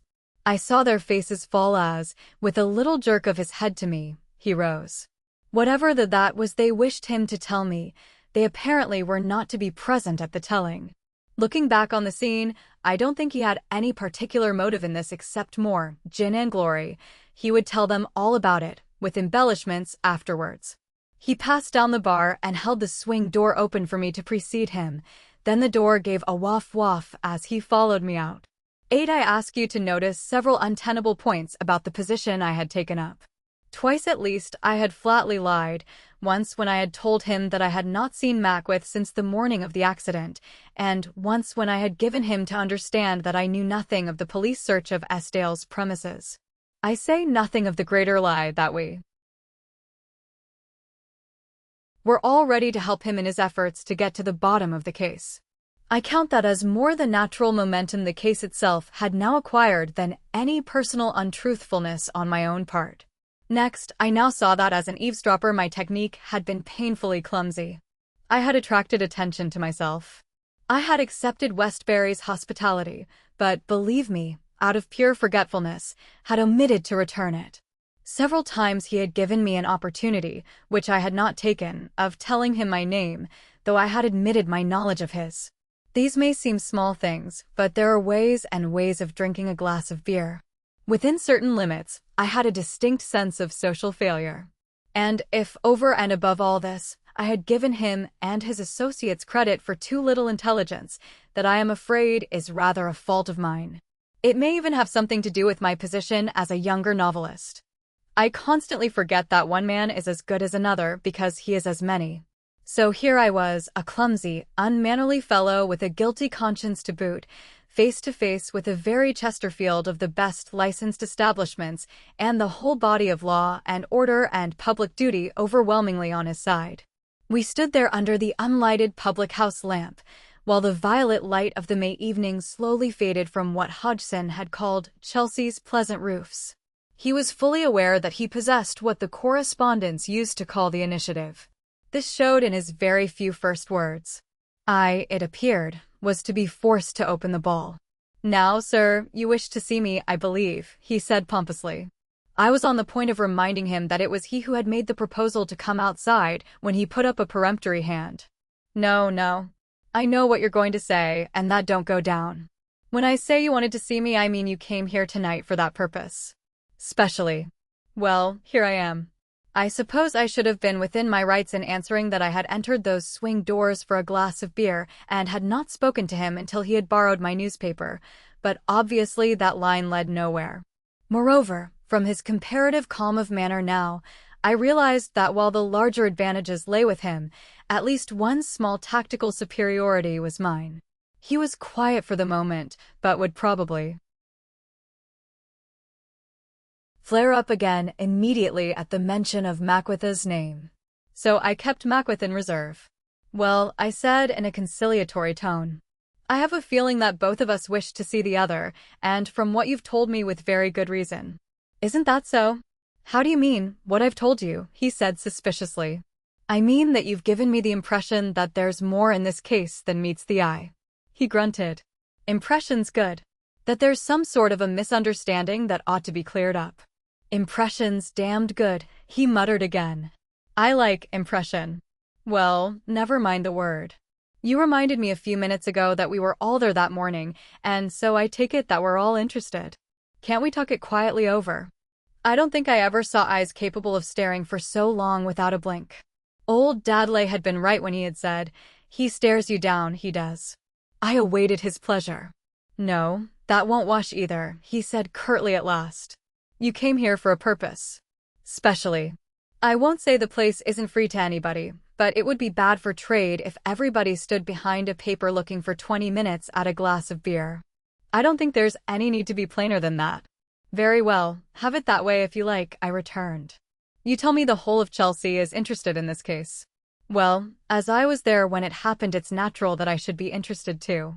Huh. Well, all I have to say to that is that nobody would have guessed it at the time, he answered. Indeed? Why not? Huh. Why not? It is a bit of a puzzle, isn't it? But suppose we put it this way. Here's two men come tumbling on a man's roof. Bit of a bump they make, don't they? Say 1,000 people watching, eh? It isn't a thing that happens every day exactly, you'd think? Very well. Now, where were all of you? Finishing your breakfast? Interested, you say? Well, you'd expect the master of the house to be a bit interested. But where was he? Where were all the rest of you, except him that went up on the roof? You seem to me more interested now than you did then. That's the first point that strikes me. It struck me, too, as being both stupid and acute, at the same time hardly worth mentioning and yet unpleasantly significant. If his suggestion was that at the time of the accident we were all whispering together in some dark nefarious plot, it was too ridiculous to answer, but if he meant that, it was at least remarkable that not one of us except Rook and Hubbard, for one brief moment before his arrival, had taken the trouble to step outside to see what had happened. I could only reluctantly agree with him.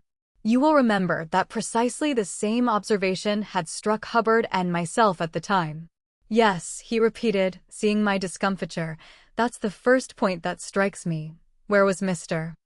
Dale, for instance? That he didn't come out. I answered rather slowly. I see what you mean. As a matter of fact, that was very curious. I wonder if you'll believe me when I tell you that Mr. Dale knew nothing of that accident till it was all over. He stopped for a moment in his walk. Without noticing it, we had begun to walk. Why not? He demanded. Because he was down in the cellar at the time. He'd gone down to fetch a bottle of wine. He resumed his walk. But he came up again. I saw him. That was some time after. That's right, he confirmed, as if he had been testing my truthfulness. It was about half an hour after. Funny way to spend half an hour with all that going on, wasn't it? As I was entirely of his opinion, I made no reply. So, he continued, what strikes me about it is that you're more interested now than you were then. Now we'll pass on to another point. All the time this is happening, you're all inside except one of you, and he's on the roof. He's the only person up there till the police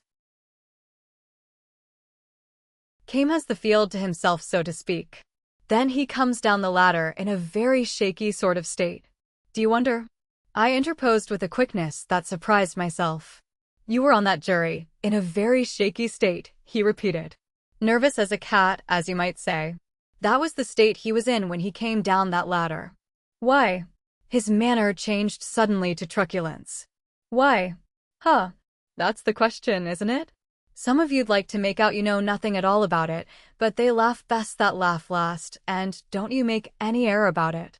Apprehensive as I was, I forced myself also to laugh. And you're doing your laughing in the newspapers? Well, do you know, Mr. Westbury, I see very little in all this. Your letter certainly raises a very interesting subject, and I'm quite of your opinion that flying ought to be better regulated, but I wonder if you'd resent a piece of advice from an older man. Much obliged, I'm sure. Those were the words. The tone in which they were uttered bore no relation to them. But let me give it, for all that. You seem to be on the point of making charges against somebody for something or other. Well, that's never a safe thing to do, but if I were you, I'd certainly think twice before I started with a rather distinguished barrister. They're usually able to look after themselves pretty well in such matters. I said it quite deliberately. It was abundantly plain that unless I kindled his wrath again, he might go on laughs best ing and laughs last ing all night. I didn't want to hear his vague and muttered menaces.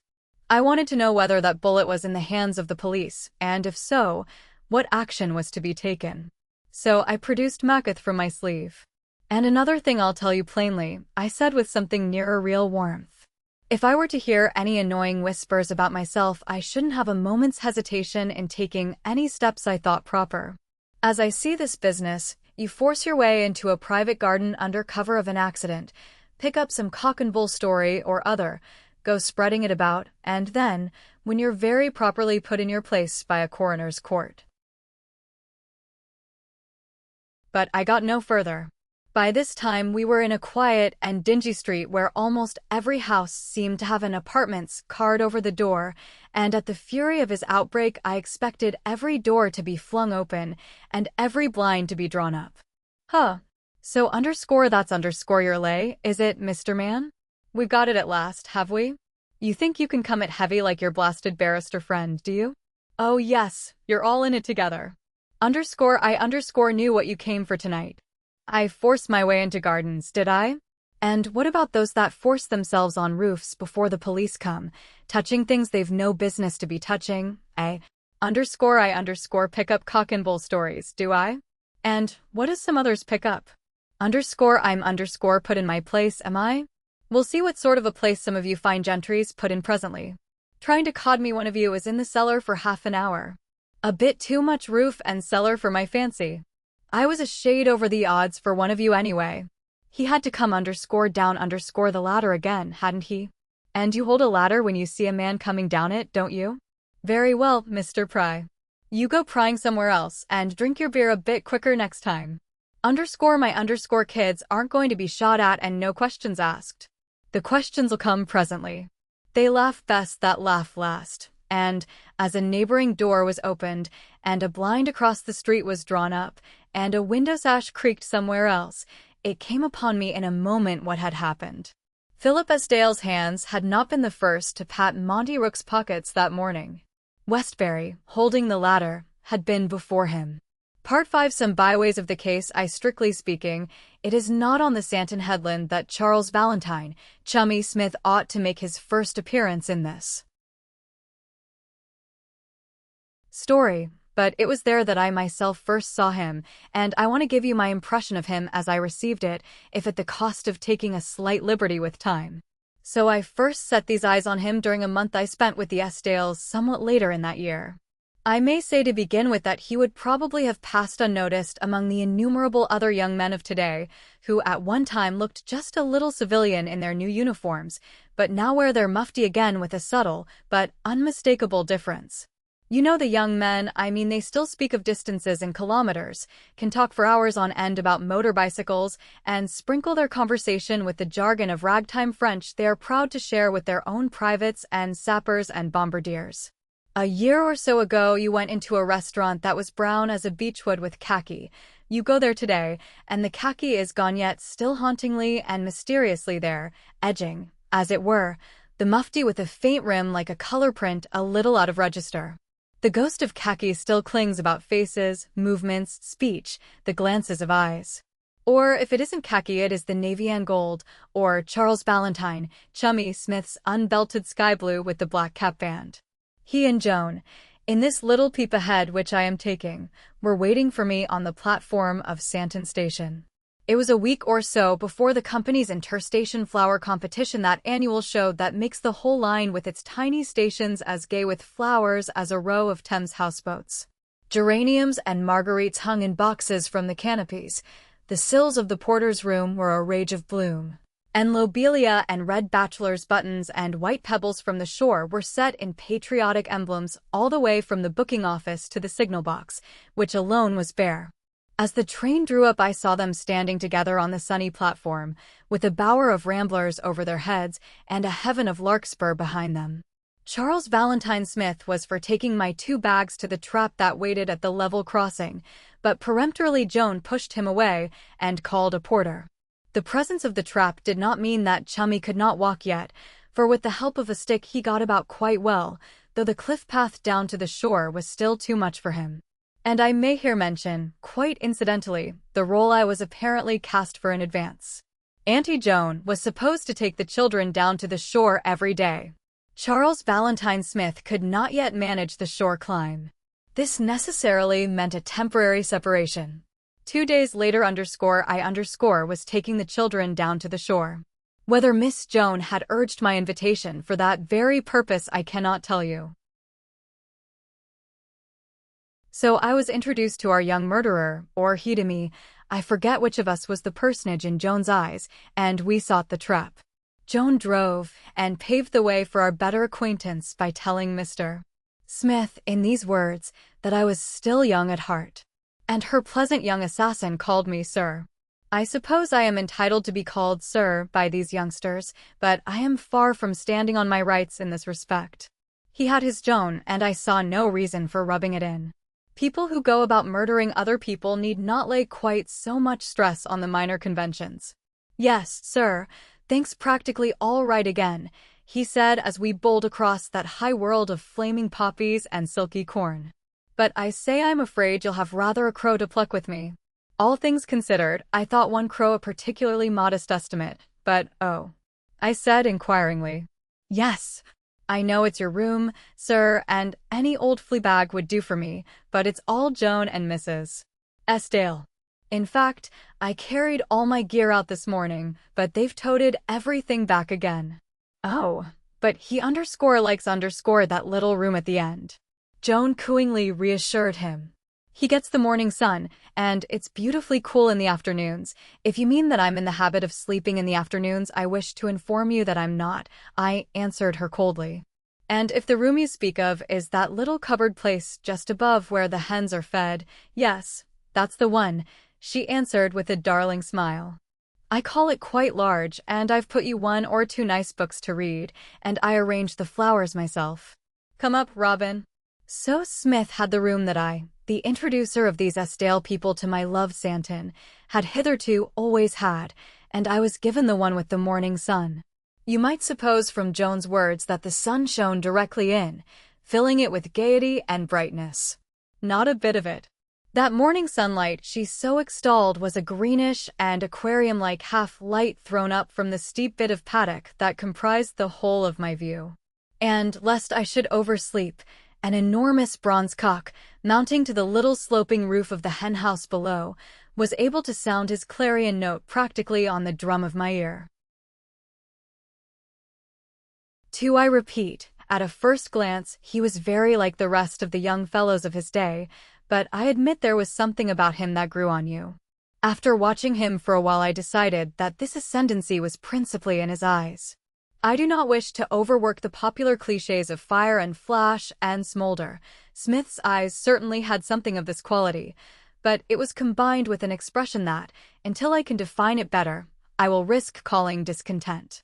I don't mean by this the discontent that is common enough among those other flashers and smolderers, the artists and poets and such like. That is usually little more than peevishness and incapacity, and, as one of the breed myself, I rather liked Smith's attitude towards us. With perfect sincerity, he looked on us as immensely clever fellows, particularly the late Mr. Jack London and the author of _The Crimson Spectre of Hangman Hollow _, but there he had finished with us. We were high and he could not attain to us. Our affairs were so little his affairs that I regret to have to say that, Malvern notwithstanding, I have heard him make use of the expression, between you and I. That is an awful thing for a nice girl to marry.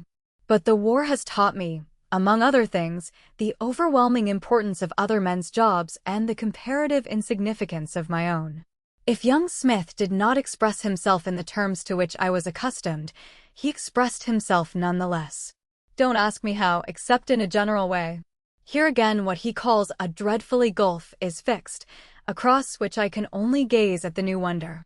For Chummy, for all his crimson specters and his between you and I, his cocktails at Hatchett's and his stuffed bird timpani in the Helmsy mess, was part of that wonder that today a George takes from an Elizabeth's hands. For 100 years ago I suppose he would have sold a farm and gone to sea. This, briefly, is what he did in our own day. Denied admission to the Flying Corps on the grounds that he was not yet 17, he had made his way to London. Dressed himself as a mechanic or plumber, had forced his way into a foreign embassy under pretext of repairing the ambassadorial pipes or cisterns or something, and had actually succeeded in presenting himself before the ambassador, demanding to be taken on in the service of a foreign country. Naturally, he had been refused and referred back to his own government. Then had ensued what Chummy cheerfully described as a hell of a dust-up. General. Officers had stormed and had wanted to know what the devil he meant by it. The correspondence, I have been told, weighs between 11 and 12 pounds. But in the end, he had received his ticket already endorsed for improper conduct in offering his services to a foreign, if friendly, power. You will believe that this endorsement had stood very little in his subsequent way. The story had run like wildfire throughout the whole of the service. It may have hindered his promotion, but what on earth did promotion matter? Any number of civilian-ingrained businessmen, turning their business talents to the services, have obtained promotion. Few of them have attained to the distinction of such an endorsement as that which made bright young Smith's ticket. And to return to what I have called that discontent of his eye, for one cannot see that a young man of daring and vision, elementally put down into the midst of our world today and asked what he makes of it all, must either write a stuffy book or paint a jazz picture, or else be told that the fire of his personality has no expression and his chosen work no value. Very much on the contrary. I think myself that Charles Valentine Smith was a thinker so single of purpose that it never occurred to him that he thought at all. And why not a technique, an artist's technique, of the wrist and eye and nerve and indomitable heart? Is my dictation more a wonder than his zooming? Is my life so full and is so empty? I cannot see it. 3 to look at, he had not in the very least the air of a man over whose head a terrible menace hung. Indeed, I have rarely sat down at a table with a less personally odious young murderer. He was lithe and of a darkish brown complexion, a perfect anatomy of graven and incised muscle when later I saw him bathe, and with hands the movements of which were full of power and grace. Then there were his eyes. Of all his features his mouth was that which communicated the least, except when he smiled. With the rest of us I am afraid that our mouths generally communicate the most. I knew, at the time of this our peep forward, that Philip had had his eclaircissement with him, but had no idea of what had passed between them. Calling at Lennox Street one midday on my way to the office, I had found the house shut up and even Rook unexpectedly gone. Therefore I half expected that Philip would tell me the whole story on the night of my arrival at Santon. In fact, I gave him every opportunity to do so, remaining behind after all but he and I had gone to bed. But he talked about anything else, and at 10:30 rose, yawned, said he thought he would turn in, apologized again for the change of my room, and gave me my candle. The same thing happened the next night. On the third night, I asked him point blank. He said. Oh, that's all right so far, at any rate. He doesn't know anything about it. What? I exclaimed. No, nothing about it. What do you mean, that he was too stunned or dazed or something to remember? Oh, no, I don't mean that exactly, Estelle replied. He remembers that part of it all right. It was the other I didn't tell him. What other? Why, that anybody else knows anything about the accident. But didn't you mention the shooting to him, if there was any? Oh, he admits that, of course. Then in that case he knows you know? Of course he knows _I know. How could I ask him if I didn't know? What he doesn't know is that you fellows know. So I told him the best thing he could do was to come down here and get fit again and not say anything to Joan. And he agreed not to say anything to Joan? I exclaimed in astonishment. Certainly. What good would that do? Look here. He's here getting himself well again. I'm here painting, and you're here on a holiday. If there's any trouble ahead, we can't stop it, and so it's no good worrying about it. Don't you think I'm right? Oh, very well, I said in bewilderment, suddenly ceasing my questions, and I took my candle and went up to my little room over the henhouse with somewhat mixed feelings. Just look at a few of the ingredients of the mixture. Here was Joan. Knowing nothing about anything except that her lover had had a tumble, had given her a few weeks of torturing anxiety, but was now blessedly up and about again and in her pocket all day long.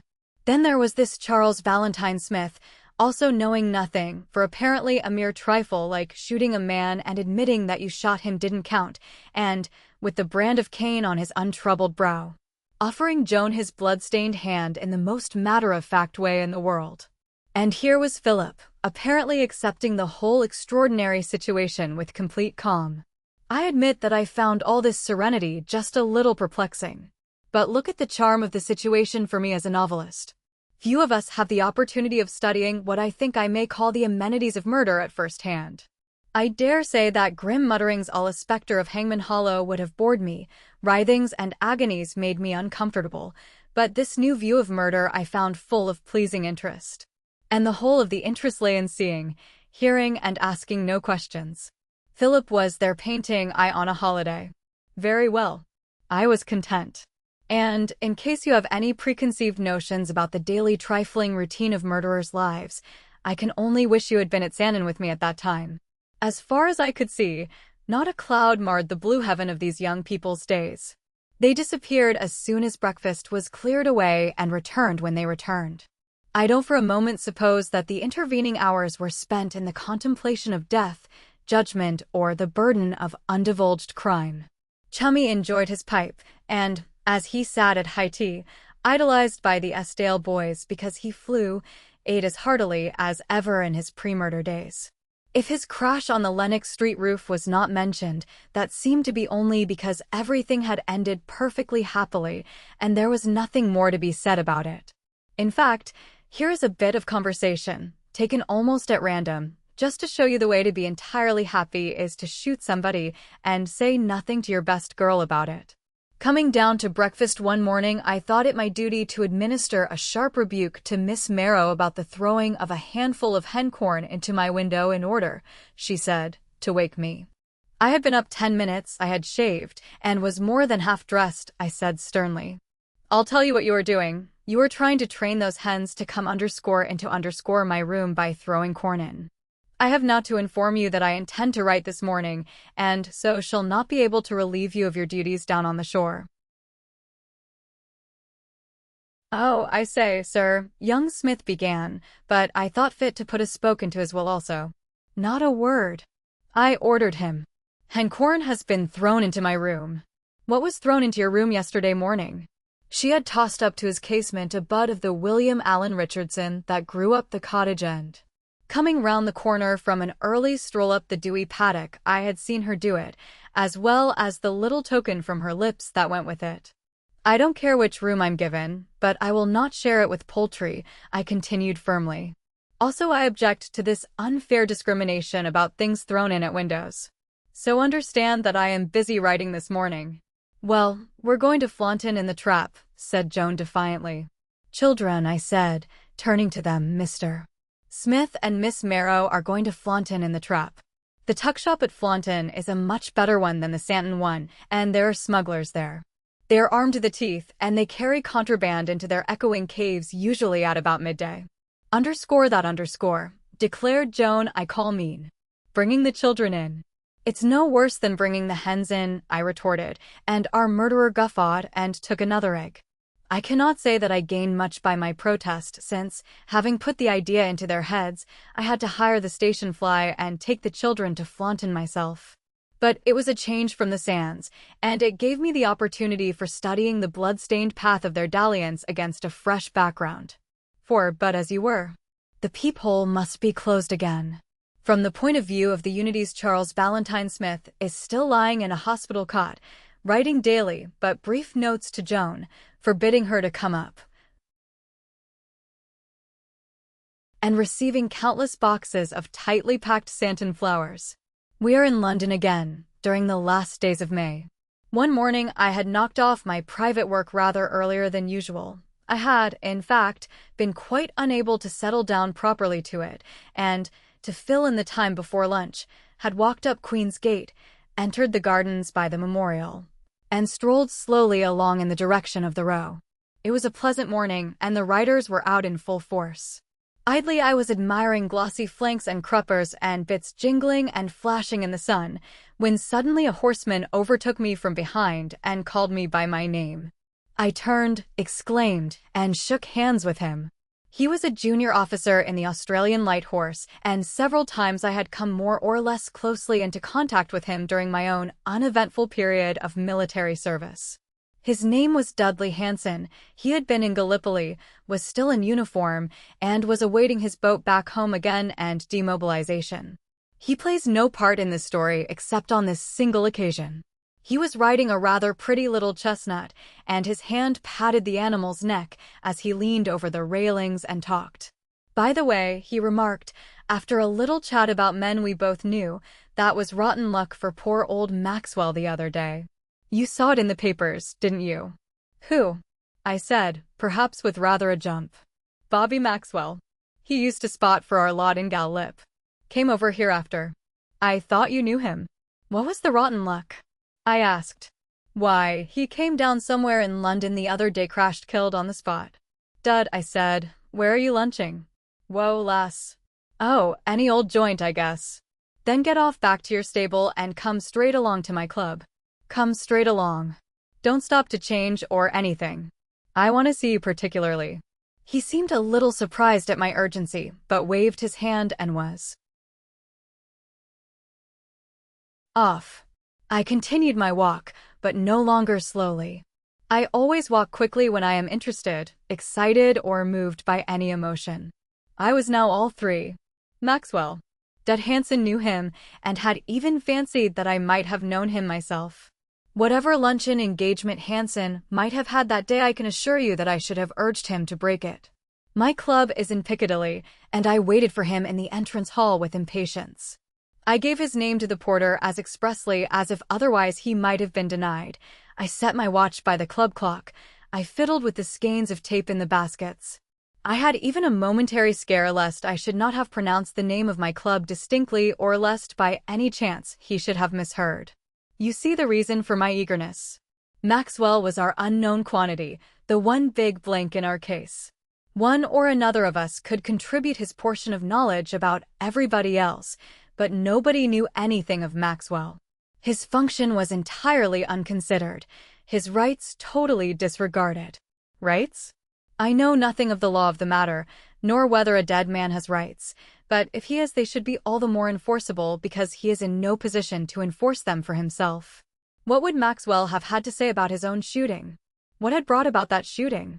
Was he the kind of man who, in Monty Rook's large and equable view of the crime of murder, ought to have been shot? Or was he the other kind, whose death was a loss to the world?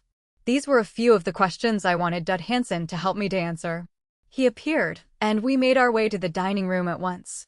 I gave the order for the whole of the lunch so that we might be interrupted as little as possible, and then I came straight to the point. First of all, I said, you say you knew Maxwell. Do you know the fellow who came down with him, C.V. Smith? Smith? Smith? Yes, I think I do, if he was Bobby's pilot out there. Smith's a pretty common name. Slightish build, but tough as they make, and dashing sort of chap with very lively dark eyes. At the time I could not verify this physical description. Well, were they friends? I asked. I guess a pilot and his observer are like the little birds in their nests. It's dangerous to fall out, Hanson replied. What's underscore to underscore all this? The position's this. They happened to crash on the roof of a friend of mine and this fellow Smith's. Smith's still in hospital, and neither my friend nor I knew Maxwell. So I want you to tell me about him, anything you know about the pair of them. Right you are. But if it was evidence of ill feeling between the two men I was after, he could give me none. Indeed, the probabilities were all the other way. In other services, the bond between man and man is strict, but there is still room for preferences and aversions. Your mess, for example, is yours, and you're filled with a jealous pride if an outsider has anything to say about it, but within its circle you pick and choose your friends. The wardroom forces you into the closest physical contacts, but you can still please yourself about the other intimacies. Even in a submarine, where the death of one is likely to be the death of all, you may yet like one man more than another. But two men in an aeroplane are twins in a womb. The very pulse of one must be the pulse of both, their senses, glances, thoughts, such a unison of cooperation as the former world never saw. For one to harm the other is not assault, but semi-suicide. Rarely need you even look for the woman. Gloriana both serve, but they hardly quarrel about lesser mistresses. Yet, is it not possible that this extraordinary attachment, this association somewhat in excess of that of natural and aeroplaneless man, may by its very nature have its own reactions? The closer the tie, the bitterer the quarrel when it does come. And here an artificial element is superadded. For, in spite of Joan, who thought that Chummy simply thought of her and flew, man does not naturally fly. If nothing else forced him into accord, the mere mechanical risks would be enough to do so. I remember Smith told me that at one time, whether this is still the case I cannot say, an observer was not allowed to be trained as a pilot also, lest, seeing his comrade doing something he himself would not have done and conscious of the functioning of a different mind, he should lose his head at a critical moment and instinctively seize the controls. Had there been such a dissolution of unity on that morning of the breakfast party? Had Hand hesitated, this factitious identity suddenly failed? Of all men living, Charles Valentine Smith was the only one who could answer these questions with authority, but I wanted to get all I could out of Hansen. Had Maxwell his pilot's ticket?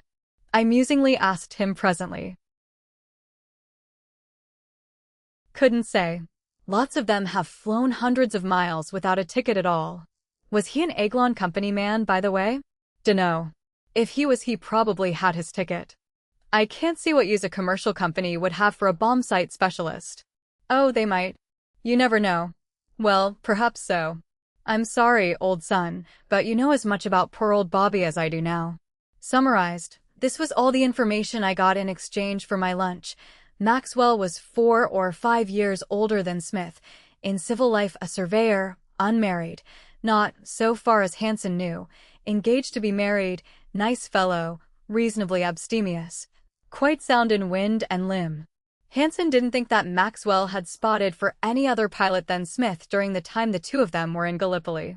Maxwell didn't strike Hansen as being a sort of man to lose his head in an emergency, had indeed rather a cool head and steady nerve. In conclusion, Maxwell had always seemed particularly attached to Chummy Smith. But what's worrying you? Going to put it in a book? Hansen asked. I shook my head. I had no idea at that time that I should ever be writing this book. On that day when I called at Lennox Street and received no answer to my ringing, I stepped back from the door and looked up at the house again. Little trace of the accident now remained. The broken mulberry branch had been neatly sawn off and the smaller branches trimmed. The blinds were drawn, the French window clamped up, and quite obviously there was nobody there. This, as I have said, surprised me, since, even if Estienne had gone away without letting me know, I had certainly expected to find Rook. Then, as I walked down the path again, a thought struck me. Rook, if I remembered rightly, ought to be getting married just about then, ought, as a matter of fact, to have been married 3 days before. I had had no news of this. True, he might simply have neglected to inform me, but I did not think this likely. Was he married? Suddenly I found myself wondering and doubting. In the King's Road, to which I walked, a blue and white telephone sign hanging outside a grocer's shop caught my eye. I walked into the shop. I have a good many friends at the Chelsea Arts, and one or other of them ought to be able to tell me something about Rook. I got through at the second or third name I asked for. It was Curtis. He asked me to go on to the club, but I told him that I couldn't spare the time, and he next wanted to know where I was speaking from. Then you're hardly a stone's throw from him, Curtis replied. He's back in his old rooms in Jubilee Place. I was on the point of asking Curtis whether Rook was married, but already I had a divination. If he was not, to ask why he was not would only make talk, and if he was at home, I could ascertain for myself at little more trouble than walking across the road. I thanked Curtis, hung up the receiver, and turned my steps to Jubilee Place. I say I had a divination already. At the very outset of this book, I told you that the case affected a number of people in various and curious ways and byways, and I was now beginning to think that the descent of that parachute on Esdale's roof had left not one single member of our group unaffected. I must remind you again that at that time I actually knew far less than I have already told you, but except by collation, rearrangement, and boiling down, I could not have set down these facts at all. I had, for example, seen Esdale's shocked expression on discovering that the stranger who had come down on his roof was none other than his friend Chummy Smith, but up to that time I had not set eyes on that unruffled young criminal himself.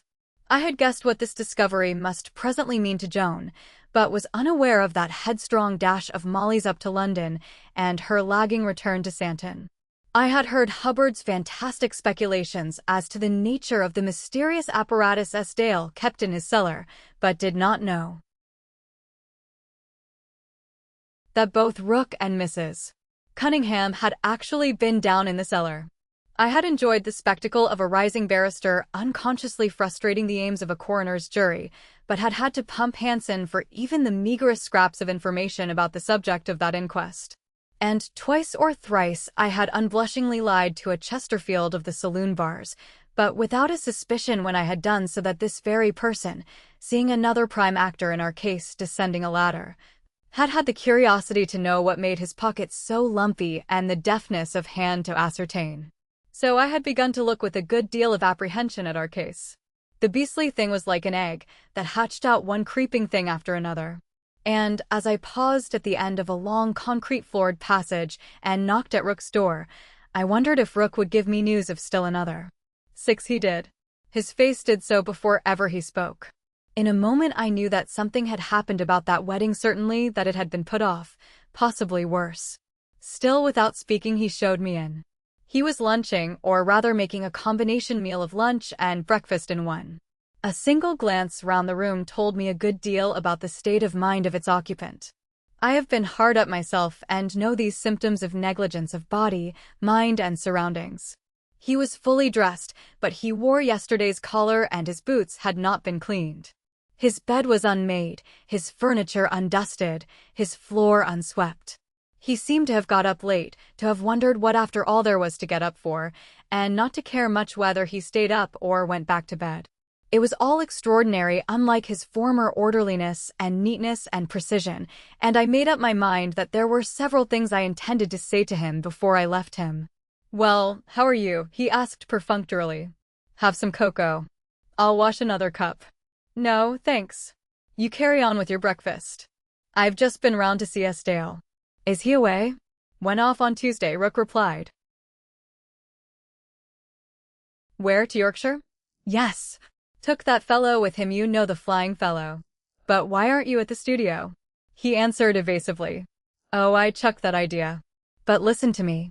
You were to have got married, weren't you?" "Oh, Audrey chucked that," he replied, pushing his cup away. "Chucked it altogether, do you mean?" "Looks like it," he grunted.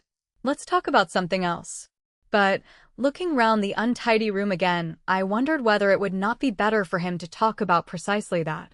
Even an active smart was preferable to sloth and helplessness of that kind, and there is something very lovable about Monty at his best. "No, no," I said. "Much better get it off your chest. And look here, my friend, you haven't shaved this morning. That sort of thing doesn't help. Talk about something else?" "No, let's talk about this. Where is Mrs. Cunningham?" "I think Buxton this week. Haven't looked at the _era_. She's on tour, if you must know." "But why? Why are things like this? Surely there's a reason." "Oh, she said she just couldn't stick it," he answered with an offhanded but tremulous little laugh. "Stick what?" "Everything." I knew what he meant by everything. He meant, simply, this confounded case. Now, it appeared, it had power to break off an engagement and to bring Rook down to dirty tablecloths, unmade beds, and marmalade out of the grocer's pot. "Look here, Monty," I began, touching his sleeve. "We've been friends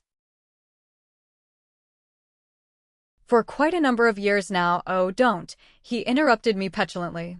"Leave a fellow alone." "No, I'm not going to leave you alone like this. I want you to tell me why you left the studio and why Mrs. Cunningham's gone off on tour, and a number of other things. Well, it took time, but bit by bit he yielded. In sullen, resentful sentences he began to talk. "What do I mean by everything?" he said. "Well, I mean everything. Nothing's gone right. Nothing at all. Everybody's fed up to the back teeth, Estelle too. And all that stupid business last week just about put the tin hat on it." "Do you mean that photograph in the papers?" "Yes, and those idiotic crowds, and all their senseless talk. Who wants a street full of fools gaping at his windows for 2 or 3 days on end like that?" Then they started pulling his leg at the club. So he just waited till this chap Smith was fit to be moved and then cleared out. I don't blame him. Yes, I can understand Estelle's being annoyed, but that's over now, and I don't quite see why you should leave and come back here. "Well, Audrey wasn't going there anyway," he answered. "She'd had enough of it. Got it into her head there was something uncanny about the place, and so there is. Too much mystery altogether." That was Estelle. "He keeps you on the jump the whole time." "What do you mean by keeping you on the jump?" "All sorts of ways.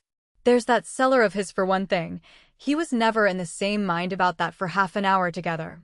We were going to take a cupboard or something down there one day. It was his own suggestion, but he twisted and wriggled and tried to cry off till I was about at the end of my patience. You'd have thought he wouldn't have us down there at any price. And then suddenly he turned round and said we could go down if we liked. Idiotic, I call it. Did you go down?" "Yes. And there was nothing whatever to make all that fuss about as far as I could see. I admit I'd wondered once or twice whether there was anything queer, but I went into every corner and there was absolutely nothing to see." "You're thinking of that other morning when he was down there all that time?" "Yes. I can't make head or tail of that yet, but I can't see it's anything to do with the cellar. And just listen to this. After making all that fuss, he came up again and didn't even bother to take the key out of the door. It was there when I came away. One day he nearly jumps down your throat when you ask him for the key, and the next thing he goes and leaves it in the door. I'm sure he did it on purpose too. It was just like saying, 'Go and live down there if you like.' Well, I wasn't going to be messed about like that. I'm not going nosing round other fellows' places. I'm not a policeman." So I cleared out. "Would you have stopped after that?" Again his voice shook a little, and I could guess at the meaning behind his words. He meant, would I have continued in a house the offer of which had promised so much happiness that one moment's happening had turned to discord and misunderstanding? I cannot say that I should. 7 in my anxiety to set him talking after his own fashion, I had not yet asked him anything about what had passed between Estelle and Smith, but I intended to do so. For, just as Monty himself had been the first obstacle to Philip's letting us into the heart of his mystery straight away, so Smith, you will remember, had since blocked the current of disclosure. Philip had had to see Smith before taking the next step, and, as I had prefigured the matter, he would go to the hospital one day as soon as Smith had sufficiently recovered, would ask for his account of the affair, and would then take the rest of us into his confidence or not, as the case might be. In other words, it depended on Smith's explanation whether Philip and the rest of us continued our efforts at suppression or did the other thing. But now Estelle seemed to have taken neither course. As far as I could gather, he had calmly evaded the whole situation by carrying Smith off into the country out of our sight and hearing. I admit that, since the assassin was taken into the bosom of Estelle's own family, it looked as if he had succeeded in making out some sort of a case for himself. But I also remembered the strong bias of friendship and the practically instantaneous resolution both he and Hubbard had taken that their chummy was to be stood by till the last possible moment. That is not the most judicial frame of mind imaginable. Loftier, if chillier heights are conceivable. Estelle alone of us had asserted from the beginning, and had stuck unwaveringly to it, that as a matter of plain, unvarnished fact Smith had shot Maxwell. All along his manner had proclaimed that the accident theory, which was good enough for the women and the police, was vamped up and a lie. Was he now going to have the face to say to us, "Well, I've seen him, and he admits everything, but he had his reasons. Unfortunately, they meant putting a bullet into a fellow, but to hang chummy won't bring t'other chap back to life, better let the whole thing drop"? How beautifully simple! But at the same time how very unfortunate that an outsider, laboring under a sense of grievance, should have patted Monty's pocket as he came down the ladder that morning. Monty had risen, a little shamefacedly, I thought. But for my call, I fancy he would have left his breakfast things as they were, washing up the next cup when he wanted it.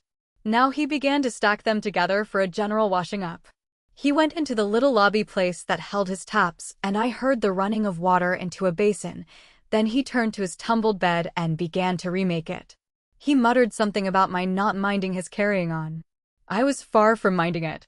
But look here, I said as he moved about Smith. You say Philip's seen him. What did he say about it? Who, Philip or Smith? Well, both of them. Didn't Philip tell you? He didn't say much. He wasn't gone much more than half an hour, couldn't have had more than 10 minutes with him, and then he came back and said he was taking him away the next day but one. Then that was while you were still at the studio? Yes. It was then I told him I'd had enough of it and was coming back here. He told me not to be an ass, but I don't call that being an ass. I don't mean there was a row, but I got my back up a bit and I didn't feel like asking him questions. I was sorry for him too in a way. You see, that morning after his wife came up, what? I exclaimed in surprise. Has his wife been up since she left that morning? This, as I have told you, was the first I had heard of it. Yes. She turned up late one night. I was out, I'd gone for a walk Roehampton way just to think things over. That was before Audrey'd told me he stopped, as if distrusting his voice. Yes, I gently urged him. About his wife coming up. I didn't see her till next morning. I expect she was tired out with the journey. Anyway, her face was as gray as that Miquelette paper there. And Philip was done in too. That's why I didn't want to make any bother. I couldn't help feeling sorry for him. I don't know what's happened to us all. I could have told him. It was the case that had happened. Mrs. Esdale too, she was just the same, naturally. The case was the same. I hadn't very much talk with her. Of course, I asked her how Joan was. Yes, Joan was in the case too. And she told me she'd seen Dottie the night before. Dottie was all a bundle of nerves, and Mrs. Esdale put her to bed. She told me that if she were me she'd go round there at once and tell her. But here he broke down suddenly and completely. He sank on the edge of his bed and buried his face in his hands. He shook with sobs. Oh, he broke out uncontrollably. It's all that beast Cunningham. Oh no, I thought. It wasn't Cunningham. It was the case. You don't know the life that brute led her, he went on. Drunken blackguard women all over the place, and Dottie at home. I hope he's in hell. Killed her heart, he did. Can you blame her for not wanting to chance it again? I hardly had the heart to beg her, I was so broken up. She admitted she'd nothing against me. She just wanted to be right away from all men. So I pay for that beast. Somebody always has to pay, I expect. If only I'd seen her before he did. Presently he was better. He got up and began to move about again. Sorry, he said shortly. But what would you do? Well, I should shave for one thing, I said quietly. And for another, I don't think I'd make up my mind that everything was entirely hopeless. You never know what'll happen. It may be all right presently. I suppose you're right, he admitted. No good chucking your hand in like this. Sorry. But it is a bit upsetting, you know. Could I at that moment have added to his troubles by telling him about Westbury, the ladder, and the pistol in his pocket? Perhaps I could have done. Anyway, I didn't. 8. I recognized the more readily the separate and inhuman vitality this case of ours was beginning to assume when I carefully considered its action upon myself. My connection with it was slight by comparison with that of some of the others, but I was aware of its operation. The attitudes into which it began to constrain me were not quite natural attitudes. It exercised pressure. What pressure? Well, to begin with, this pressure that I began to find it difficult to leave it alone. Both at home and at the office of the Daily Circus it intruded between me and the work I ought to have been getting on with. Little fleeting pictures began to interpose themselves. Sometimes I would find myself looking fixedly at a galley slip or a page still damp from the proving press and seeing, not the thing in my hand, but Joan Marrow running in with the children from the garden again. At home my page of manuscript would blur, and there in a doorway Philip Esdale would stand, his eyes dancing with a stilly excitement, the curacao and the candle once more in his hands. And this, in my curious trade, is a serious matter. Out of precisely these insubstantialities I have to contrive to pay my rent and income tax and to provide my bread and butter. I will not go so far as to say that I dreamed of the case at night, but it began to play the dickens with my work.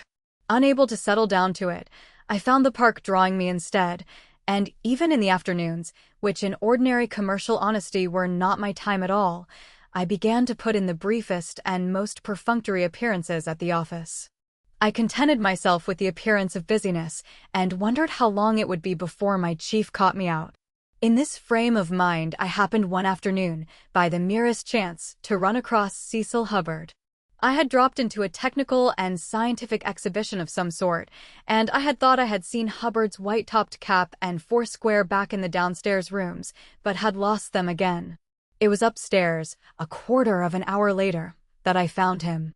He was watching another man, evidently an attendant or official of the exhibition, who wore a double telephone receiver about his ears and was slowly turning the handle of an instrument that at a first glance resembled an overgrown typewriter. Hubbard was peering into the mechanism. Then, at the invitation of the other man, he removed his cap and clasped the receiver about his head. The official continued to turn the handle. "Hello," I said, coming up. "May one ask what it is?" Hubbard turned. "Hello, what are you doing here?" was his greeting. Then to the attendant, "What do you say the thing's called?" It was the optophone, and perhaps you may have seen, or rather heard it. It is an instrument for enabling a totally blind man to read a page of ordinary print. I myself had never heard of the thing, and am not sure that I give a technically correct description of it now, but, as I understand it, the page travels along the carriage in such a way that each letter in turn passes over a tiny ray of light that is directed through a morsel of selenium.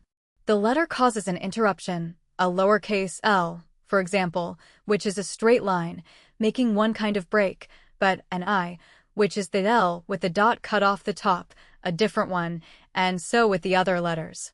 The transmutation is of light into sound, and the official assured us that with a very little practice the ear learns to distinguish the minute variations in the telephonic receiver without difficulty. Remembering Hubbard's former, to me lunatic, conjectures that day when I had called on him at the Admiralty, I thought it an odd chance that I should come upon him examining such a thing as this optophone seemed to be, but our talk did not begin with that. Leaving the instrument, we turned away between glass showcases of fabrics and British glass and brilliant dyes and crystals, and approached a window bay that looked out on a grey courtyard. "Well, what are you doing here?" he said again cheerfully. "It's a long time since you looked me up." I told him that I went to all sorts of places in search of a little clowning for the _circus_, and added that it was precisely the same distance from his place to mine as from mine to his. He laughed. "I should have thought this was out of your line," he replied. "Well, what's the news?" It was not likely that Hubbard had forgotten incidents so remarkable as those of that Lenox Street breakfast party. Moreover, I could see he was sorry he had met me at this dead hour of the afternoon. He always talked better over lunch at Simpson's, with a Bronx or a martini to start off with. Failing these, there was nothing for it but a cup of tea to wash down our chat, and as a matter of fact it was at a Slater's place in the Strand, with a rather good little band of violin, cello, and piano that, a quarter of an hour later, we settled down. "Well, Dale's taken your friend Chummy away," I observed when our teapots had been brought. "Oh, he has he?" said Hubbard. "Queer business that, wasn't it? Have you made anything of it all yet?" "I can't say I have, but then I'm rather at a disadvantage in not knowing your friend." "Tell me something about him." "Well, what, for example?" "As I know nothing you can't go far wrong," I replied. "Music is one of the commander's passions, and, as I say, that Slater band was not too bad. I think it was the _valse triste_ that sent him off into a reverie." The young creature who played the fiddle had bobbed hair and was rather an attractive sort of sylph, and the commander's blue eyes with the dark dots in them were fixed on her intricately moving fingers. Then he came out of his musing with a sudden jerk. What I especially like about Hubbard is that he usually knows what you want to know, and does not cease to feel the working of your mind even through a longish silence. Extraordinary thing were his words as he came out of that silence. It seems to be like the wind blows whither it listeth. You look for it where you'd expect it, and it isn't there, and then up it pops in a place you'd never think of looking for it. This sounded to me rather like some of my own publicity conclusions, but what does? I prompted him. Oh, the fluence, the jism, the real stuff, the thing you know when you see it, but haven't got a name for, he replied offhandedly. I suppose you writer fellows call it genius. How old, Smith? 24, I should say, so it isn't a matter of accumulated experience. He couldn't be more dead right if he was 104. Right about what? Well, about his job. Aviation. What it's for, just as much as ever now the war's over. Tell me, but remember I'm a journalist. All the better, he replied promptly. The more you rub it in, the better. The war only ended a few months ago, but a good many people seem to be trying to think there's never been one. That's right enough from the economic point of view, of course gets people back to work again, but there is the other side, and I wish you would rub it in. Well, what do you want rubbed in? The eyes that had caught mine in Estale's studio rested on my face again now. Then he pulled out a fat cigarette. Civil aviation's for war, of course the next war, he said almost contemptuously. You're not one of those who think it's for express letters, are you? Or carrying a cheapjack Bradford agent to make a dicker in wool? That's where so many of you newspaper fellows make the mistake. You're all so clever at disguising the truth. You don't take people into your confidence enough. Professionally, this began to interest me. The public, its interests and its confidence are supposed to be my business. Go on, I said. Well, you don't, Hubbard repeated. He has rather a rapid and abrupt manner of speech that enables him better than anybody I know to carry off the things men are usually a little shy about. The Bradford man has his affairs, I know, and it may sometimes be an advantage to get a letter there a couple of hours quicker, but that's not the point. There are 2 points, as a matter of fact. One's the training of your men, and the other's continuity of manufacture. If this country forgets either of 'em, it may as well chuck its hand in. Why, he exclaimed in a phrase that arrested me in a quite remarkable way as chiming in so exactly with my own private observations, look at the Elizabethans. What did they underscore do? They wanted ships and they wanted sailors. So they developed the North Sea fishing industry. Gave them all sorts of bonuses and rebates and privileges. Not for the sake of a few dead fish. Not on your life. It was to keep the men in training and the shipyards running and the Spaniard out. And it's the same with civil aviation today. I won't say that I had never thought of this before. But one thinks of all sorts of things that evaporate in the thinking, so that for practical purposes they might just as well never have been thought. It was his energy and certitude and single-mindedness that gave it all its force. And although I am a journalist, that is why I think that all our print is dead and cold until it is vivified by the heard and passionate voice. Oh, I know the stock argument that for one that is reached by the human voice 1,000 are influenced by the printed word. Well, so they are until a contradictory word is printed and both messages jammed to a standstill. But you can't jam the Pentecostal flames that give the prophets utterance. I am inclined to think that if there is one indestructible thing in the world, it is the uttered word. Naturally, I refrain from dwelling too much on this in the office of the _Daily Circus _ but it lies behind every word of our print for all that. Another thing, Hubbard continued. I don't know much about the Elizabethans, but I'm prepared to bet that a good many of 'em were youngsters. While old Burleigh was nodding, some infant just out of his cradle was getting away with it. At all events, there's no reason that I can see why he shouldn't as well be 20 as 90, every practical reason why he should, in fact. Do you mean young Smiths like that? I suddenly asked. Perhaps it wasn't quite fair. When a man has the pluck to talk on these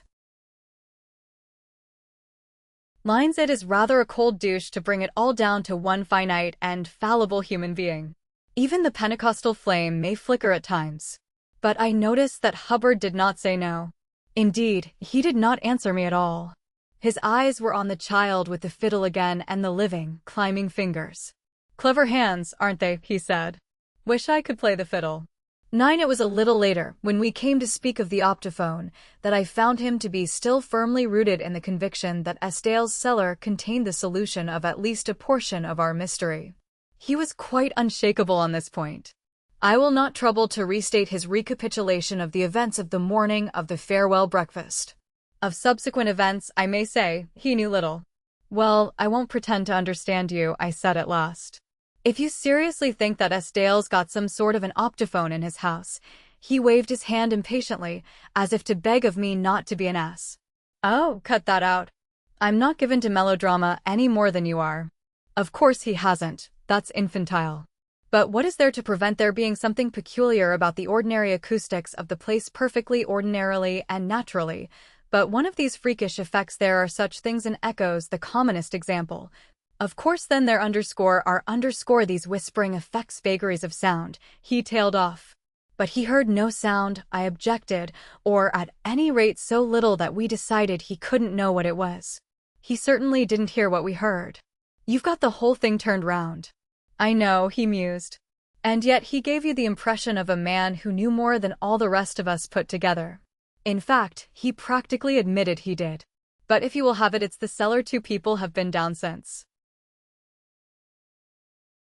He turned quickly. Who are they? Rook and Mrs. Cunningham. Well, and what had they to say about it?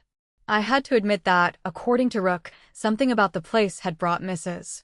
Cunningham to the verge of hysteria, while Rook himself had found the place inexplicably uncanny.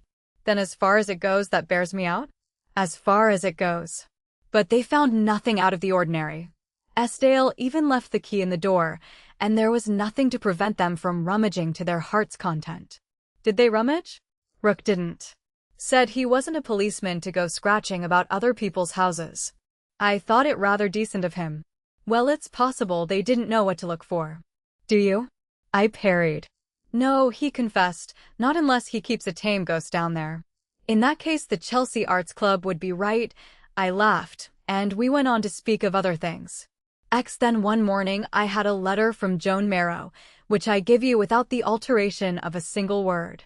If you yourself have a modern young Anthea who may command you anything and does not hesitate to do so, I accept your sympathy in advance. The letter ran, Dear old thing, do be an angel and do 1 or 2 little things for me. I'd rather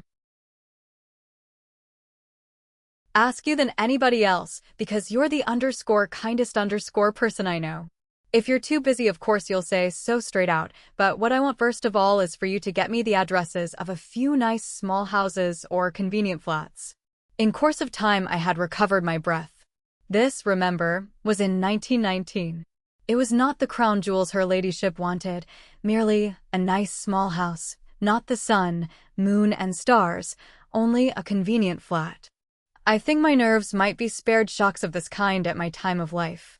Of course, I know rents have gone up, she continued, but Chummy thinks there ought to be plenty of quite nice little places for about £70, but you could go up to £75 for a really nice house with a garden, rates and taxes included. Of course. There are some sweet little houses right on the edge of the heath at Hampstead with trees all round them and dear little brass knockers on the doors, but I don't know if any of those are empty, but you might ask. I seem to remember those sweet little houses. If I am right, your father puts his name down for one of them on his coming of age, and, with luck in the matter of intervening deaths, your son may end his days there. I have never had the impiety to ask the rent of them. There wouldn't have to be any premium, and there must be a telephone. Speaking of telephones, I do wish you could persuade Philip to have that one of his moved, as where it is everybody can hear every word you say. The house needn't be Hampstead, of course. Wimbledon or Richmond would do if you wouldn't mind having a look round. If you went on the top of a bus, you'd be out in the fresh air, and the blow would do good. Then there would be the question of a maid, but we shouldn't want her for a month or 2 yet. At this point, a little fanning with the letter refreshed me considerably. And now, the joyous thing continued, if you happen to be anywhere near Regent Street, it would be so kind if you would call at Morney's and get me some soap. I like Chaminade best, and some tooth powder, any good sort. I know how busy you are, but it is so difficult to get things here. I tried to get some petrol on the other day, but they'd never heard of it. I'd ask Mrs. Cunningham, but I hear she's away, and you carry colors so well in your head. That's why I wonder if you'd call at that little bead shop in Oxford Street, nearly opposite Frascati's, and see if they have any. Amber beads, not the real amber, of course. Iron amber, I think they call it. Chummy wants me to have some because of my hair. Not the huge ones, please, but from about the size of a P2, as big as a marble. Or a 7.65 millimeters. Bullet, I murmured to myself. The weather here is lovely and we're out all day long, and I do wish you were here. But my bathing costume is a perfect rag.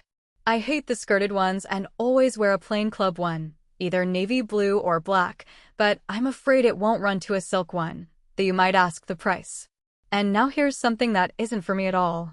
You know Hamleys, either in Regent Street or Holborn, but they have a better selection in Regent Street. The boys want 2 pairs of water wings, and they'd better be of different colors or they'll get them mixed up and be always quarreling. And oh, Chummy says it's awful neck, seeing he doesn't know you, but there are some pipes, Captainide they're called, and you get them at Loewy's in the Haymarket. There are 2 sizes, and he would like the smaller size, 2 of them, please. You can add them to my bill as they're my present to him, and he's giving me the beads, and he'd better have some tobacco for the pipes. His number at Dunhill's is 06369. A pipe is better for him than cigarettes, though I allow him 6 cigarettes a day, and you can only get Gaspers here. Any nice kind would do as long as they're Turkish. Thanks so much.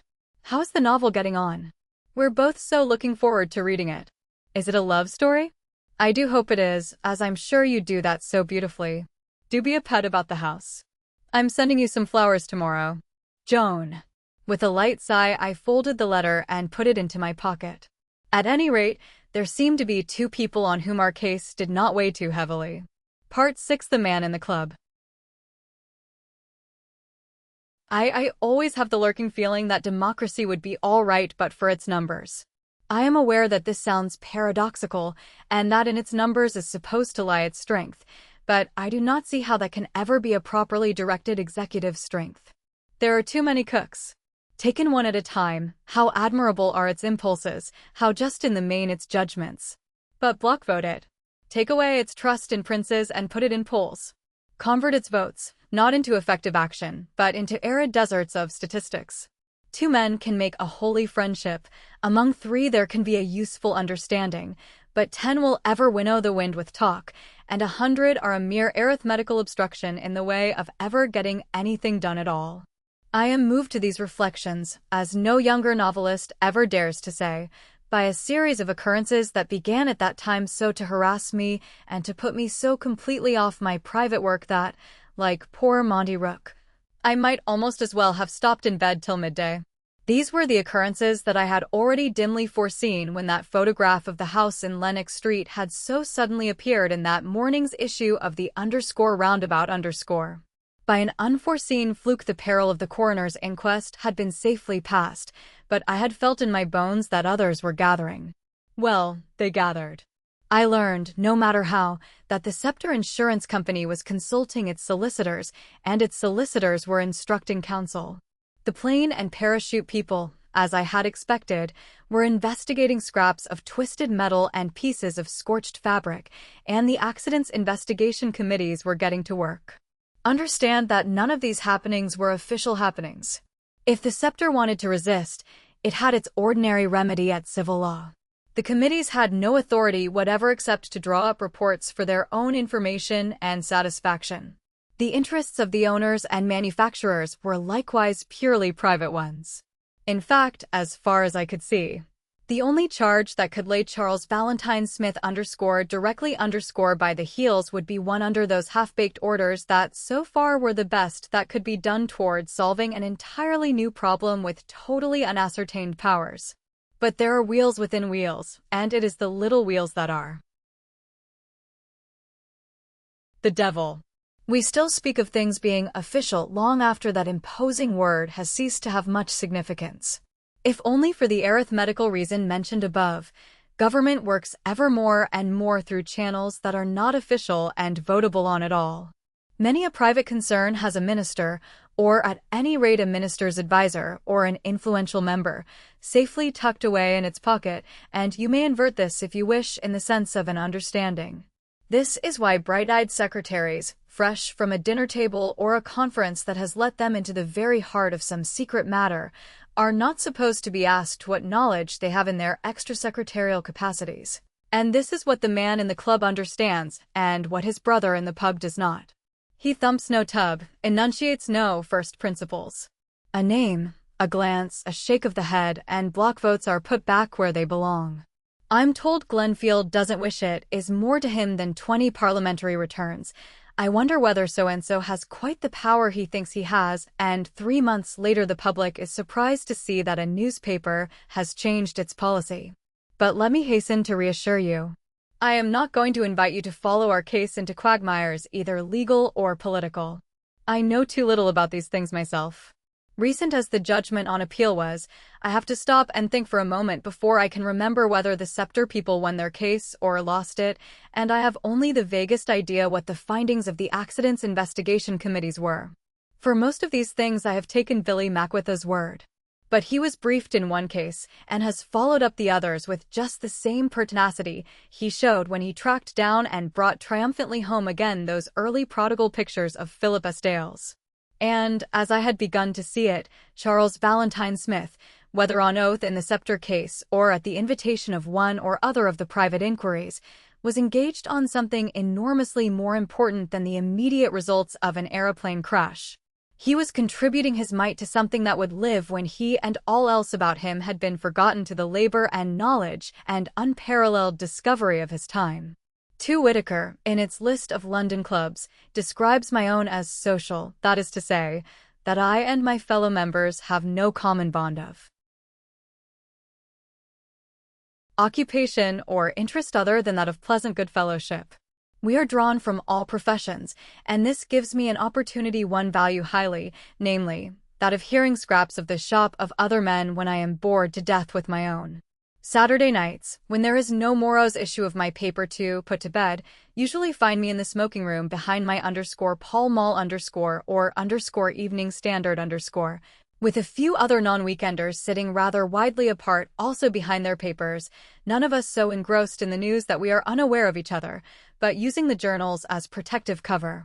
Occasionally, we all drop them to converse. More frequently, 2 or more will engage in conversation with the others, interjecting sniping shots across the room, and it is all rather interesting and quite unexciting and very much go as you please.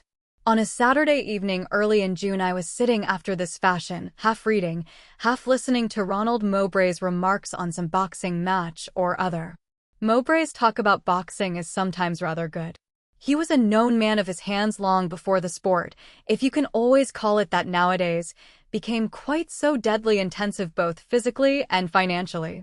Moreover, his training as a sculptor has given him a good deal of knowledge of the fundamental mechanics of the human framework, and how a slight prolongation of the heel bone can make a deer foot or length of humerus a lightning hitter. Just at present I don't think nature's provided the world with a real heavyweight, he was saying. Not the real John Hopley kind, I mean. It takes more than size. You see, it doesn't matter how hard you could hit the other fellow if he gets his in first. But surely Wells is quick enough for you, isn't he? Said Jack Beresford. His newspaper was on his knee. Oh yes, Wells is fast. I'm not saying that speed's everything. But it's nearly everything nowadays, even for a heavy. That's why half these giants would be simply at the mercy of a comparatively light fellow like Carpentier. Over against the window bay A_globe_ was dropped an inch. Cyril Turner's eye was seen over it. He is in the Home Office, quite high up, and is an untrammeled sort of spirit when he leaves Whitehall for the freer air of Piccadilly. That's true of other things besides boxing, he interjected. Mowbray turned. What is? What you're saying about weight and speed. Labor's discovered it too. I don't quite know what you mean, but if I've said something wiser than I intended, said Mowbray, claiming it if he had. Well, Labor has discovered it. Look at the way they strike nowadays. The new strike's as different as chalk and cheese from the old. Totally different methods, more scientific altogether. Masters and men used to stand up foot to foot like Smithfield butchers and slog till neither of them could stand. Pure battering ram principle, and the fellow who won wasn't much better off than the one who lost. But now it's all swiftness and surprise. No warning, just what you'd call a lightning punch where it's going to hurt most, and then dance away again. That's why they go for the transport and postal services and all the distributing machinery instead of stopping production. It paralyzes just the same. Solar plexus business. And swiftness is the secret, as you say, not brute strength anymore. Another paper was lowered. It was Hayes_Evening News_. Hay is a retired major of gunners, and I have bought very good cigars from him and very passable port. And that isn't all either, he said. It goes far beyond strikes. War, said somebody. Everybody in the club knows Hay and his talk. Hay nodded. You'll see where speed comes in _speed and the absence of warning. The nation that can get 1,000 bombing planes into the air first will be able to do what it likes with the others. Oh, come, Major, somebody laughed. That's rather looking for trouble, isn't it? No good shutting your eyes to it, Hay returned. Turner said something about transport just now. They're talking a lot about relieving London's traffic congestion. Well, it wants relieving, but do you know how I'd relieve it? I'd dig new ways. Well, underground. Big ones to hold plenty of people. Tube stations won't be much good the next time. And I'd start digging them now. Hayes had a hint from the League of Nations. Well, I'm a League of Nations man up to a point. Up to this point that the next show's going to be so unutterably ghastly that a generation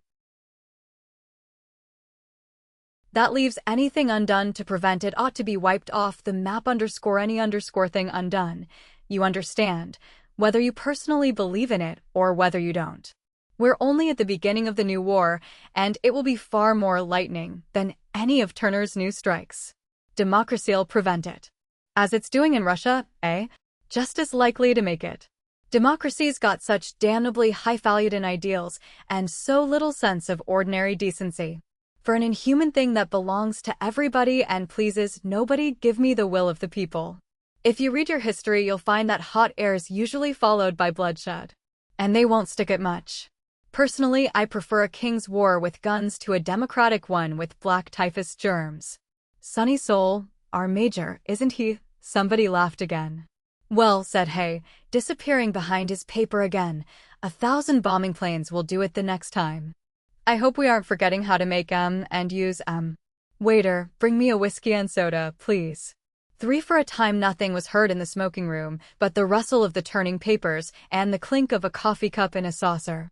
Sluggishly, for the idleness that had latterly overmastered me tired me to my very marrow, I was comparing Hay's words with what Cecil Hubbard had said on the same subject. Continuity of manufacture and the training of men, you might call this civil aviation if you liked, but according to both men it was indistinguishable from the question of national defense. And further, Hubbard, unless I was mistaken, had allowed young Smith some portion of vision in the matter. It doesn't matter whether he's 24 or 104, the wind blew whither it list, while the old Burleys had been nodding some youngster had been getting away with the job. Well, I myself, no longer very young, could only sigh and agree that it seemed to be a young man's business. In other fields of action youth, the cutting edge, was directed by the experienced hand and the wise head that too has been young in its day, but in this field none but youth has or has had the experience.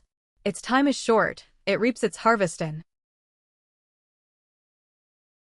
It's spring.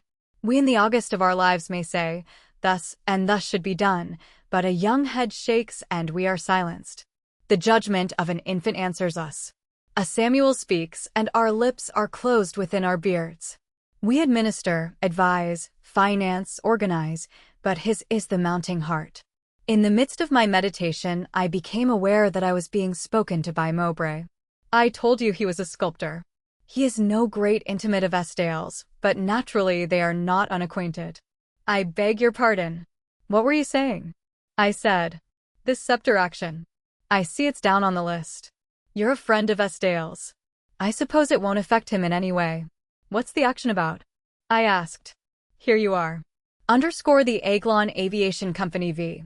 The Scepter Assurance Corporation, Underscore, the Scepter people are resisting the claim on the grounds that the machine had no business to be where it was. They also allege negligence on the pilot's part, or so at least McIlwain tells me. He's briefed. Is it true you were at Estiles when it happened? Yes. Do you know the pilot? No. I believe he's away with Estiles in the country at present. Well, he can be getting ready to come back to town. It's down for Trinity term. I should say the whole action turns on him. Worrying sort of thing to have to go through on the top of a bad crash, but the Scepter's got to fight it. If flying ever comes to anything, the position's got to be made clear. Underscore if underscore it comes to anything? I queried idly. Apart from Hayes' point of view, I mean. I don't see myself that it's achieved very much yet outside war. Too risky and uncertain altogether. There isn't a flyer on the Rhine at present who'll take his leave by aeroplane. He might lose a day. And if this Atlantic flight does come off, it'll be rather like channel swimming done once, and then not again for another 40 years. Just a record. I can't see there's much more in it yet. Here Atkinson's voice struck in. I hadn't heard him enter. Yes, but what about other places, Australia, for instance? It's catching on there all right from what I'm told. Say you've a station 90 miles from your front door to your back. An aeroplane will do in an hour or two what it would take you 2 or 3 days to do in a buggy. Any number of these fellows are running their private planes now. And we're making the machines. And there isn't much doubt they'll be having a go at the Cape to Cairo route presently, somebody else remarked. I am giving this desultory conversation very much as it happened, since I felt exceedingly desultory myself, and it all contributed to the impression of Chummy Smith and the nature of his job that was slowly building itself up in my mind. Well, that's a different thing again. I should say the value of that would be largely scientific, at any rate at first. Like the Shackleton and Scott expeditions. Mowbray laughed. Are you one of those who think those were primarily scientific? He asked. What else were they? Whereupon we had the matter from the point of view of Ronald Mowbray, ex-amateur champion and still the soundest of referees. Pure sport and adventure, of course, he replied promptly. Oh, yes, I know somebody put up the money for a lot of instruments, and they took all sorts of observations and kept journals and all the rest of it. I know all that. Quite useful too in its way.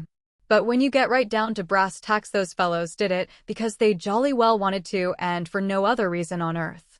What's better? Chuck in your science and contributions to the sum of human knowledge as a makeweight if you like, but they weren't just out for that in cold blood. No, nor science books nor lecture tours either. It was just an epic lark. After all, a fellow's got to have a go at something. There was a general laugh. It was so very like Mowbray himself. Both in his boxing and his sculpture, he was in the habit of having a go. And that was the end of that rambling conversation as far as I was concerned. One of the waiters approached and bent over my shoulder. Lord Glenfield would like to speak to you at the telephone, sir, he said. For besides being ringmaster-in-chief of the Daily Circus and of a good many other journals, Lord Glenfield is a very good friend of mine, but he had never rung me up at my club before.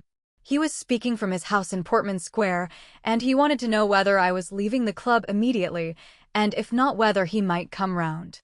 I was a little surprised, but told him to come by all means, and he said he would be along in 20 minutes.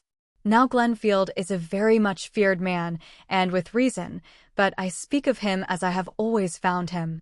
Before I knew him better, I had the vanity to think that he had offered me my comfortably paid job for the sake, such as it was, of my literary name, but I was soon undeceived. It appeared he was so good as to like me. Certainly, he has always shown me the greatest consideration, and I am going to ask you to notice how he added to it that night. His car glided up to the club door in exactly the 20 minutes he had mentioned, and we sought a padded alcove at the head of the stairs.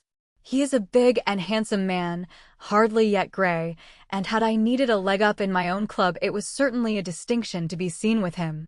I drew a heavy curtain for the sake of privacy, and then asked him to have coffee and a liqueur. I will. In fact, that's why I rang you up instead of sending for you, he said with a certain pleasant grimness. Understand? Not quite. Well, if you're to be had up on the carpet, I prefer that it should be your own carpet. I saw, and I hope you two see the kindliness and delicacy of his action. Apparently I was in for a wigging, which was to be, not less, but still more of a wigging that I, his subordinate, was permitted to act as his host. As he said, he could have summoned me to his office or house, dressed me down, and dismissed me again, but Glenfield knows men and how to bind them to him by accepting things at their hands. It is so easy for Glenfield to give.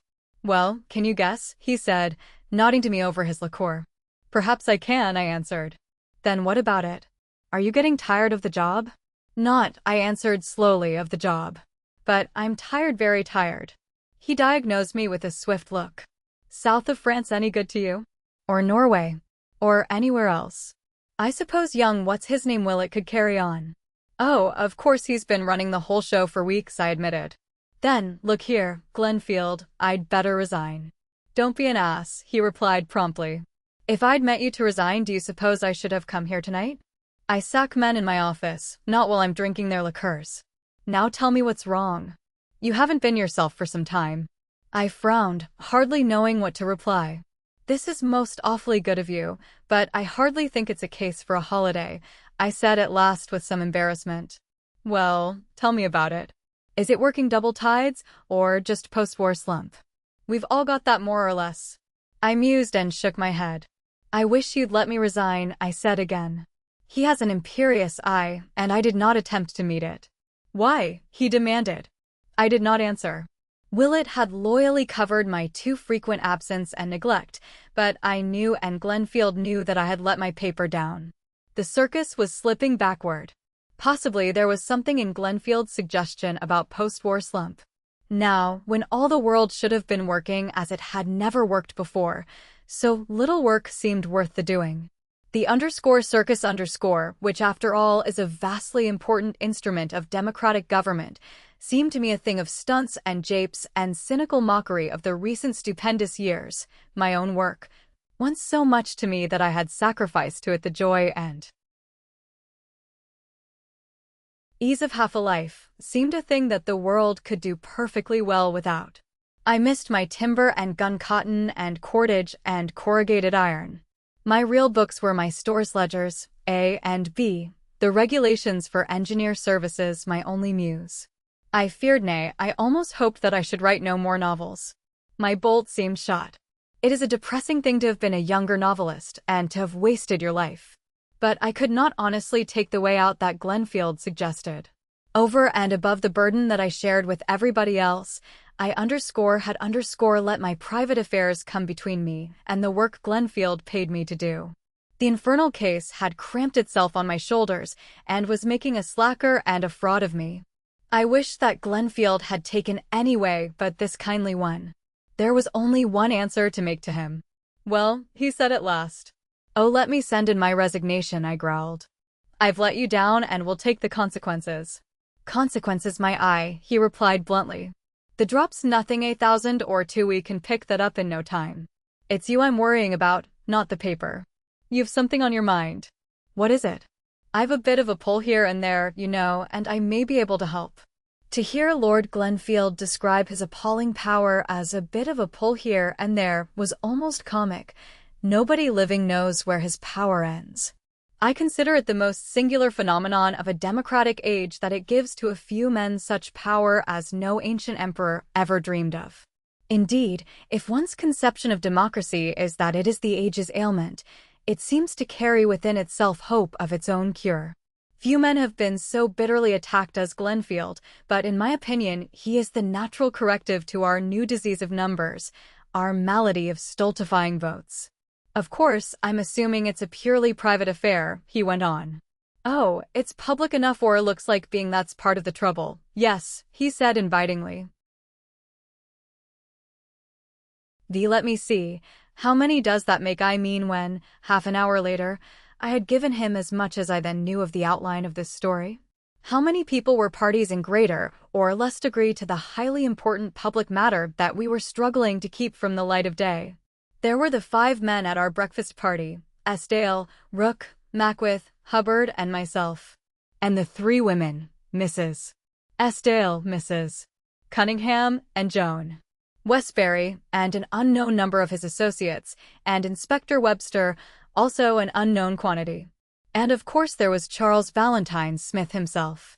I am not including Hanson and old William Dadley, the picture frame maker. Call it certainly 11. Lord Glenfield made the 12th. We were getting on. He took my narrative quite lightly. Indeed, parts of it seemed almost to amuse him. He asked if he might have a second liqueur, and then sat back in the padded alcove smiling at his glass. Well, he said at last, it would make quite a neat prize competition, wouldn't it? Tremendous force as he is, he can never quite shake off his interest in prize competitions. I asked him in what way. I mean the position of your painter friend. As you've told the story, it strikes me that he's the key of the whole situation. And I should say that he intended to remain so. What makes you say that? Well, you say he has his talkie-talkie with the flying fellow, doesn't give you a single word of explanation, but simply carries him off into the country. It looks as if he thought he'd already told you too much and was pulling out again. I don't think he intends to say anything more. You take a short holiday, go down there and see if I'm right. How far he was right you already know. As I have told you in anticipation, I did go down, waited for a couple of days, then tackled Estienne about it, and found he had taken the very line Glenfield indicated. So it's really publicity you're all scared of, he continued presently.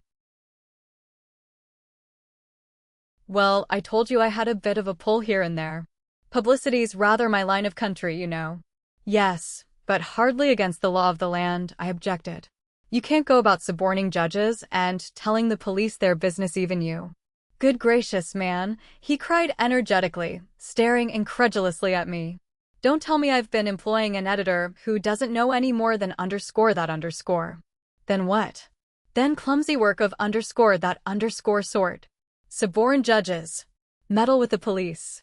I've been entrusting the _circus_ to a man who talks like _that_. Hurry up that waiter. But isn't that what it comes to? You haven't got to let it come to that, not within 100 miles of it. You shock me. Tell me now what you do when you find yourself all balled up and unable to meet a case. That's precisely what I want to know. Then I'll tell you. You attack. You manufacture a totally different case and then proceed to demolish it. First of all, you make hay of charges that were never made, and then you carry the fight over to the other fellow. If somebody says this flying fellow's been getting gun work in, you simply sidestep, come back, and want to know what's wrong that he hasn't been recommended for a KB. Never defend, my boy. Always go for your man. What is it that Bosch philosopher wrote? Every attack is a victory. You've got a beauty of an opening. You say this fellow Smith really is the goods thinker, live-wire genuine national importance sort of fellow, he demanded. So his friends seem to think. Then what's simpler than for you to take a column in the _circus_ and say so? And then take another column and damn the other side? Pack of shirkers who bolted underground while your friend went up and kept the Hun off London? The old tricks are always the best, that's why they're old. Do it on general lines, of course. Keep off _sub judice cases and all that.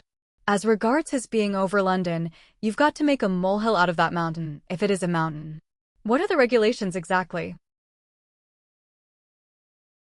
I told him what they were, not exactly, but in all their unavoidable inexactitude.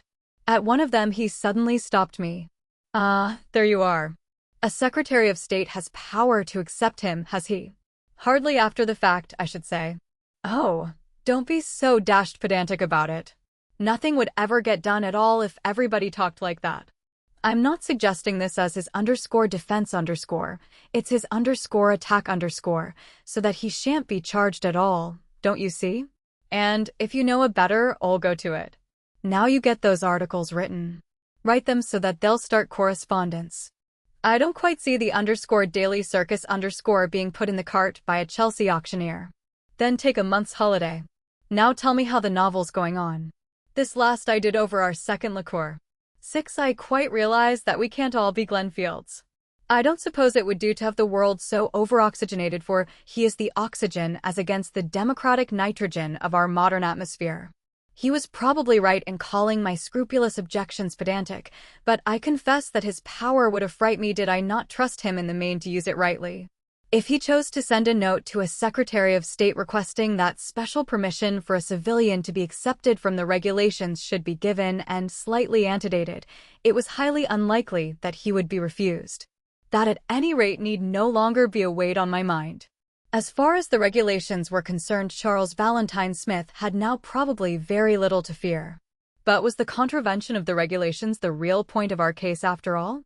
By keeping Smith out of court, were we not in reality making the larger issue quite dreadfully simple? Had Smith killed Maxwell any the less dead that certain strings could be conveniently pulled on his behalf? And why had Glenfield been so certain that my painter friend, who twice had been on the point of taking the rest of us completely into his confidence, had now changed his mind, was pulling out, and intended to tell us nothing at all? On this point I was to receive still further mystification during that very weekend. For, returning home that night, lighter of heart than I had been for many days, I found a small registered packet from Estienne himself. The packet contained a key. His request, after Jones' house and servant hunting commissions, was quite a modest one. He wanted me to go to his house, to post on to him a certain set of sketches the locality of which he minutely described, and then, when I had a moment of time, to go on to Dadley's, in the King's Road, and to ascertain for myself how he was getting on with the framing of a couple of pictures. He was sorry to bother me, but Rook had behaved rather like an ass, and Molly and the kids sent their love.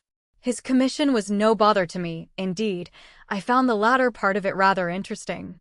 I had no desire to exchange further words with the Chelsea auctioneer, as Glenfield had described Westbury, but I confess that I had a curiosity about him.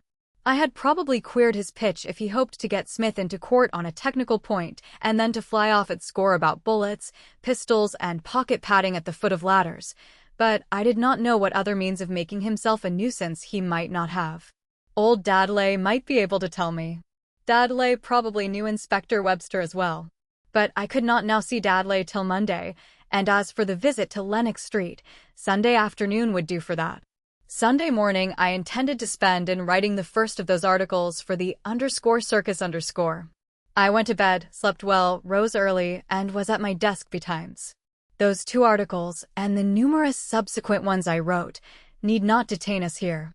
Indeed, just as you will have to take the legal aspects of our case largely on Mackworth's word, so for the journalistic side of it, I refer you to Lord Glenfield and his group of papers. But it is possible that you may remember something of the wave of opinion we set in motion, for it is not so very long ago. Deliberately I sought, and successfully obtained, correspondence that embraced, directly or obliquely, practically every side of the subject, from the personality of famous pilots to the constitution of the new Ministry of the Air. We have, of course, the general balance of our papers to consider, but within those limits I fairly let myself go. And if you tell me that I did all this to save Charles Valentine Smith from the hands of justice, I answer that I did it because 10 short years have made the air and everything connected with it as important to us as the sea. If you tell me that I did it because I was Philip Estienne's friend, I reply that I did it because I was just beginning to see on what a hair our destiny might hang if a new and gigantic industry, suddenly hung up in mid-career, should be left unsupported, unrecognized, unencouraged. If you charge me that I did it because of Joan and her happiness, I retort that I was by this time wholly convinced that Hay and Hubbard were right, that the next attack on one nation by another would come with appalling swiftness, would be directed at civilian nerves as much as at uniformed bodies, would be the beginning of the 1,000 years in which the devil is to be unchained, and the sooner the public realized the situation the better.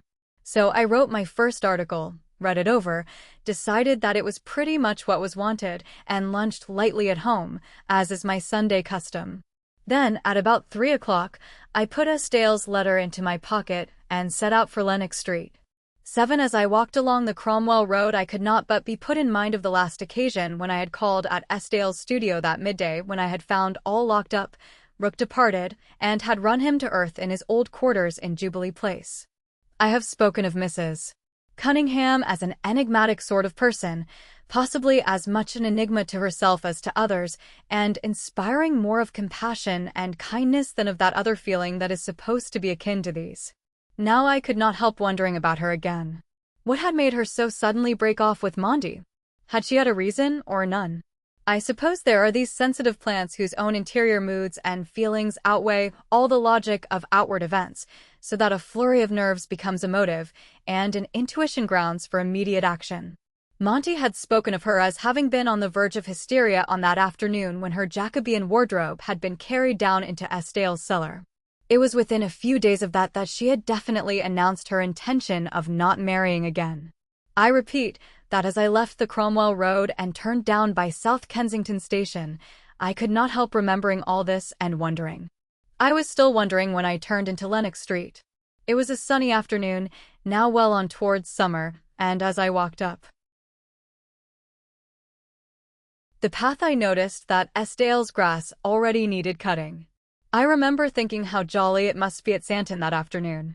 Inside, as I opened the door, I found the floor strewn with the usual clutter of leaflets and circulars, coal merchants' postcards, announcements of dairies and window-cleaning firms. I turned them over and found nothing of importance among them. Then I passed to the annex and the studio. Before he had left, Estile had evidently set the place more or less in order, but, judging from the veil of dust that lay over everything, he had made no arrangements for having his house visited in his absence. I suppose Molly's two maids had found fresh jobs by this time.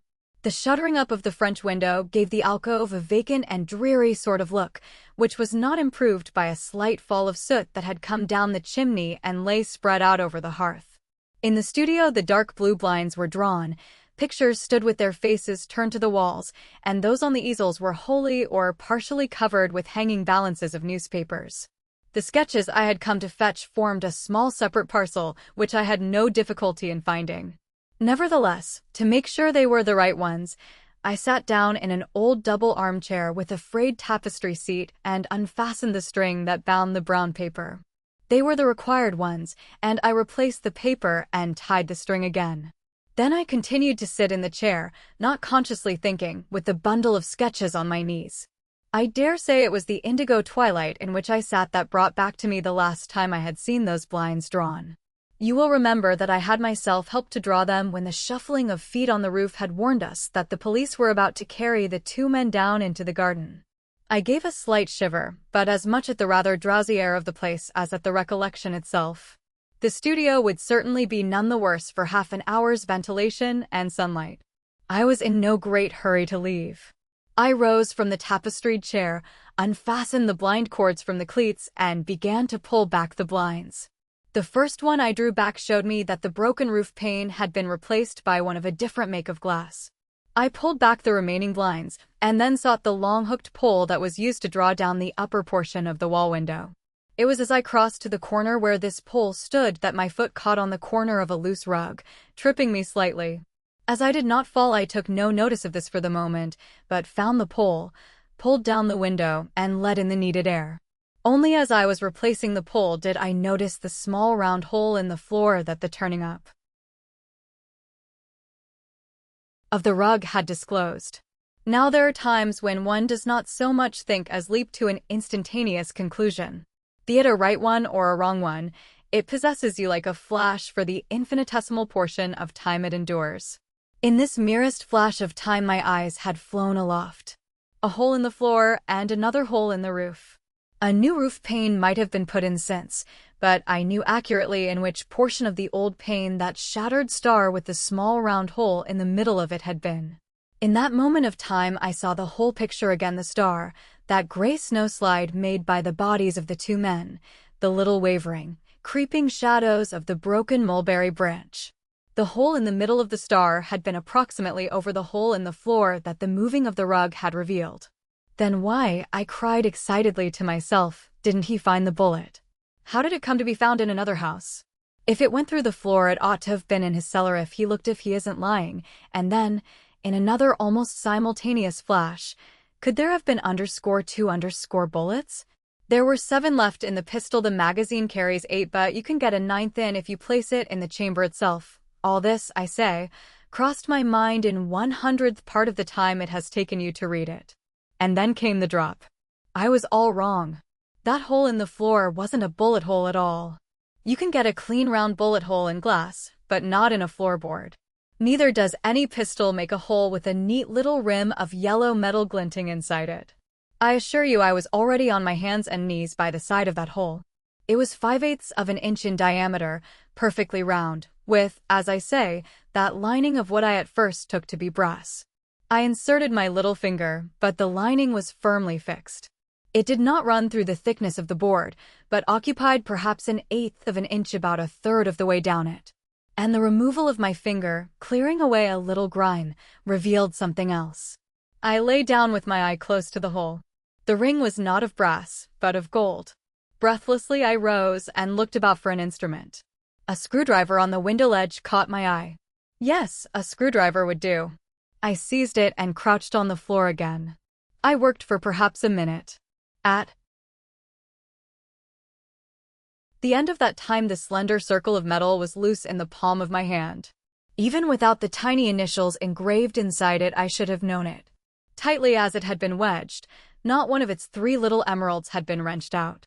It was the engagement ring I had seen on Mrs. Cunningham's finger on the morning of our breakfast. Fantastic as had been the thoughts that during that fraction of time had whirled through my brain, the little gold circlet lying in my palm seemed to propound questions more fantastic still. How in the name of all that was inexplicable had Mrs. Cunningham's engagement ring come to be there? Each momentary explanation at which I grasped seemed more lunatic than the rest. Had she simply lost it, sought for it, and been unable to find it? Had it rolled of itself into that little 5/8 hole? Absurd, since even if by a miraculous chance it had rolled exactly there, I had had to take a screwdriver to prise it out. Had she put it there, and for what reason? Ridiculous again, since ladies on the eve of their weddings do not use their rings for the jeweling of holes in 1-inch floorboards. Yet if she had not put it there, what idiot had, and why? And what was the hole itself? Again I was down on my hands and knees, examining the hole. Round as perfectly round as if it had been drilled with a brace and bit, but not recent.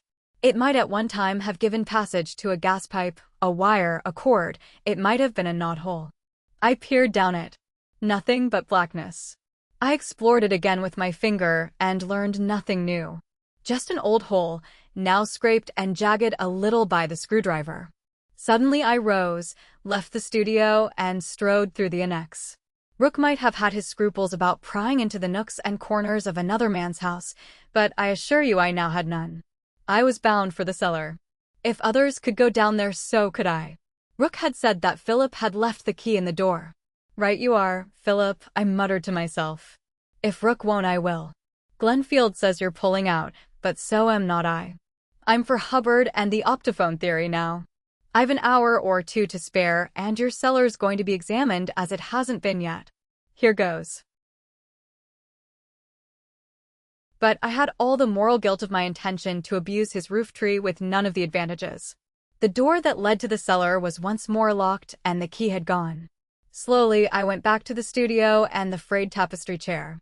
I wanted to think quietly and at length. Now I pride myself on being rather a methodical sort of thinker when I really give my mind to a thing, and I was resolved to get to the bottom of this if I could.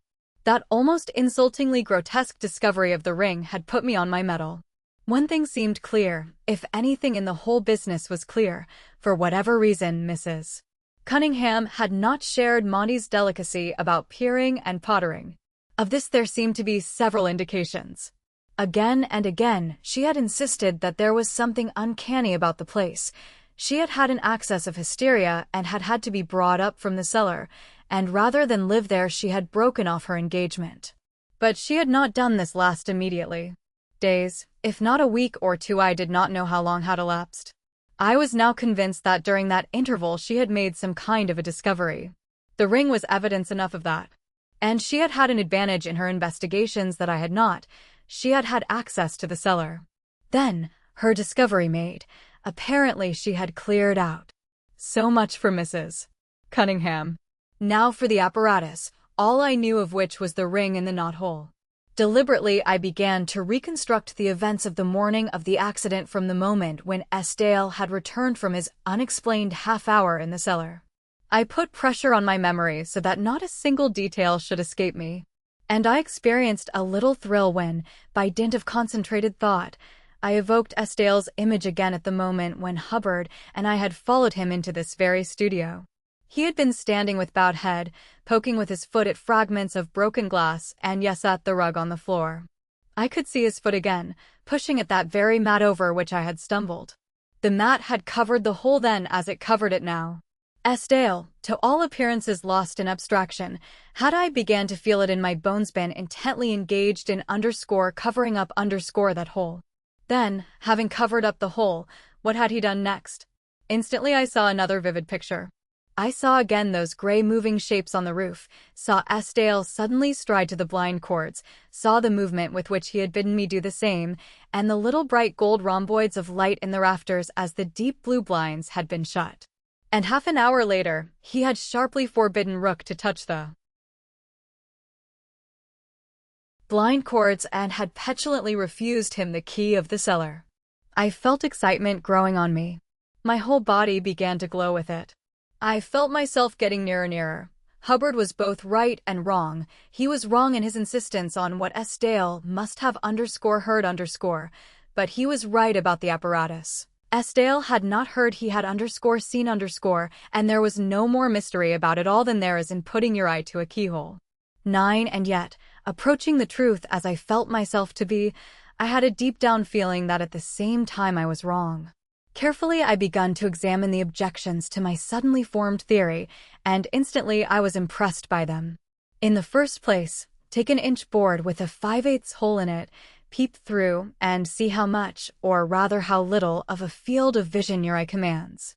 Next, consider the awkwardness of peering through that hole, not in a vertical wall or door, but in horizontal planking some feet above your head. Then, most important of all, weigh the extreme unlikeliness of it that Estienne, who had merely gone down for a bottle of wine and had no reason whatever to dream that calamity was imminent, should have had his eye at that hole at that particular moment of time. It was preposterous. All had happened so quickly. He would have had to stand on something, probably to pile up furniture. Even with a pair of household steps ready in position, he would have had to mount them, nay, he would first have had to think of mounting them.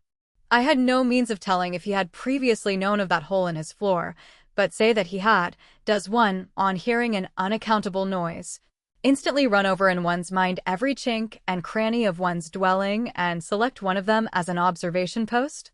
He could have dashed upstairs again and seen for himself what was the matter in half the time. No, in the very moment when I thought I had got it, it eluded me again.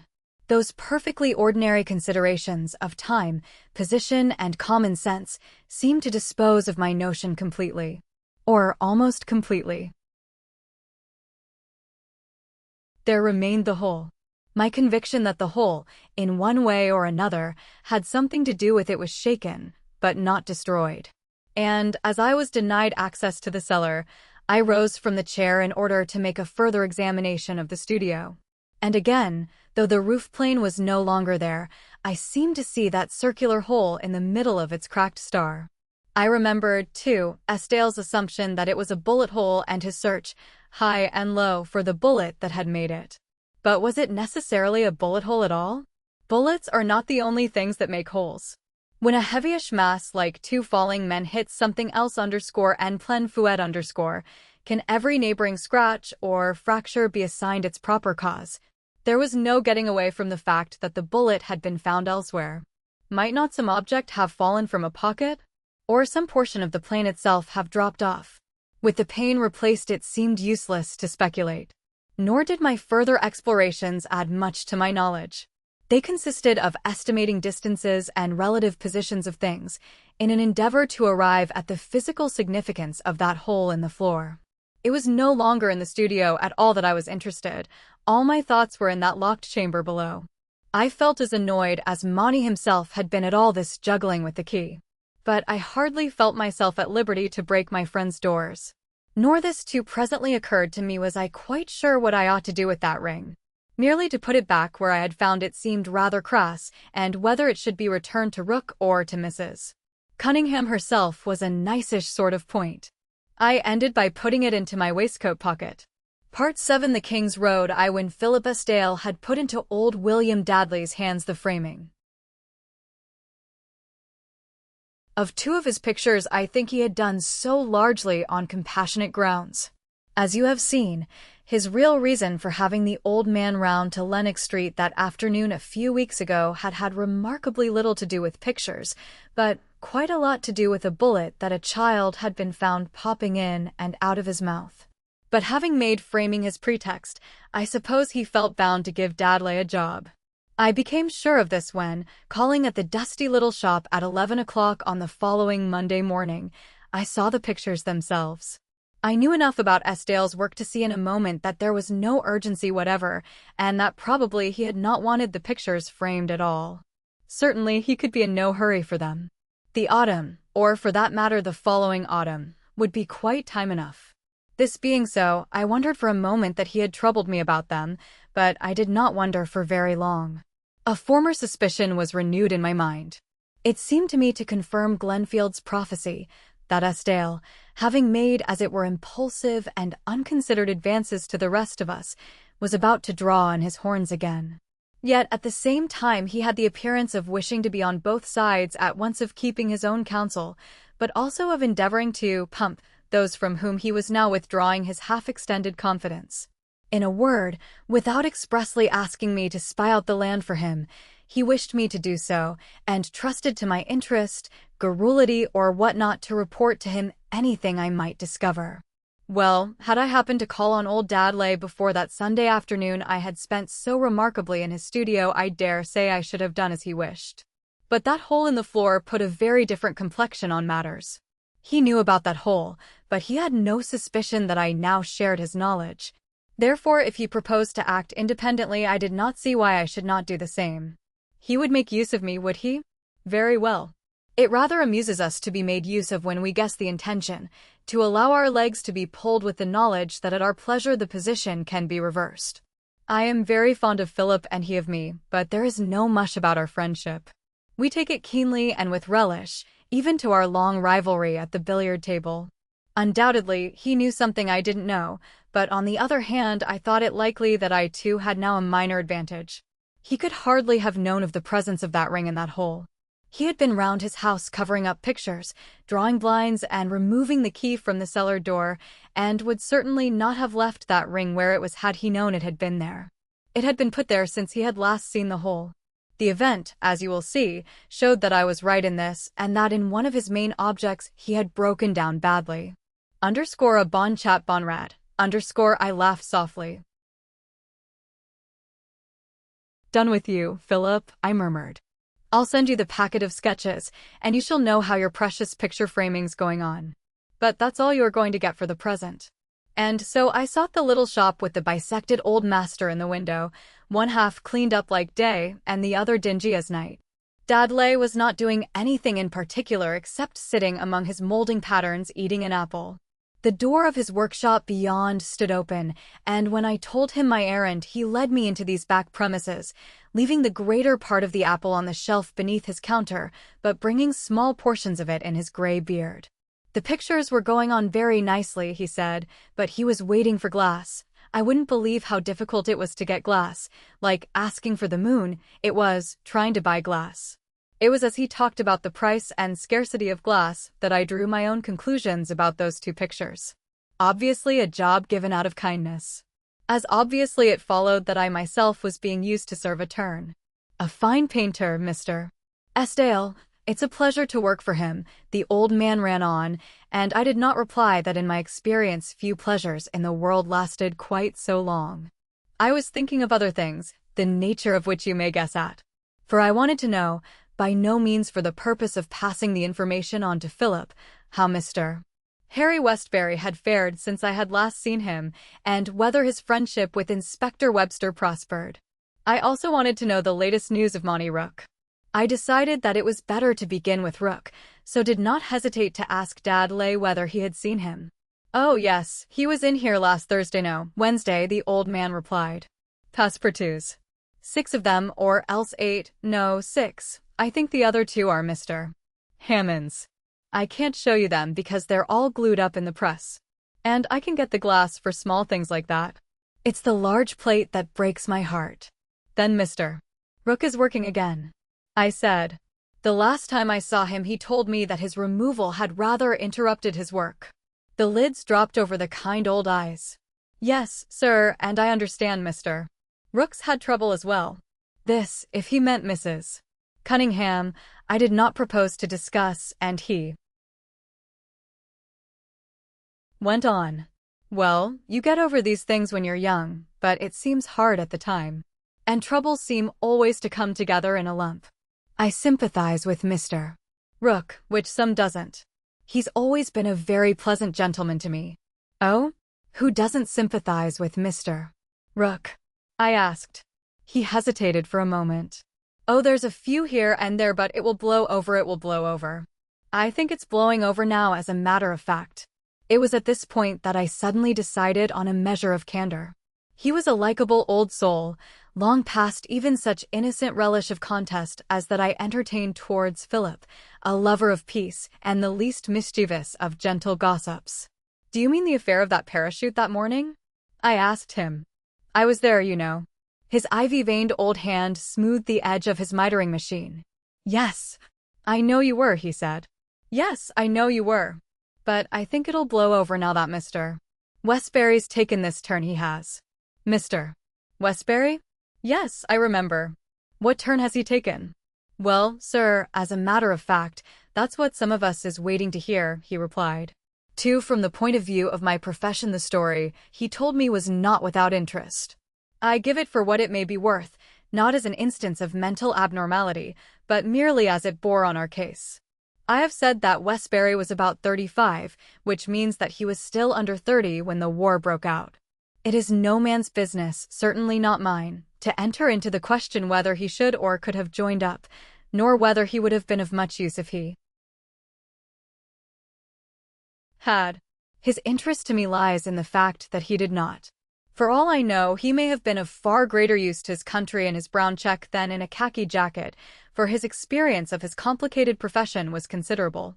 And I understand that he became a person of some little temporary importance when the commandeering of hotels and other properties got fairly into swing.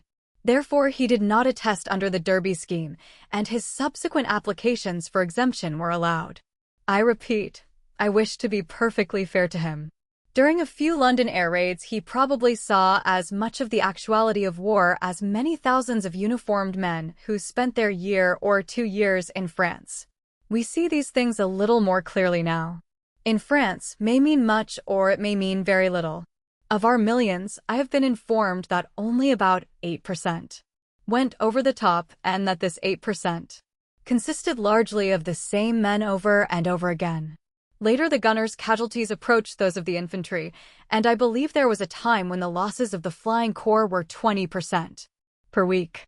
Granted that there was no arm that did not suffer its proportion of loss, but we know now by whom the brunt of the fighting was borne. Mr. Harry Westbury may claim, if he wishes, that he did as much of it as many and many another whose allowances were credited to them at Cox's. But there was a strain of resentment in his nature, by no means uncommon among his kind, save that he experienced it in an uncommon degree. I myself had heard him say of our flyers, "They're paid for it, aren't they? They know the risks, don't they?" But it went much further than that. According to Dad Lay, he showed suspicion and mistrust towards any who had given an eye, a limb, or life itself. He seemed to think that in some obscure way these people had wronged him. And, Dad Lay went on, in some cases this mistrust became positive dislike and hate. If the war was to begin all over again, I fancy Harry'd be in it next time, he said. Speaking for myself, I should say it worried him. Got it on his mind like. Maybe it's that stopped him going about very much except to a few places. Sometimes you'd think he'd quarreled with the whole world. From the little I've seen of him, I can't say I found him a prepossessing young man, I observed. Well, myself, I can't help feeling a bit sorry for him, the old man continued, with a shake of his head. Many a man without a leg's happier than what Harry is. He isn't even the man he was 2 or 3. Weeks ago. He thinks everybody's got their knife into him. Nor that inquest he was on didn't do him much good neither. He's moped and muttered about it ever since. Talks to himself, he does, up and down the streets and play-acts dreadful things he's going to do, as you might say. Says he won't stand this and that and the other. Any little thing sets him off.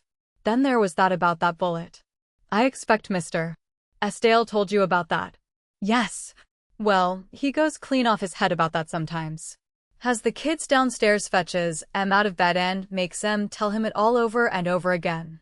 Says somebody tried to murder em. Oh, and a whole lot more nonsense. What he ought to do is to get away into the country for a bit, but when the doctor tells him that, he glares and says it's all a conspiracy to get him out of the way so things can be hushed up. What things? Oh, I can't tell you half the rubbish. I keep out of his way now, go somewhere else. I like to have my glass of whiskey in peace, not with all this muttering and fist-shaking going on. Yes, he ought to get away for a bit. You say a doctor's attending him. Well, he is and he isn't, in a manner of speaking. The doctor goes round Dr. Dobby of Carlisle Square, he is, but Harry won't do what he tells him, so he might just as well be without one. He'll neither go to bed nor get about his business, as you might say. He's got a couch pulled up to the bedroom window, and he sits there by the hour together staring out. That's the bedroom where the bullet came in. And he writes scores of letters, but I don't think his missus posts all of them. They're to all sorts of people. He gets 'em out of directories. What are the letters about? All about miscarriage of justice, and one law for the rich and another for the poor, and lots of them's to the newspapers. Oh, he's going downhill as Harry, I'm afraid. Downhill he's going. He was never any particular friend of mine, but it isn't a pleasant thing to see a man you've chatted with over your glass of whiskey going downhill. Not much more than a boy by the side of me neither. I can give him getting on for 40 years.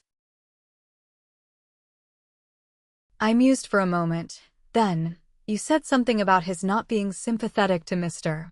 Rook. What do you mean by that exactly? But at that moment the most astonishingly unexpected thing happened. A customer came into his shop. And so, as Dudley grabbed incredulously for his spectacle case, my question went unanswered. One thing at any rate now seemed fairly certain, namely, that if what Dudley told me was true, it was not likely that a man of Inspector Webster's penetration would pay much attention to the mutterings of an incipient megalomaniac. For, if I could guess at the signs at all, it was megalomania. I have not made a systematic analysis of those infinitely intricate mental states that we speak of conglomerately as war nerves. I am not prepared to say that one man may bitterly grudge another something from the taking of which he himself has drawn back his hand, nor yet, to turn the case the other way round, that there is not on occasion just as heady and overweening an egotism on the part of the envied man. It is useless to generalize on these matters. It is also not quite decent. The least we can do is to mind our own business, the most to consider the given instance on its merits. It is simply as yet another curious byproduct of our case that I am speaking of Westbury. Quite the most curious thing about it was that he was the only one of us all who had, in the sense of public duty, been wholly and entirely in the right throughout. But a little reflection showed me that it was precisely therein that the germ of his malady lay. It was because of this consistent technical rightness that he was now in process of arrogating to himself all the rightness in the world. No doubt he had been technically right when he had decided that his special knowledge of estates was of more solid use to his country than his skill at arms would have been. He had been technically right if, in the very uncommon circumstances, having reason to believe that a pistol had been moved that should only have been moved by the police, he had taken steps to ascertain that it really was a pistol Rook had carried in his pocket. He had been right when, finding a bullet in his own house, he had instantly reported the matter to Inspector Webster. He had been right in demanding a post-mortem, right when Mackworth had all unconsciously thwarted this, and oh, how right when, in that Chelsea back street, he had broken furiously out on me as an accomplice in the suppression of things that should have been brought to the light of day. Yes, it was all this rightness that was precisely the trouble. It is not good for any of us to be right so often as that. Personally, if I am right twice running, there is no living with me. The real cure for Westbury would have been for him to find himself a few times in the wrong. So, as I left Dudley's shop, I pictured him sitting there at his bedroom window, his furious eyes fixed on Estale's roof, his furious heart brooding on his rightness and bearing the whole of the burden of our collective offense. What a contrast between this just man and our malefactor away in the country, Charles Valentine Smith himself courting, carefree, and in a danger that appeared to be lessening with every hour that passed. Truly the princes of this world seem to have the kingdom and the power and the glory, and the Westburys to be persecuted like the prophets before them. I could understand old William Dudley feeling sorry for him. At the same time, I had not one single atom of sorrow for him myself. For we are not ruled by these municipal virtues. We say we are, it is as much as our lives are worth to say anything else, but we know better. Wonderful case, to bring all this out, to present so dramatically that single question the first man had to answer it, and the last man will have to answer it without which there is no society, nor state, nor government at all. Westbury had the whole weight of intellectual approval and nothing whatever else. Unreservedly, our whole nefarious conspiracy was to be condemned, yet something bade us stand unflinchingly by our friends.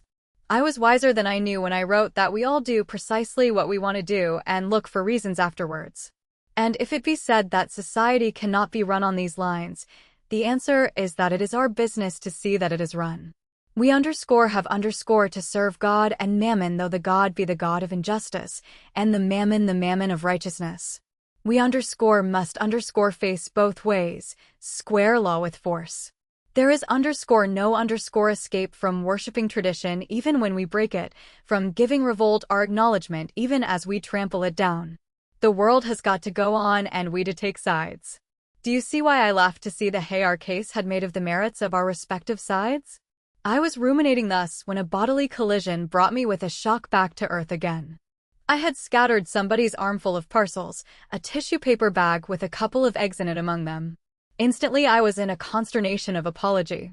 Diving, I managed to rescue a small loaf from rolling from the curb and to save from a passing foot a packet of cooked ham. Then, flushed and humbled, I heard a laugh. "Look here, I don't so much mind your upsetting my grub, but I do mind being cut," said a Rook's voice. For what a change for the better. He had shaved, his boots shone, the soft collar round his neck was a clean one and his grey tie was fastidiously tied. His face had a brightness again, he was engaged in the pleasant ordinary task of buying groceries, and Dudley had just told me that he was framing passepartouts for him. Was another of the clouds of the case breaking up? On the spot I decided to lunch with him, and told him so. "All right, but the eggs are up to you," he said. Inside his little den in Jubilee Place the improvement was no less marked than in his person and demeanor. There was not a spot on his little red and white checked tablecloth, his crockery shone, his bed was neatly made. He had faced the new situation and had ceased to mope. In my waistcoat pocket was a ring he had once given to Audrey Cunningham. Seeing his cheerfulness, I had not the slightest intention of reopening matters by telling him anything about that ring. If Audrey dropped rings as casually as he picked up pistols, very well, it was not my business to mar this cheery new beginning. "Lightly boiled, or how?" he said, my egg poised in a teaspoon over the saucepan on the gas ring. "Yes, lightly boiled anything," I replied. "Got any mustard for this ham?" That too he had, and he had taken care over the preparation of his jug of coffee. He was entirely the old Monty again. I don't know when I have enjoyed a lunch more, not even excepting the washing up, which he insisted on doing the moment we had finished. "If there's one thing I loathe, it's coming into a lot of unwashed things," he explained. "Not a ha'porth of trouble once you get the habit." Then he showed me the work on which he was engaged. That too had energy and movement again. One small sketch I liked and bought on the spot, a little thing, neither black and white nor color, or both if you like, a crayon sketch of a couple of infants in the flower walk in Kensington Gardens, one of them with a shining round sixpenny balloon touched with a whiff of pink, the other with the doleful rag of one that had just exploded the slightest, sweetest little bit of treasure trove of the I picked up in an afternoon stroll. "But not the copyright," he stipulated with a quick sideways glance at me. "I might be able to reproduce." "Right. Not the copyright," I agreed. I didn't mention it to him, in case it shouldn't come off, but I thought I might be able to help him with reproduction rights. We have a good many sideshows on the _circus _. Then, in the middle of turning over further sketches, he broke suddenly into a gesture of remembrance. By the way, I knew there was something I wanted to tell you. A funny sort of thing happened the other day. You remember that police sergeant, or whatever he was, who came into Esdale's place that night? He was an inspector. Inspector then? Well, I've seen him. Had a talk with him.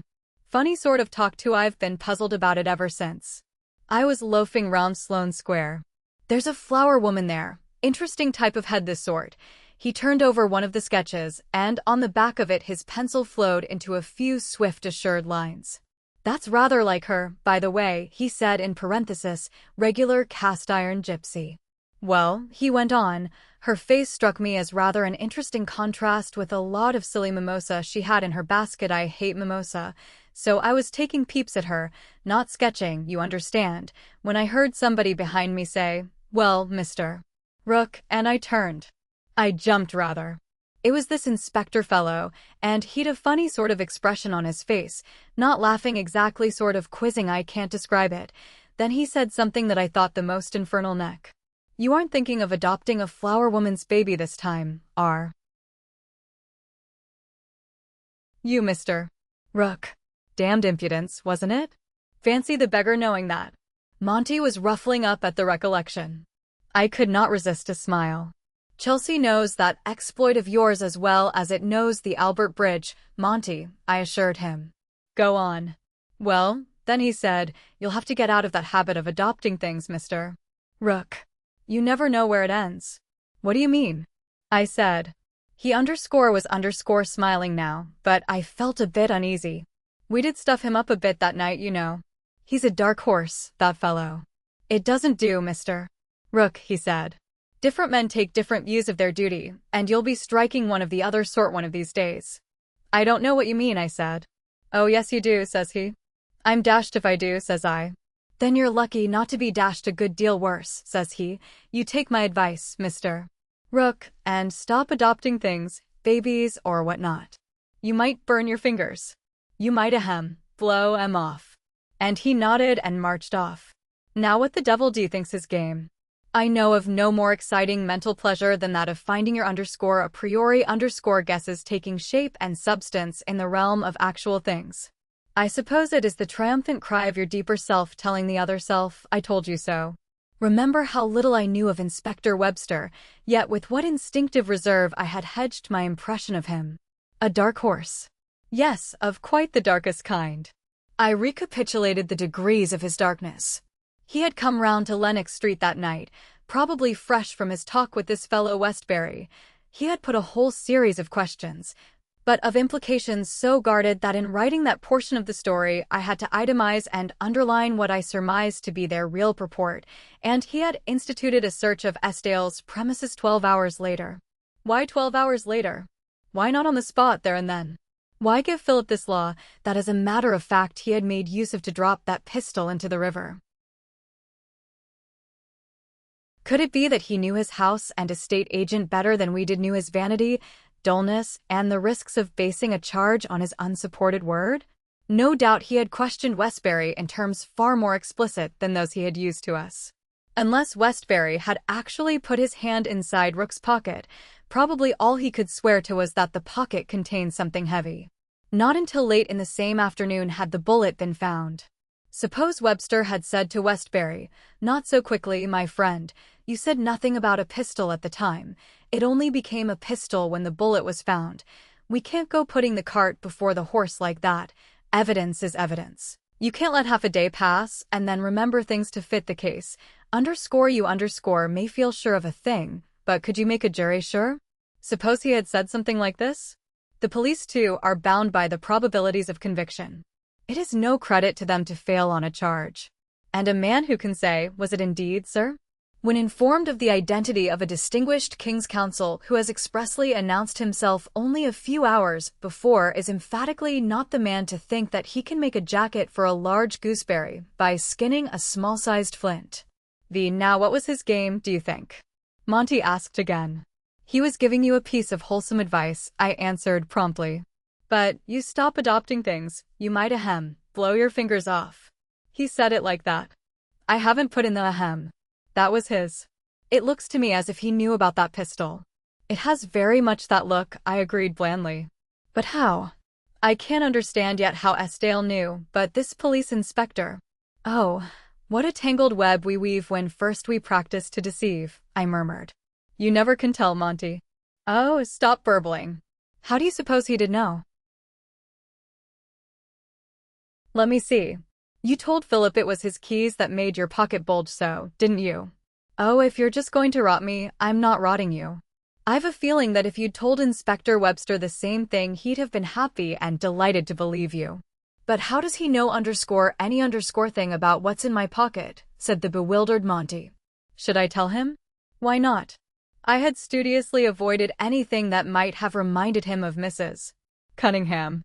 Pluckily, as he had taken himself in hand, I did not think that wound was healed. But the episode of the pistol was another matter. I felt singularly and perhaps not quite justifiably lighthearted about that. The mists of the case were perceptibly thinning. What he had just told me about Inspector Webster let still a little more sun through them. To all appearances, the inspector had dismissed Monty with a quite characteristic admonition.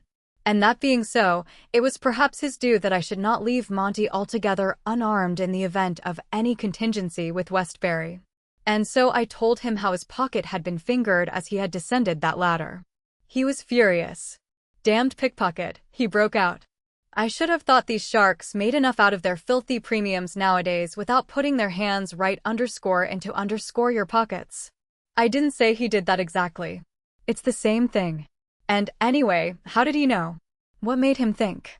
Perhaps he saw you pick it up. Could he have done that from down below? Might. I shouldn't have thought so though. Of course, I was flurried. But you wouldn't have thought it in Estelle's case either, I reminded him. No, that beats me, he admitted. And I wouldn't be _2_ virtuous about it, Monty. In any case, you'd no business with the thing, you know. Oh, stuff, he scoffed. It's you that's being virtuous. And with that ring in my waistcoat pocket that I had picked up with no more justification than he had the pistol, he might have added that I was hypocritical too. To tell the truth, that ring was beginning to worry me a little. I don't mean my possession of it, since I had no intention of pawning it and was prepared to hand it over to its rightful owner as soon as I felt that course would not do more harm than good. My concern was about the severed relation of which it had been a symbol. I wondered whether I was not perhaps a little excessively delicate on Monty's behalf. If my eyes, wandering round his tidy room, had encountered a copy of the _era_ or been given any other excuse for introducing Audrey Cunningham's name, I think that after all I should have risked it. But when in doubt, cut it out is a safe motto, and I remained silent. I had, however, an idea. Mrs. Cunningham might be fed with men, but it was not likely that she had broken off her engagement without saying something to Molly Estelle about it. What was the harm in writing to Molly, not necessarily mentioning the ring, but asking for her version of whatever had happened? The more I thought of it, the more I liked the idea. Matchmaking is rather out of my line, but I am not entirely indifferent to the happiness of my friends, and I had not forgotten poor Monty's anguished cry of Dottie. Dottie, the last time I had visited him in Jubilee Place. I do not call it matchmaking merely to inquire whether a possible obstacle may not be removed. If it was the case's doing, the case's solution ought to get matters right again. A little prematurely, perhaps, I was growing to the belief that the question was not whether the case would settle itself, but how. Before I left him, which I did very shortly afterwards, I had determined to write to Molly. I did so indeed that very night. I did not mention the ring. I simply gave her a faithful picture of the two Montys, the first one so distressing and the second so enheartening, and asked her what about the other side of the affair. It was nearly a week before I received her reply, which, when it did come, contained that invitation to spend a month at Santon that I have already anticipated in this story. It was a curious letter in some ways. Parts of it, even certain parts that touched Audrey Cunningham directly, were as free and frank as I have always found Molly to be, but other parts were noticeably the other way. For example, She wrote, "The engagement is certainly off as far as I can make out, and whether there's any chance of their coming together again, I really can't say." She gave me to understand not, but it's 3 weeks since she wrote, and Philip hasn't heard from Monty at all. That seemed frank enough, but on the very same page was this: "I don't think it's absolutely impossible they'll make it up." Perhaps I oughtn't to say this, and I'd rather not give you my reason, but I don't think it's altogether out of the question. But the circumstances are so peculiar. Everything's really most awfully mixed, and I don't want to raise even my own hopes. I can't see why you didn't ask Monty, etc., etc. I'd rather not give you my reason. The circumstances are peculiar, things are most awfully mixed, those were the dubious parts. I was certain that she, as well as Philip, was holding something back. The letter, in fact, seemed to confirm the opinion I had formed on finding that ring so fantastically embedded in the studio floor, namely, that before shaking the dust of Lenox Street from her feet, Audrey Cunningham had made some sort of a discovery, which she had since shared with Molly, and Molly now declined to share with me. In this, as you will see, I was partly right and partly wrong. In the meantime, suppression for suppression. I had not been candid either. I had said nothing about finding the ring. Perhaps after all my letter had got the answer it deserved. But the invitation to visit the Estelles at Santon tempted me extremely. Quite apart from the case, I hungered and thirsted for the air of my own country. And there was the case itself. Now that, with Glenfield's countenance, Westbury's deterioration, and the merely admonitory attitude of Police Inspector Webster, it was becoming almost a jocund affair, its center of gravity had shifted away from London to the country. It was in the country that our young slayer was demonstrating murder to be the way of happiness. It was in the country that Philip Estelle was apparently machinating to get the half-escaped strings back into his own controlling fingers again. And it was from the country that Molly was now writing her interesting blend of candor and reserve. And what was there left of much interest in London? It seemed to me very little. In Lincoln's Inn Fields and the Temple, the lawyers were no doubt busily getting up their briefs for _Scepter Assurance Corporation v. Eglon Aviation Company _, but I could depend on Mackwith to keep me posted on all that. In the columns of the _Circus _, I had awakened quite a lively, if somewhat rambling, correspondence, in which the name of Charles Valentine Smith had not definitely appeared, but for the appearance of which, if the case demanded it, I could arrange at a moment's notice. All the life and interest seemed to have passed out of these things. That is the worst of this intangible operation of publicity. It possesses you in spurts, with gaps of complete listlessness. It is superheated, and at a change of atmosphere condenses into a few chill drops. Then, when you have brought it up to the proper state of rarefaction again, you find that the popular interest has shifted leagues away.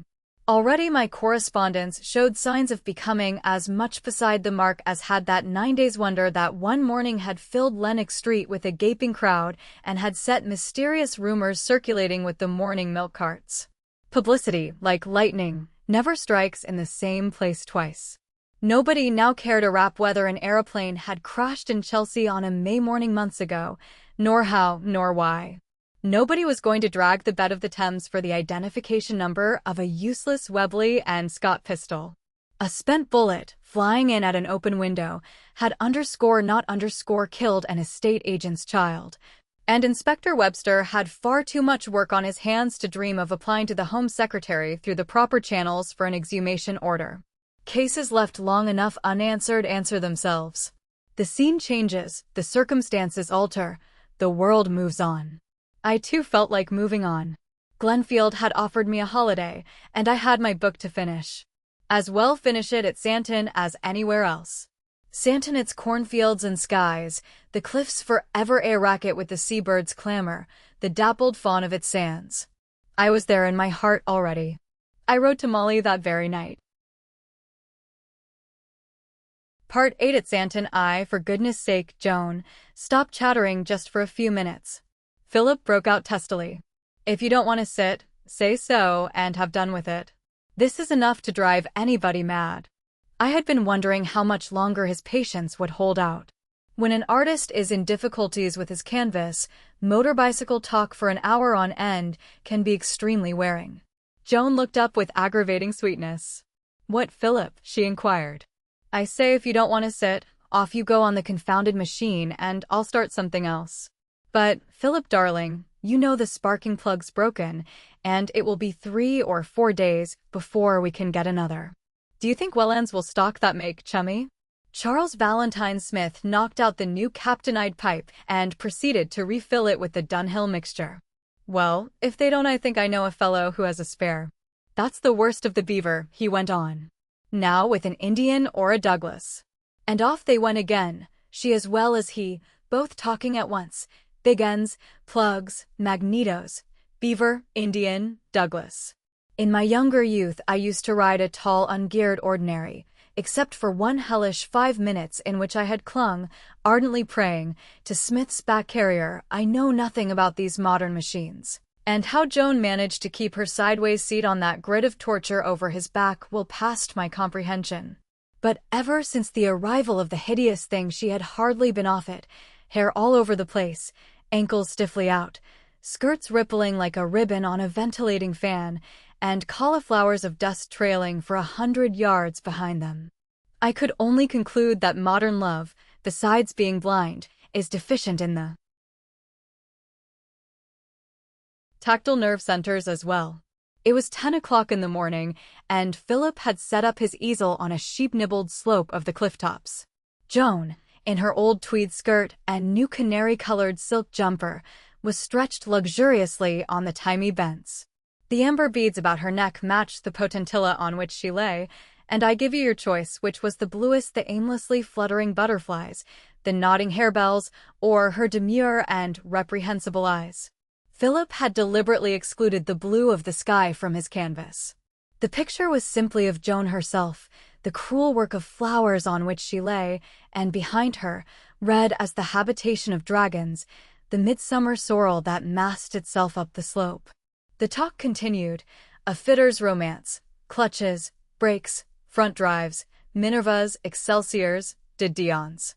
In my day we played croquet and read Maud.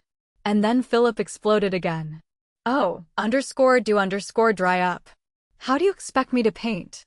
Pull that book a bit closer, Joan, so it throws the light up on your face, and hold your chin a bit higher." As if she spoke to herself, I heard Joan's murmur, "Why did the razor bill?" As softly Charles Valentine Smith murmured back, "So the sea urchin could sea urchin," and this last flippancy was too much for Philip. He put his palette down on the turf and turned to Smith and myself. "Look here," he said politely, "will you two fellows oblige me by pushing off? Right away somewhere else, please, and now."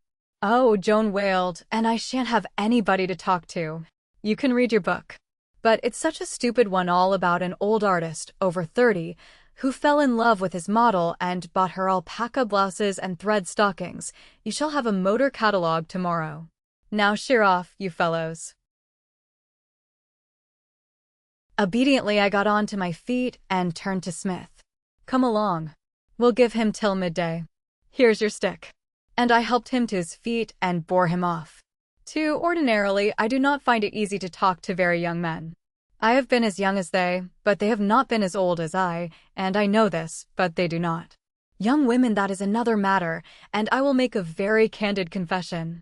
I now envy these youngsters their youth. I envied Smith his youth.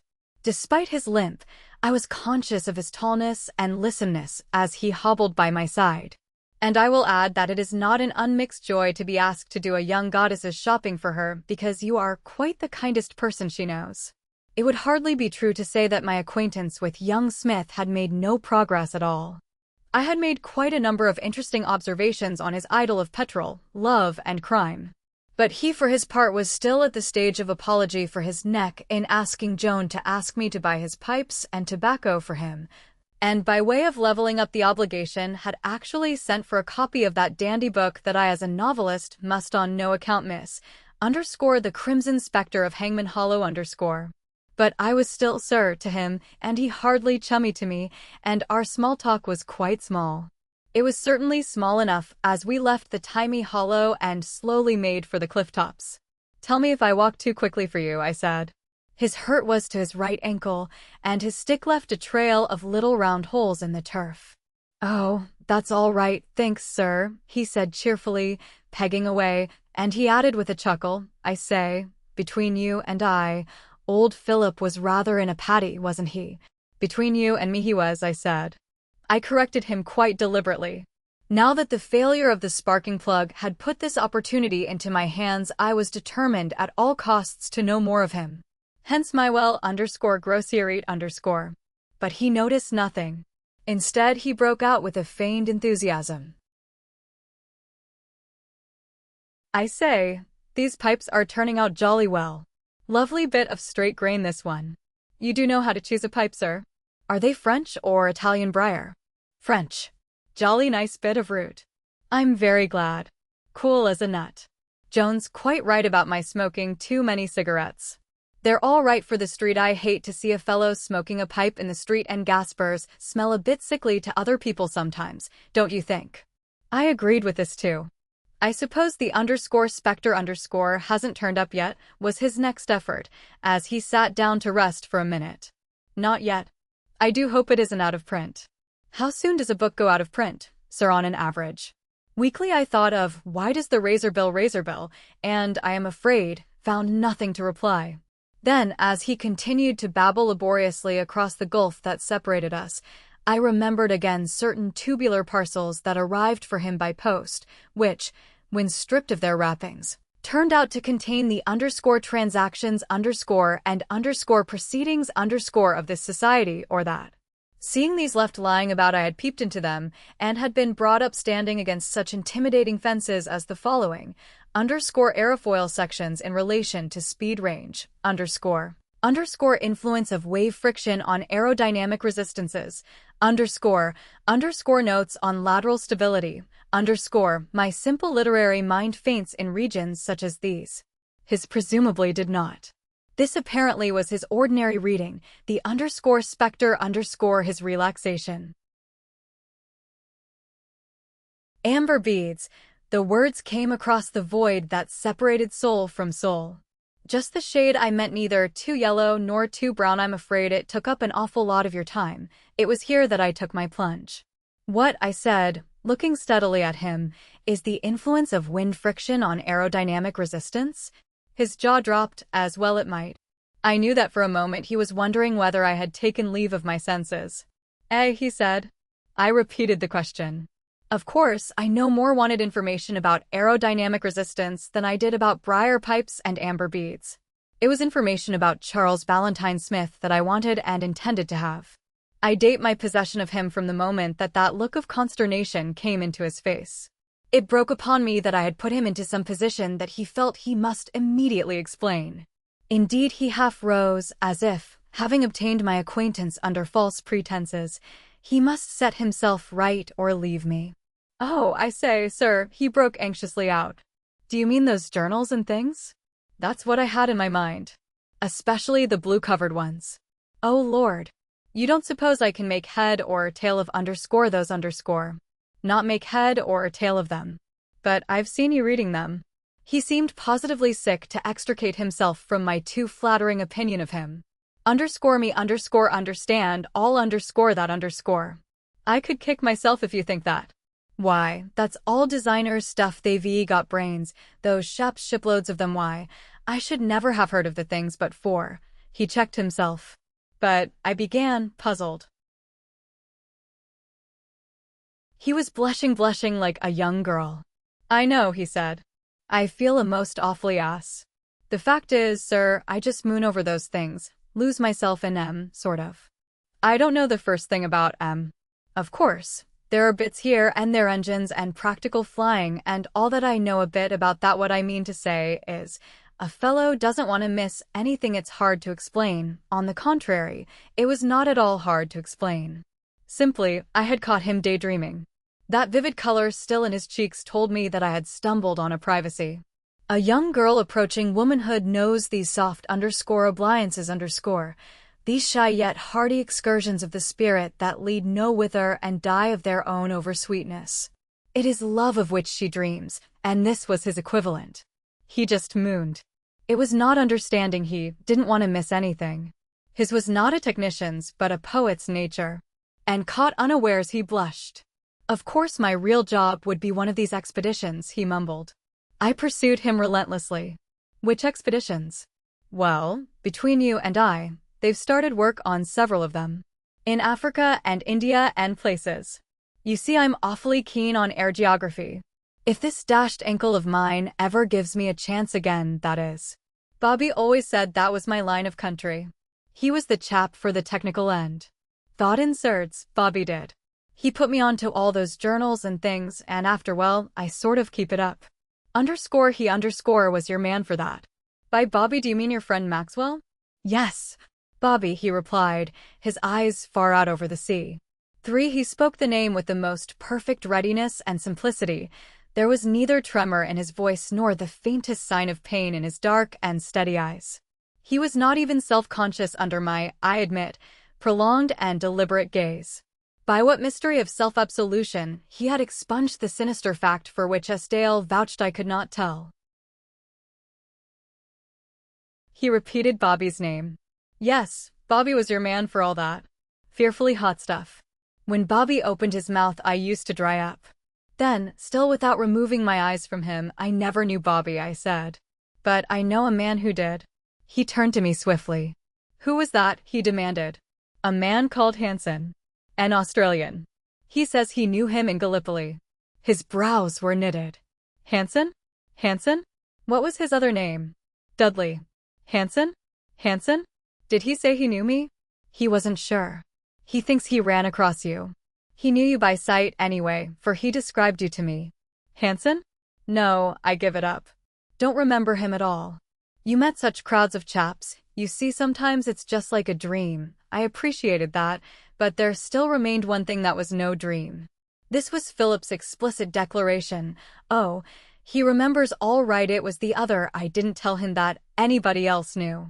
Philip might now be resolved to let the whole affair sink into oblivion, but Philip, after all, had not shot anybody. On that morning when I had had my talk with Mac, I had been rather pleased with my acumen in pointing out that whether our case had legal consequences or not, its moral consequences were inescapable. Yet here, if I could believe my own eyes, was a man who was escaping them in their entirety. He continued to order journals that Bobby had put him onto, and could speak of his victim apparently out of some transcendental state of mind where sorrow was an anomaly and regret beside the mark. It all appeared to be admirable, but I found it quite incomprehensible. But I came out of my reverie presently. You haven't yet told me what it was that Bobby knew all about. Do you mean those books? He asked. No, I don't mean the books at all. I know a good deal about books. You can get so soaked in them that you make a whole artificial world out of them, quite self-contained, logical with itself at every single point, and absolutely out of touch with anything that really matters. Do you see what I mean? I wasn't sure that he did, and here was I, who do not talk easily to young men, quite anxious that he should. Well, let's put it another way. You say Bobby knew all about these equations and diagrams and things.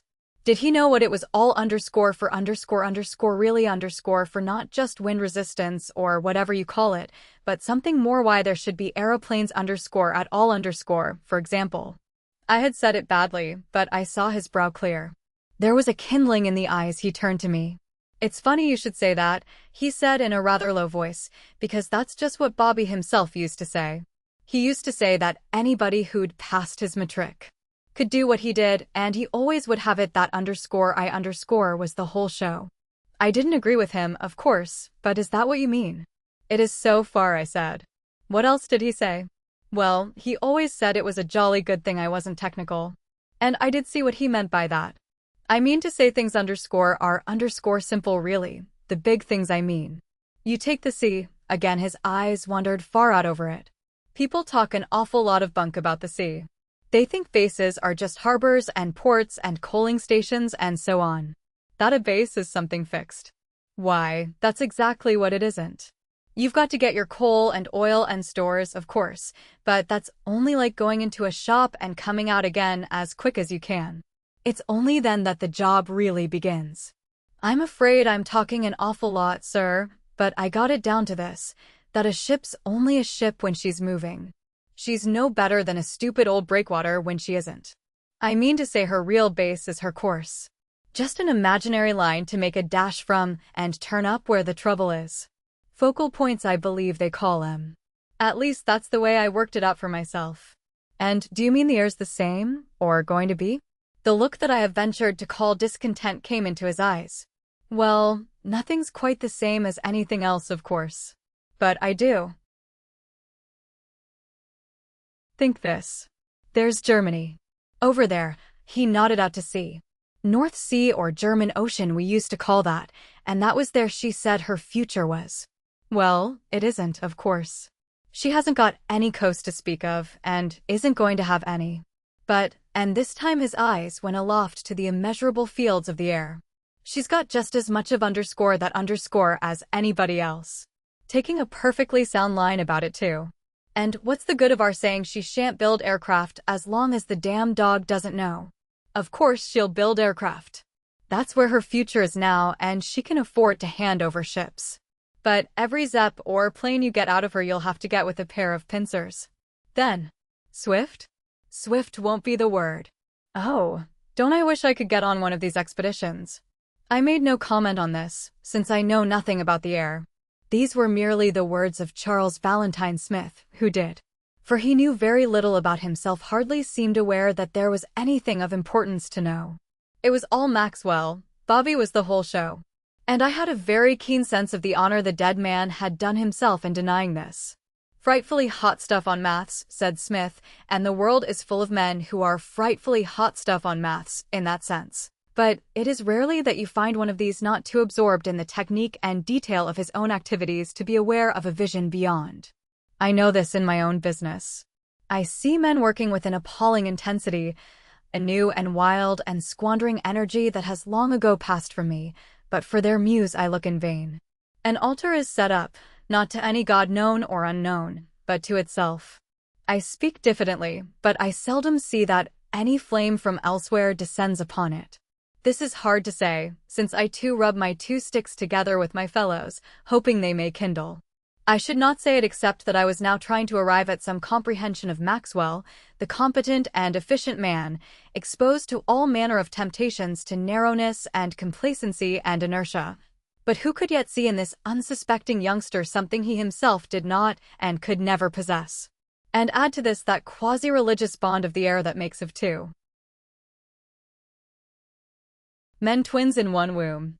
I repeat, Maxwell did himself a quite radiant honor. What sort of a fellow was Maxwell to look at? I asked by and by. The answer was almost startlingly ready. This lad who had bolted from Malvern, forced his way into an embassy and demanded to be taken in the service of a foreign power, unbuckled the watch from his wrist. Here he is, he said. I found myself looking at a young but curiously worn face, with a great width of brow, eyes that seemed to hold I knew not what nameless expression of disillusion and fatality, and a firm and sweet mouth.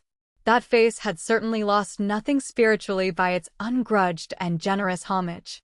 Yet he too had probably jazzed and pink-ginned and drummed ragtime on cases of stuffed birds. Strange days. Wisdom and experience under young brilliantine hair, and the bald and reverend dome accepting the result on hearsay. Slang and an undreamed of valor, Magalhaen's vision, and a lark at a Grafton ball. By being frightfully keen on air geography, Smith merely meant what Columbus and Cabot and the Navigator had meant.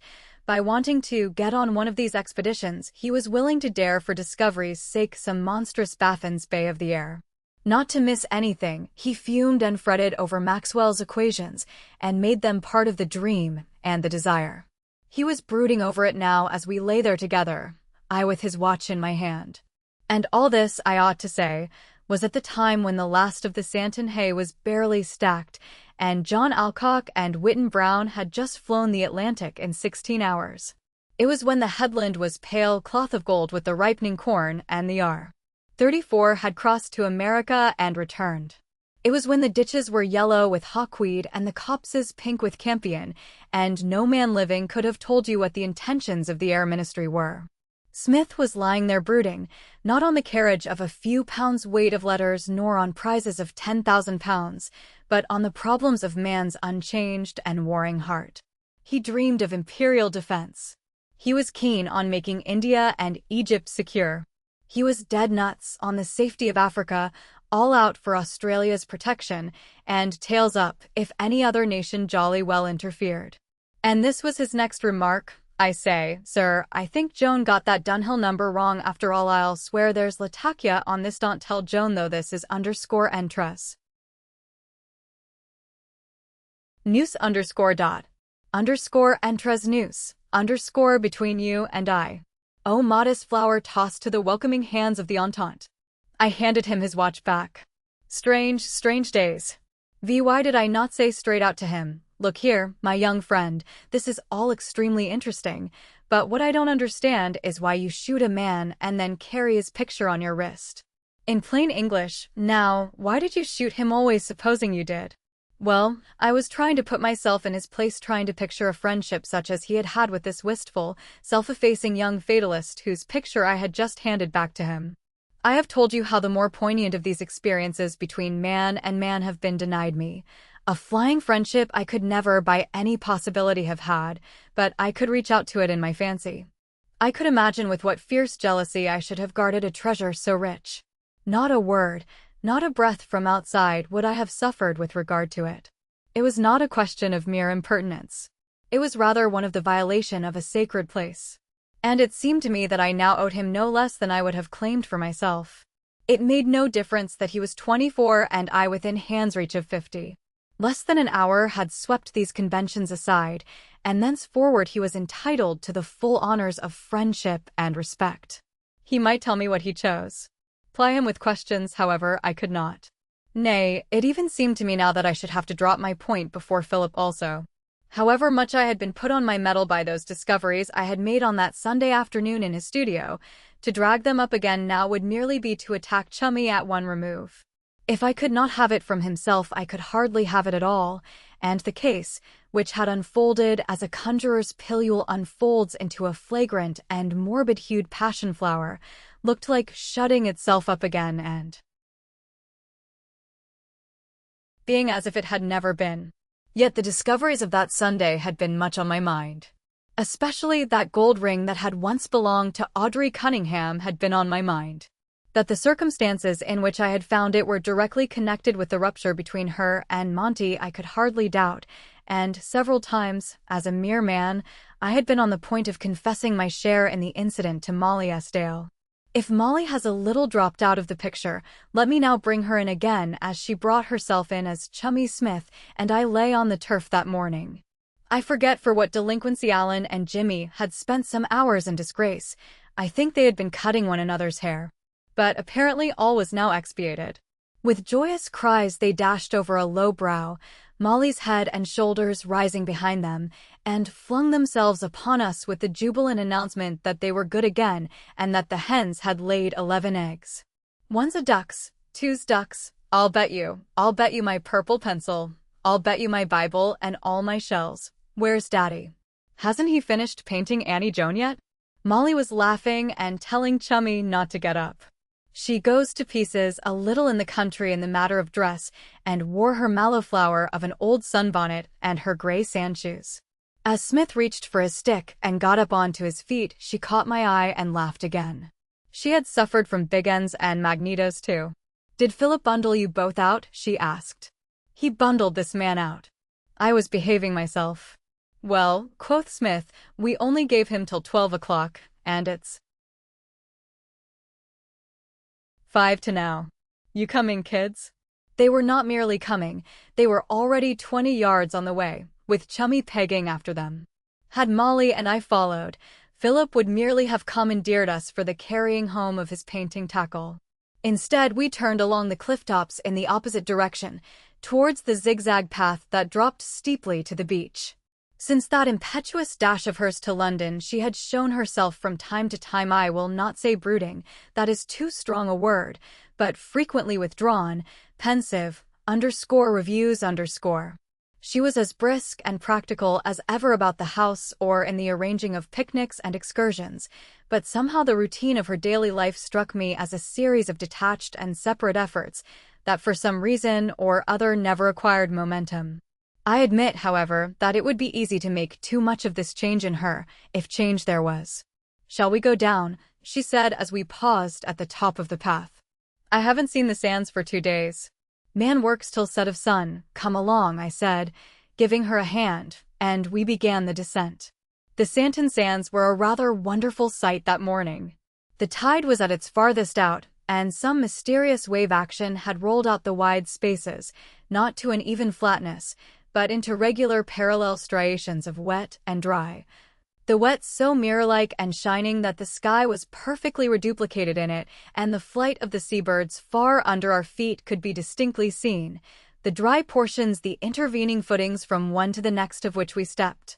Our feet left no prints on the firm surface, so that looking behind the illusion was still the same: the dry stripes, the sudden brilliant chasms in between, everywhere the interrupted inversions of blue and white and dazzling sun. "Well, I've been having my first real talk with your chummy," I remarked as the alternations slowly flowed under our feet. "Oh? What about?" she asked. "About his aims and so on, what he wants to do. Apparently, he wants to get on some sort of an expedition. But is it likely he'll ever fly again?" "I don't know," she said, and walked a little way before adding, "I shouldn't think he'd want to." "He does." She looked straight before her, as if to rest her eyes from the passing immensities underfoot. There was indeed a fantastic sort of consonance between flight and the phenomenon of the shore that midday. I do not know, however, whether this vague association prompted the huge implication of her very next words, an implication which I now had from her for the first time. "You know what I mean," she said quietly. I tried to steal a glance at her face, but saw only the folds of the sunbonnet. "And that it isn't the kind of thing anybody wants to talk about," she added, leaving me to take the hint. "No," I agreed mechanically, but for all that I needed a few moments in which to think. Obviously, I was not there to get out of Philip's wife something that Philip himself refused me, but the immensity of her quiet assumption had pulled me up short. I was assumed to know the whole of what she meant. It was left to my good sense to see that it was not a thing to talk about. There was to be no argument. She merely expected an equal simplicity in return, and with a woman like Molly, to expect such a thing is to get it. I watched a cloud of sheldrake that wheeled and broke over their own images a few yards away to our left, and then I turned to her. "My dear, I'm not sure that I do understand altogether, but we certainly won't talk about it. I should, however, like to mention one little thing that I don't think even Philip knows." She turned quickly. "What is that?" "Nor Smith." "What is it?" "Nor, I should say, yourself. If only you'll tell me what it is." I looked into her eyes. "Where is Mrs. Cunningham now?" I asked. Her start could hardly have been more sudden had I asked her where Alan was a few moments after he had been seen playing at the cliff's edge. "Audrey Cunningham? She was at Harrogate last, I think, or Scarborough. Why? Why was her engagement broken off?" She made an abrupt, impatient gesture. Evidently, I had plunged her back into an older mood. "Oh, I don't know. I'm tired to death of everything. Why do you want to remind me of it?" I was just beginning to forget a little. "Oh, why didn't we leave London a week earlier?" "We nearly did. Philip was only waiting for Billy to get those pictures back. We should have escaped everything then." I soothed her. "Yes, but about the engagement. I could make very little of your letter. You said things were tangled and difficult and so on. What did you mean, Molly?" She was silent. "Do you mean that you won't discuss Mrs. Cunningham with me?" Still she did not speak. "Because you have discussed her. I had your letter. You said you'd heard from her. That was since you last saw her. What happened in between?" She found her voice. "Nothing that I know, except that it seems to have been definitely off." "By that do you mean that she returned Monty's ring?" "She didn't say what she did with the ring." "Well, she neither returned it nor kept it. I have it. I don't want it. Will you take it?" I fetched it from my pocket and held it out to her. Her hand found my sleeve, almost as if that brilliance underfoot unsteadied her head. Her eyes had closed, and there was a little hard crumple between her brows. I put my other hand on her shoulder. "Let's get up the beach. This is too dazzling, it's making you dizzy," I said. Faintly she murmured, "Yes, it does get in your eye." 7 on the hot loose sand above the highest seaweed. I made her sit down. Presently she had recovered a little. Her manner was now undoubtedly that of a person on whose back a half-withdrawn burden is reimposed. But she shouldered it. "Where did you get it?" she asked, her eyes on the ring in my palm. "Do you remember Philip asking me to pack up some sketches for him and sending me his key?" He did say something about it. Monty had left. I found the ring on the Sunday afternoon I went for the sketches. It was in a hole in the studio floor. In a hole?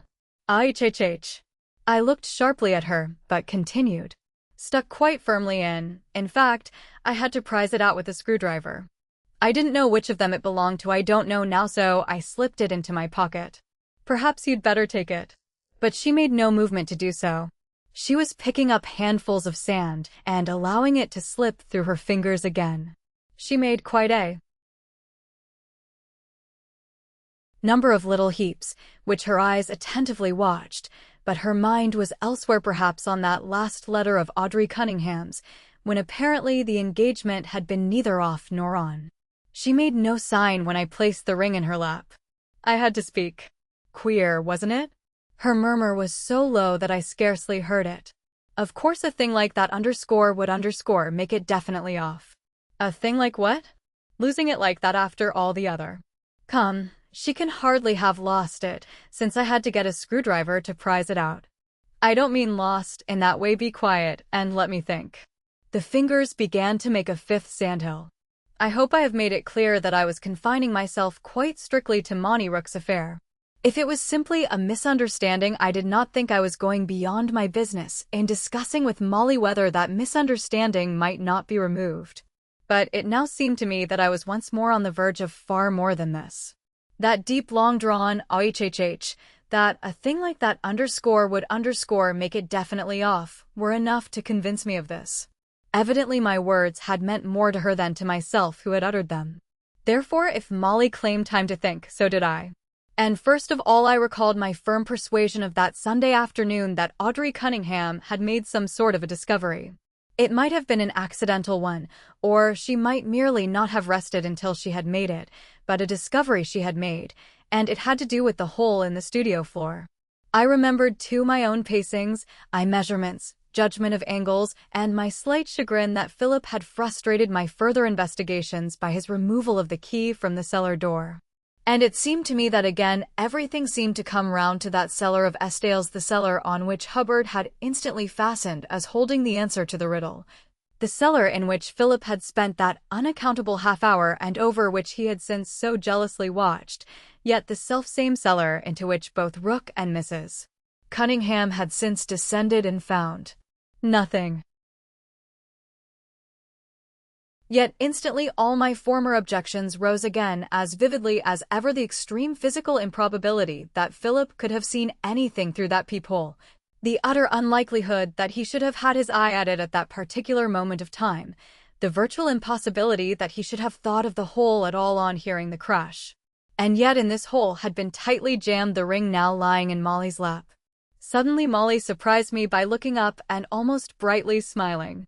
She smoothed out the sandhills and picked up the ring from her lap. "Well," she said in a tone of relief, "that makes an immense difference. I'm awfully glad you told me. Shall we be getting back?" But this, it struck me, was rather rushing matters. I thought I had a right to know just a little more than that. Therefore I did not rise.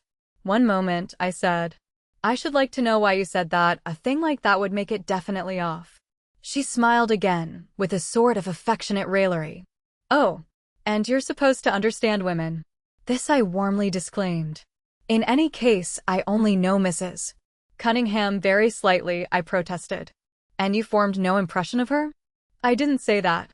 Not even that she would be just the woman to take a hint of that kind?"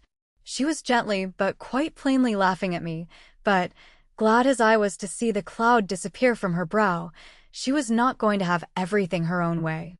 "Then she did make a discovery and received a hint, as you call it, in doing so?" "Did she?" she parried. Underscore did underscore she? At that she laughed outright. She patted my sleeve almost as if I had been a child. You men underscore can underscore know how funny you are sometimes, she mocked me. It struck me even then that the moment Mrs. Cunningham's name was introduced, there was introduced also something of that sex antagonism. Perhaps I had better modify that and say sex difference, for which her personal story had given her such bitter reason. Here now was Molly, suddenly and in the middle of our underscore tete-a-tete underscore, abolishing me as an individual and saddling me with the collective qualities of men in general. And I must remind you once more that as a matter of mere historical sequence, I was still unaware of what had passed between her and Philip on that night when she had put Audrey Cunningham to bed, and Monty had spent half the night in wandering through the dark Roehampton lanes. Well, let's take it that we're funny, I said rather shortly. I don't quite see the joke myself, but that's neither here nor there. The point is that if I can do Monty a good turn, I want to. Whether patching it up between him and Mrs. Cunningham is a good turn is for you to decide. I only met her once in my life and hardly exchanged a dozen words with her. You shall presently if I can lay my hands on her. What do you mean? That you're going to have her down here? Of course I'm going to have her down here if she can come, said Molly in her most matter-of-fact tones. How slowly you think. She must come immediately. I shall see about it this afternoon underscore meme underscore dot. And Rook too. We'll see about that. And Hubbard? And Mackworth? No. What have they got to do with it? Merely to make the party complete. We should be just where we started then. Oh, I think we can dispense with that side of it, she answered lightly. Let me see, was it Harrogate?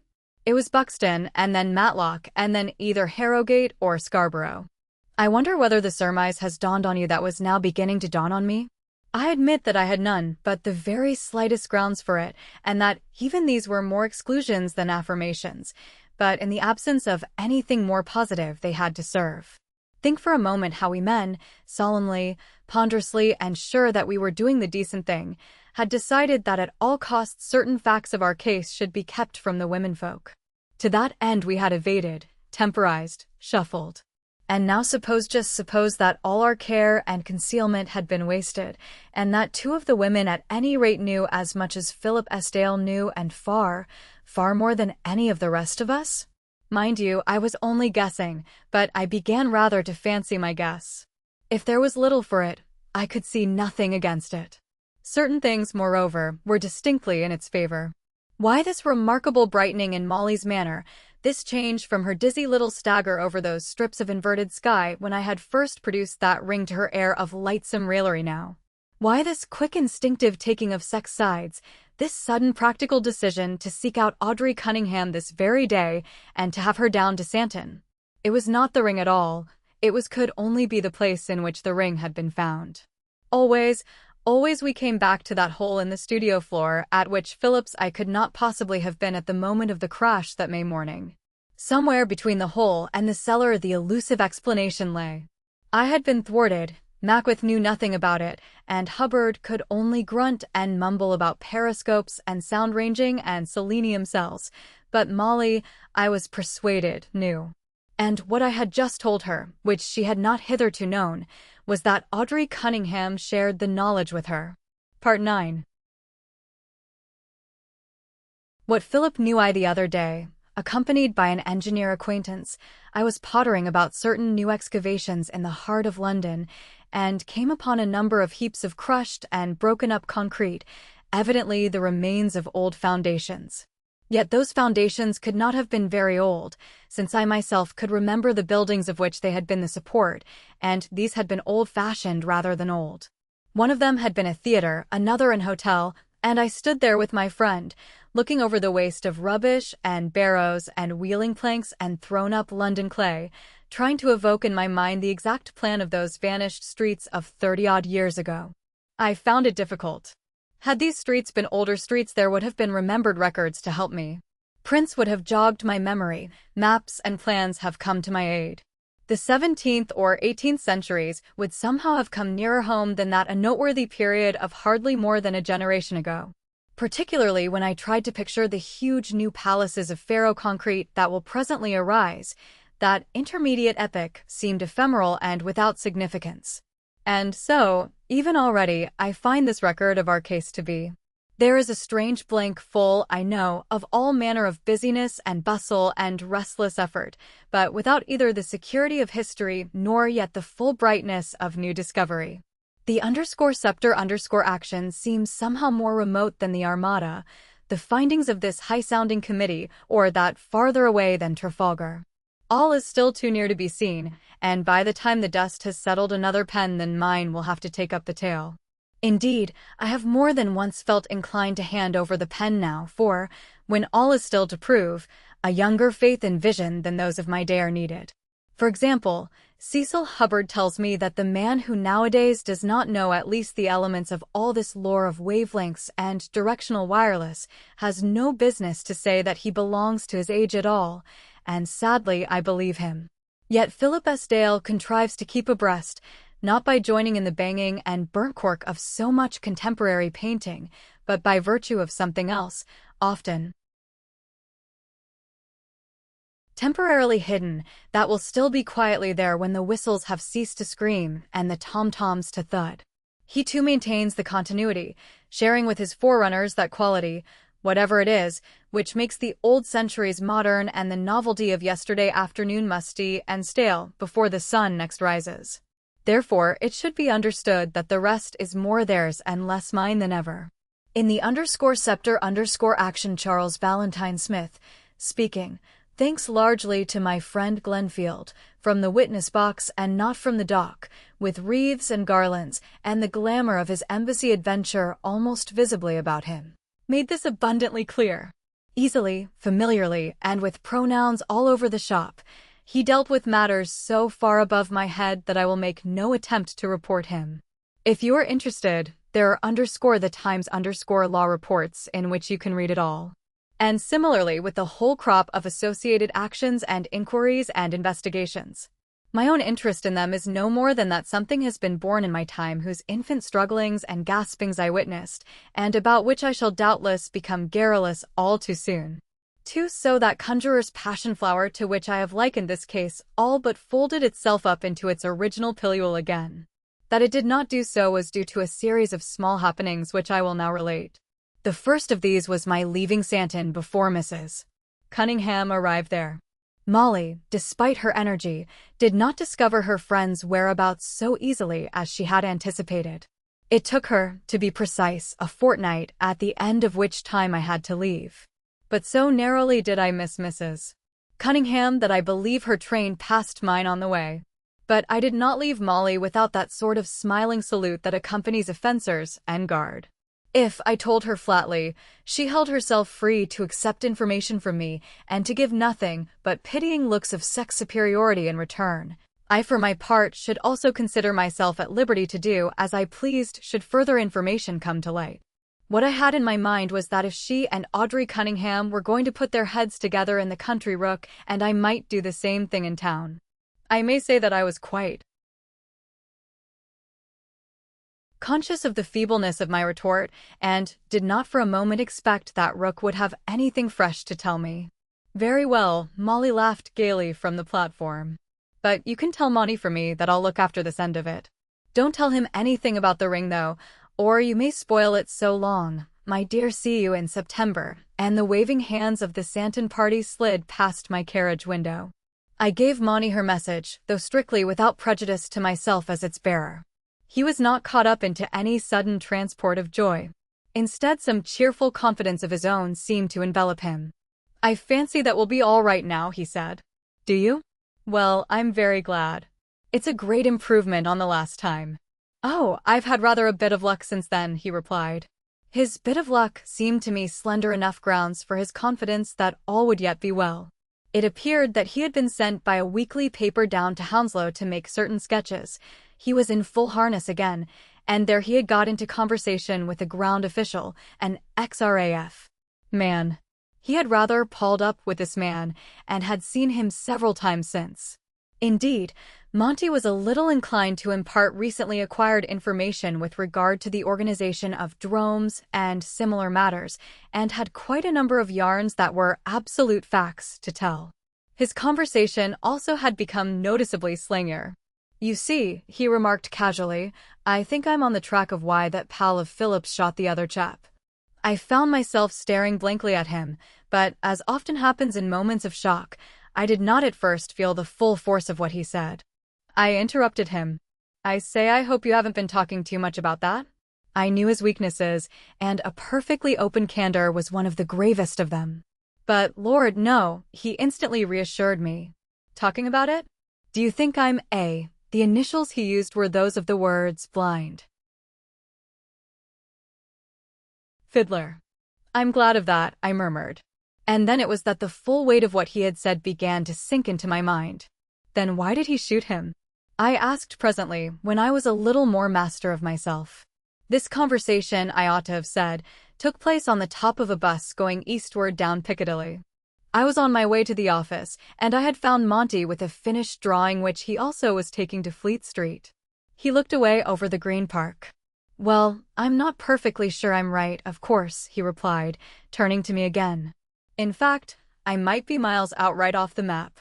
But I did see him on the roof that morning, you know, and I've been trying to piece it all together again, and I must say it fits in pretty well. What fits in, and with what? He dropped his voice. Well, you see, this fellow Smith waved his hand the way I told you like this. On the bus top he made that same aimless and wavering movement of his hand that I had seen him make in Estale's studio, that I had seen Mr. Harry Westbury make in the Chelsea public house. I think now he wanted the pistol back again, but of course I didn't give it him. What did he want it for? Might have wanted to shoot himself, Monty replied.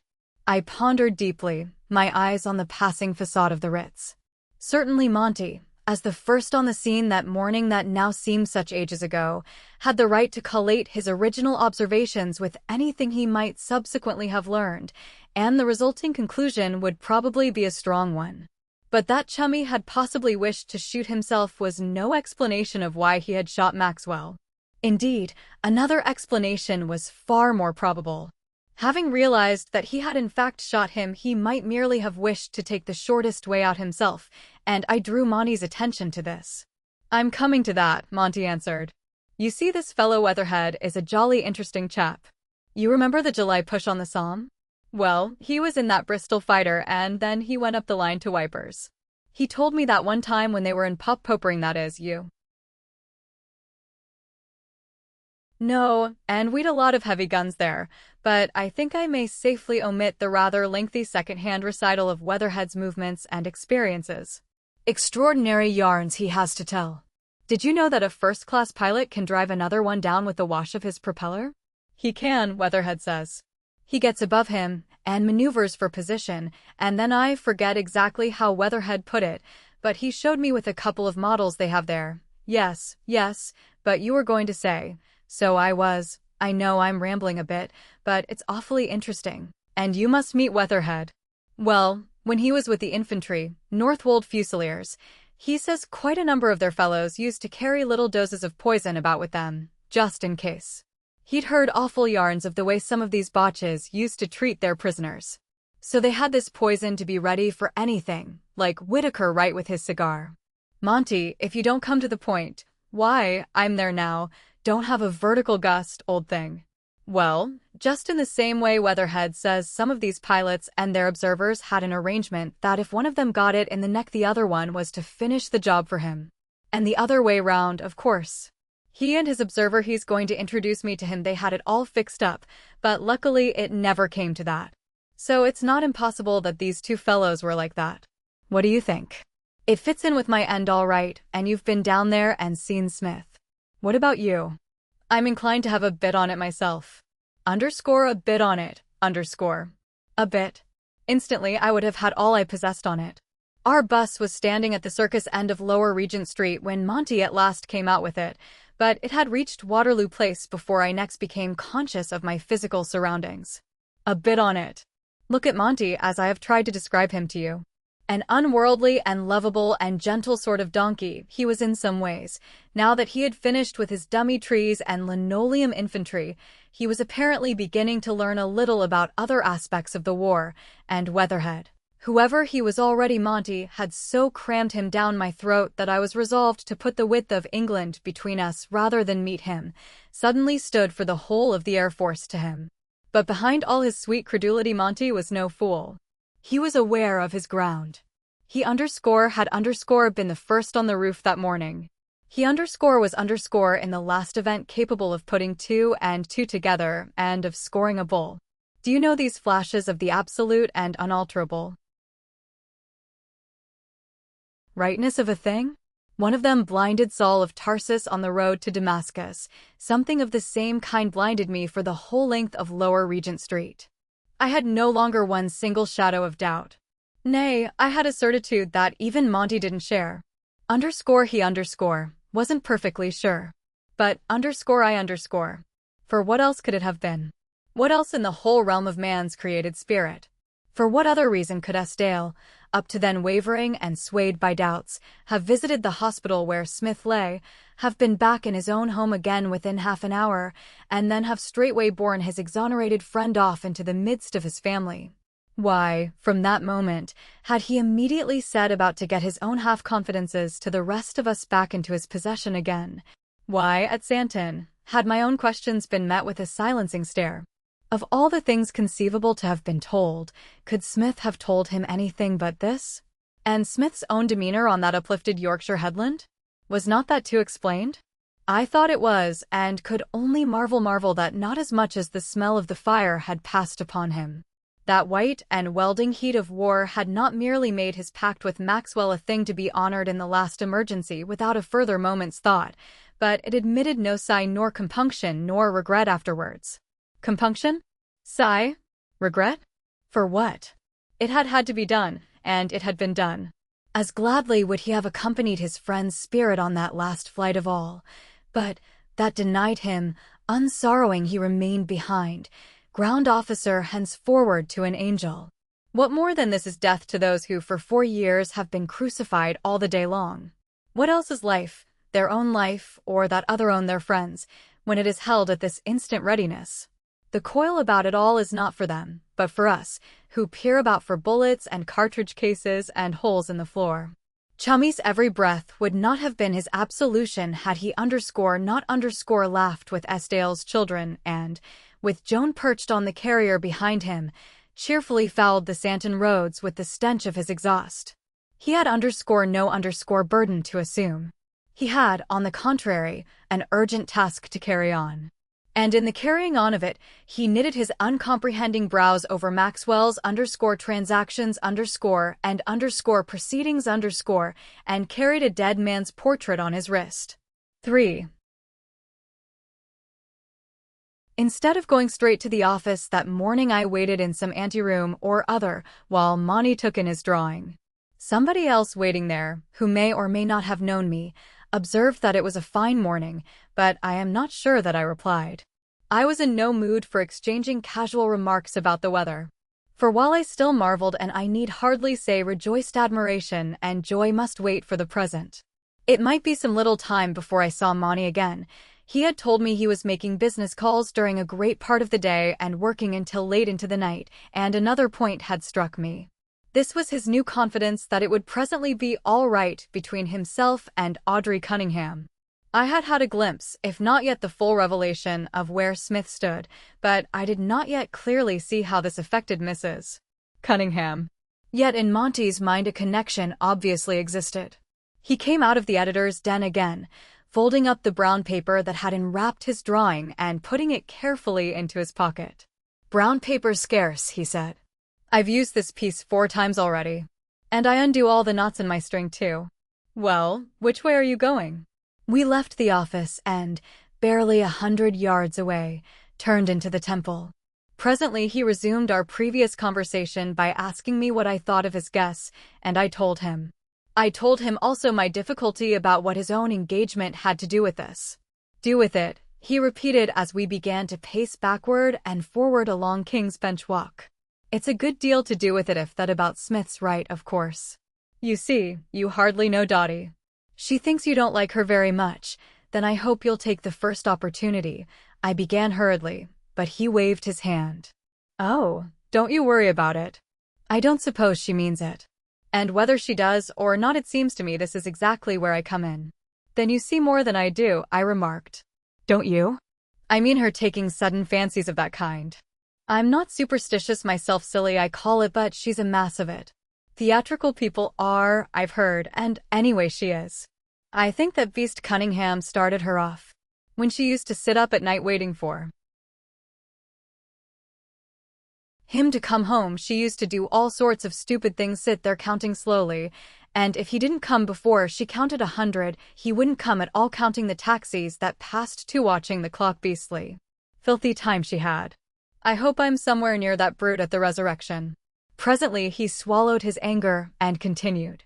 Well, about when Philip offered us that studio, that accident happened, and everything was at 6s and 7s.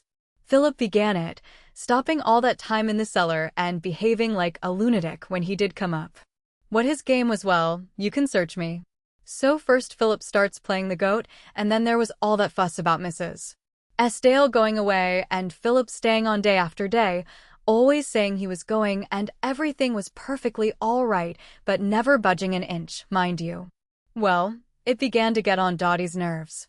And I began to catch it too. She said I'd underscore something up my sleeve as well, and of course I had, about that pistol. And then there was that time when we took her wardrobe down into the cellar. Yes, tell me about that. Absolutely nothing to tell. That's all Dottie's fancy too. If there'd been anything funny, he wouldn't have left the key in the door, would he? He took it out afterwards. It was there for some days anyway. In fact, I took another box of Dottie's down, but I came straight up again. You're all wrong about that cellar. Hubbard doesn't think so. What does he say? He doesn't actually say anything, he doesn't know, but he wouldn't be surprised if it turned out Philip had some sort of a portable installation down there. But don't take this from me. I know nothing about these things. Weatherhead knows about them, Monty mused. Go on about Mrs. Cunningham. Well, as I tell you, it got on her nerves. She began to say she was fed up with men and silly things like that. Didn't want to get married at all, wanted to go and live with some girl. And then one day, but here he suddenly stopped, and for a reason I could easily guess. Undoubtedly at this point she had made independent investigations, which Monty either knew or suspected and didn't want to talk about. His hesitation over, he continued. Well, so it dragged on, until one evening I met her after rehearsal, and that was the finish. Absolutely done in she was. 10 hours that day and nothing but a bun and a glass of milk. Of course, I saw she was all tuckered up, and I didn't want to take much notice of what she said, just gave her something to eat and tried to calm her down. But it was no good. When I called at Oakley Street the next morning, she'd gone to stop with this other girl, and in a week the company was off. In spite of Molly's injunction, I ventured to ask a question. Did she return the ring you gave her? No, and that's one of the reasons why I think it might be all right yet. But the chief reason's this. She's got it into her head that it all started with that crash. Superstition, but there was no arguing with her. Well, suppose I'm right in what I told you, and Smith didn't really shoot that chap at all, didn't shoot him in the way we thought at first, I mean. It would be just like Dottie to say that took the bad luck all off. She's always either up or down, poor darling. A rotten life she's had. I nodded, remembering Molly's words. She would be just the woman to take a hint of that kind. Although Monty didn't know it, Audrey had lost her ring, would regard the loss as an omen, and the loss had probably taken place shortly before Monty had met her at the stage door. It did seem to follow, even as Monty said, that with the removal of the whole case out of the regions of ordinary crime, there might be an end also of the nightmare shadows that had oppressed Audrey Cunningham's soul. 4. This record has already taken so many turns and windings, anticipations and doublings back upon itself, that I cannot see that one more excursion will either make or mar it. Many pages ago I wrote that the case was a case, complete, self-contained, and independent of the larger issues and forces, in which it is nevertheless paradoxically rooted and involved. And though the case as an entity is approaching its close, the outside influences continue. The underscore scepter underscore decision, for example, is being appealed against, and Mackworth tells me that there is every likelihood that it will end up in the Lords. The press, from which I shall shortly retire, seems to be attaining something like a real policy with regard to the matters of which I have spoken, and, encouraged by certain signs of ministerial yielding, has taken still better heart. Cairo to the Cape has for the present failed, and Charles Valentine Smith did not succeed in becoming a member of that gallant expedition, but other great projects are in meditation. And this very day the announcement is made of an impending flight round the world itself, for which Cooks and Ansons and Drakes and Dampiers of little more than half my age will eagerly flock to enter. The gloomy forebodings of Hills, my fellow clubmen, that attack and defense will presently become a matter of black typhus cultures do not at present seem likely to be fulfilled, not altogether for the reasons publicly given, but for quite other ones. But the chances are that he is right about gas, and that one day we may have to carry fans and box respirators as we now carry umbrellas. What must come, even as it came to our fathers before us, and we, like they, can only do the duty of our day. The rest is out of our hands, and it is impotence and vanity even to dream too far ahead. So to our immediate business, of which my own present portion is the final putting to bed of our case. With the permission of Philip Estienne, Ayre, and the others, I bid you to yet another breakfast. This time it is a wedding breakfast, and a double one. Hardly an hour ago Joan Marrow, spinster, became Mrs. Charles Valentine Smith, and Audrey Cunningham, _née Herbert, Mrs. Montague Rooke. Joan was married at Holy Trinity, Sloane Street, and wears her full bridal attire, but Audrey Rooke wears the grey costume and the black satin hat that sticks out on each side of her head like the serifs of a capital I in which she walked from the registry office. And there is present the same party, with the addition of Chummy, with which this story opened. V. Again the breakfast recess was full of charming light. About the walls the love-making butterflies danced when carafes were moved, and only the flowers on the table were different, for it was early in a halcyon autumn, and the mulberry outside had already begun to turn. The faces of the Estelles and the Rookes were enviably brown, for Monty and Audrey had spent 3 weeks at Santon, and the whole party had returned together, and Joan, who knows perfectly well that I adore her, had very simply and sweetly come over to my side of the table and linked her hands for a moment round my arm. Then, after a warm little pressure, she had returned to Chummy again, who had risen. He was staying at an hotel in Gloucester Road, must get out of his wedding garments, and would then return to take Joan away. "Don't change your mind and not come back," Joan called after him, and he waved his hand from the door and was off. "What about Joan? Isn't it time she was changing too?" Philip hinted. Molly gave him a sidelong look. It was understood that Philip was willing at last to explain himself, and that look was Molly's comment on the situation. Mingled with its fondness were faint pity, irony, wonder at us. It said, as plainly as need be, that tiresome business all over again. What a sex! But all she openly said was, "Come along then, Joan, you too." Audrey never let it be said we aren't properly submissive, and they too departed. Instantly Cecil Hubbard swung round his chair to face Philip. Philip gave a backward glance through the French windows. He seemed to derive some reassurance from the sunlight that made vivid the garden outside. Well, well, the words came simultaneously from the two men. As for the rest of us, we were content for the present to let Cecil Hubbard make the running. 6. Well, you know what the first question is, said Hubbard. Let's have it, Philip replied. Better not take anything for granted. Very well. About that other morning. What were you doing down below all that time? Moving furniture, Philip replied. Moving? What for? I'll show you that presently. Good. Next, when you did come up again, what made you march straight up to Rooke in the way you did? Because he had that pistol in his pocket. How did you know he had a pistol in his pocket? Because I saw him put it there. Because you say you saw? I saw everything, practically everything that happened. The blue eyes stared. How? But you say you're going to show us. What's the next? Yes, after you'd fooled about with that candle and liqueur jar you went into the studio and we followed you. You hadn't even put the candle out. I had to take it from you, if you remember. Well, the next thing you did was to tell us you were going to tell us all about it. But you never did. Steady on, Cecil, that wasn't the next thing I did. What was then? I drew the studio blinds. Hubbard nodded. So you did. The police were getting those chaps down. I remember. That wasn't my reason. Then what was? Well, I'll show you that too presently. But let me make something else clear first. I was all excited and upset and really didn't know half I was doing. I'd just seen that crash, remember, and one man shoot another, and then another fellow altogether slide his hand out and pouch the pistol. It was rather much to spring on a fellow without any warning at all. I'd simply gone down to get something to drink, you know, not to. He failed to find words for it and motioned to Hubbard to continue. Next, Hubbard went on, you packed your wife and children off, but refused to go away yourself. Naturally. When you get a downright facer like that, you want to see it through. And when Rook here wanted to sweep up the studio, you told him not to. I did. And not to go into the cellar either. But he went into the cellar later? Later, yes. The blinds were drawn then.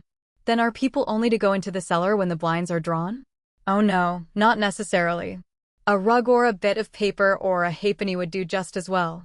Here Hubbard seemed suddenly to give it up. He leaned back in his chair.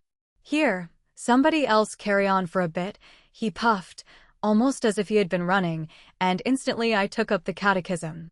Of course, you mean the hole in the studio floor? I challenged. That's it, said Philip, smiling. So you discovered that, did you? It had been discovered long before I discovered it, I said. This time it was Philip's turn to stare. By whom? He asked quickly. Rook's here. Ask him to ask his wife. Dottie, Monty ejaculated, wide-eyed. I imagine so. At any rate, you might ask her. Good Lord, said Monty, puffing as the commander had puffed. And I continued to Philip, I don't think the blinds were drawn then. The key was in the cellar door too. The devil. Philip breathed softly. I didn't bargain for that. It did occur to me, of course, but I chanced it never dreamed I had to do something, and it seemed safest to be perfectly open. And then suddenly, he gave an awkward little laugh and met my eyes. Well, evidently you know all about it? Indeed I do not. What, you're as warm as all that and can't guess the rest? I frowned, a little annoyed. It is a little annoying to be told that something is under your nose that you don't see. As for that bullet hole in the roof, I hazarded. Bullet hole in the roof? There never was a bullet hole in the roof. The branch did that. Westbury had the bullet all right. By the way, I saw him last Sunday morning. Going great guns. He'll end up as our first Bolshevist premier. Quite the biggest crowd in the park. Here Monty chuckled. It was he who had first discovered the final effect of the case on the house and estate agent. He had come upon him one Sunday morning in the space just within the Marble Arch, standing on a box and holding forth passionately on social inequalities and equal opportunities for all. I am afraid he had never got over the unconscious trouncing Billy Mackwith had administered on that coroner's jury, and the collapse of his righteous cause, ending in Inspector Webster's refusal to have him hanging about the police station any longer, had completely upset his mental balance. He declaims from his box until the opening time of the public houses, and then adjourns, box and all, to the establishment near the Marble Arch tube station. Here he is as well known as he formerly was in the King's Road, but whether he has his private billiard cue there I do not know. Well, I give it up, Philip, I yielded at last. I claim my single point, though that it was news to you that Mrs. Rook knew. Philip rose. Then come along, he said. We must get it over before Chummy comes back. Light the candle, somebody. He led the way to the cellar door. 7. Why, you've changed it all, was Monty Rook's first exclamation as Philip stood there with the candle held at arm's length. As for myself, I was looking round the dark, clammy place with a positive passion of curiosity. That it had been rearranged I knew at once from Monty's former description of it. The dust-sheeted furniture and packing cases had been pushed back against the walls, leaving the middle of the floor clear, and once more the candlelight barely penetrated into the gloomy recesses. It showed Philip's face, too serious, but not to the complete exclusion of a certain quiet satisfaction and triumph. And in Hubbard's sailor eyes I fancied I already saw the dawning of comprehension. "No, I haven't, that is, I've only changed it back again as it was," Philip replied. "I told you I'd been moving furniture that morning." "Well, do you want to lose a bet, Cecil?" Hubbard spoke oddly quietly. "No. I'll win one," he said. Then you're barred. Take this, somebody, and you fellows wait here. I shall be back in a minute." He thrust into my hand the candle, which he instantly blew out, leaving us in sudden and pitchy darkness. I confess to a light creeping of the skin of my face. This may have been due to the chill, clammy air, to my stimulated imagination, or to both. Nobody spoke, and so still were the others that I had no difficulty in doing what in fact I was already doing, putting myself months back, alone down there, as Estienne had been alone when he had descended for the jar of orange curacao that morning. I seemed to myself to be standing there waiting for a sound of splintering glass, the muffled thud of two falling bodies, the faint murmur of half Chelsea running out of doors. I was conscious that the candle shook in my hand, and suddenly I wanted to relight it. I am not sure that my fingers did not go to my pocket for a match. But it was another light that irradiated us as we stood waiting there, a soft bright cone that all at once spread down from the ceiling above. Up went my startled eyes as if at some trick of thaumaturgy, some imposition on my credulity. Down as if through a funnel streamed that circular shower of pale brightness, out fanning from its small orifice the hole in the floor. The hole in the floor. It was that to which my thoughts, following that instinctive movement of my eyes, turned like a flash. The hole in the floor. With my body still in the cellar, I seemed in some transcendental way to be upstairs at the same time, stooping over that hole as Audrey Cunningham had stooped before me. We seemed to be stooping inherently together, yet at the same time independently, so that I was able to watch her. I saw her in my imagination pallid and hysterical, putting forth one honeysuckle finger halfway to the hole, and then, seized by a wild and baseless urge to put some torturing fancy to the test, changing her mind and putting forth another finger, the finger that bore her engagement ring. Underscore, if he does not come before I count 100, he will not come at all. Underscore, if I thrust in that finger and anything happens, I shall know what to do. Underscore. And then her cry as the ring jammed and the finger was withdrawn without it. But understand that all this did not take a moment, and that I was still down in the cellar, looking up at that hypnotizing cone of white light. The glimpse suddenly vanished, and I heard Estienne's voice. I had not heard him come down. "Stand back a bit," he said, his hand on my sleeve. Then it was that my eyes fell on the floor. On the floor?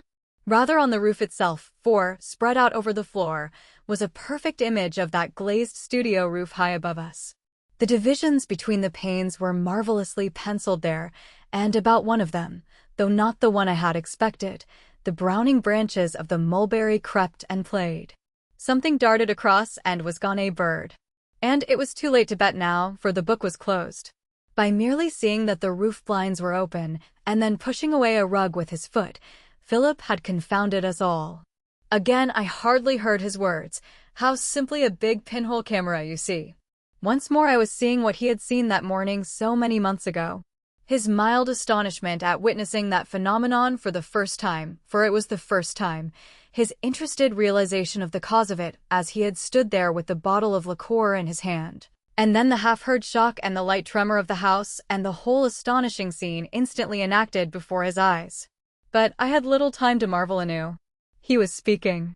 So down they came, not at this end, but over there in reverse, you know.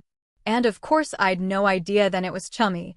Didn't learn that till the afternoon. I simply saw him point that pistol at the other man, who crumpled up. That was a shock, you understand, but you could have knocked me down with a feather when I saw another shape crawl across and pick the pistol up. Eh? Oh, with the light above they were silhouettes more or less. We'll send somebody up and try if you like, but I knew it was Monty the moment I came upstairs and saw him. And then, I'm afraid I can't give you any very clear account of it. Time didn't seem to exist, if you know what I mean. But I know that all of a sudden I was moving furniture about to break up that beastly picture, a bit on a box top and another bit on a sofa and so on. It didn't seem quite decent, somehow, all spread out dead flat like that. But I don't wonder you fellows were puzzled. But, said Mackworth presently, as we still stood looking at that moon-like radiance spread across the floor, why couldn't you tell us all this sooner? What for? Philip retorted. It didn't take me long to realize that I'd told you a dashed sight too much as it was. I had to have it out with Monty and Chummy, of course. But the less said after that the better. Suppose it had been a common murder case. I saw it, and could have hanged a man straight away with a word. You didn't, so why fill you up with a lot of hearsay? Don't you think I was right? Hush. Listen. It was the tinkling of the street doorbell. Chummy Smith was back already. 9, he had a taxi waiting, and the driver was getting the boxes on as we reached the annex again. Philip carried in his hand the jar of orange curacao. Get the liqueur glasses out, Monty, he said, and the words sounded remotely familiar. Where are my darling babies? Joan cried, darting out into the garden where the Eskdale boys played beneath the mulberry. Philip and Molly had decided that the best and cheapest thing to do with them was to pack them off to a preparatory school, and for a month past Joan had been impressing on them the dignity of this promotion. As Philip busied himself with the jar of curacao, I found myself by Audrey Rook's side. It was a little on my mind that she had the impression I didn't like her. Very charming and graceful indeed, she looked in her filmy black tulle, and the hat with the little jutting-out serifs admirably suited her. The ring that I had prized out of the hole in the floor with a screwdriver was on her finger again, above her wedding ring. May I say how sincerely glad I am this has all ended so happily? I said in a low voice. She lifted the large dark eyes to mine, and I fancied I saw a grateful look in them. Thank you, she said, and added, Molly told me what your share in it was. The merest fluke, I said. But you were quick to understand, she replied, and we let it go at that. Got those glasses, Monty? Philip called. Fetch Joan in, Molly, there isn't much time. We pressed about the tray of glasses filled with the pale liquid gold. Well, extraordinary good luck, everybody. Here's how, cheerio. God bless, said Chummy, with a little jerk of his glass aloft. No, Alan, liqueurs are not for little boys not till after their first term. The best of luck, Mrs. Rook. The glasses were set down again, and we bustled into the little hall. You're all aboard?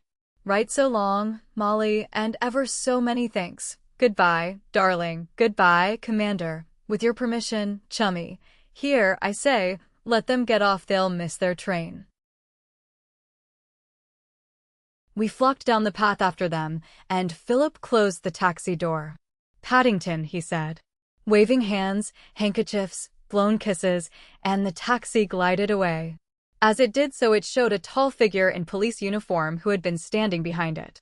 Good morning, Inspector, said Philip. Inspector Webster gravely saluted.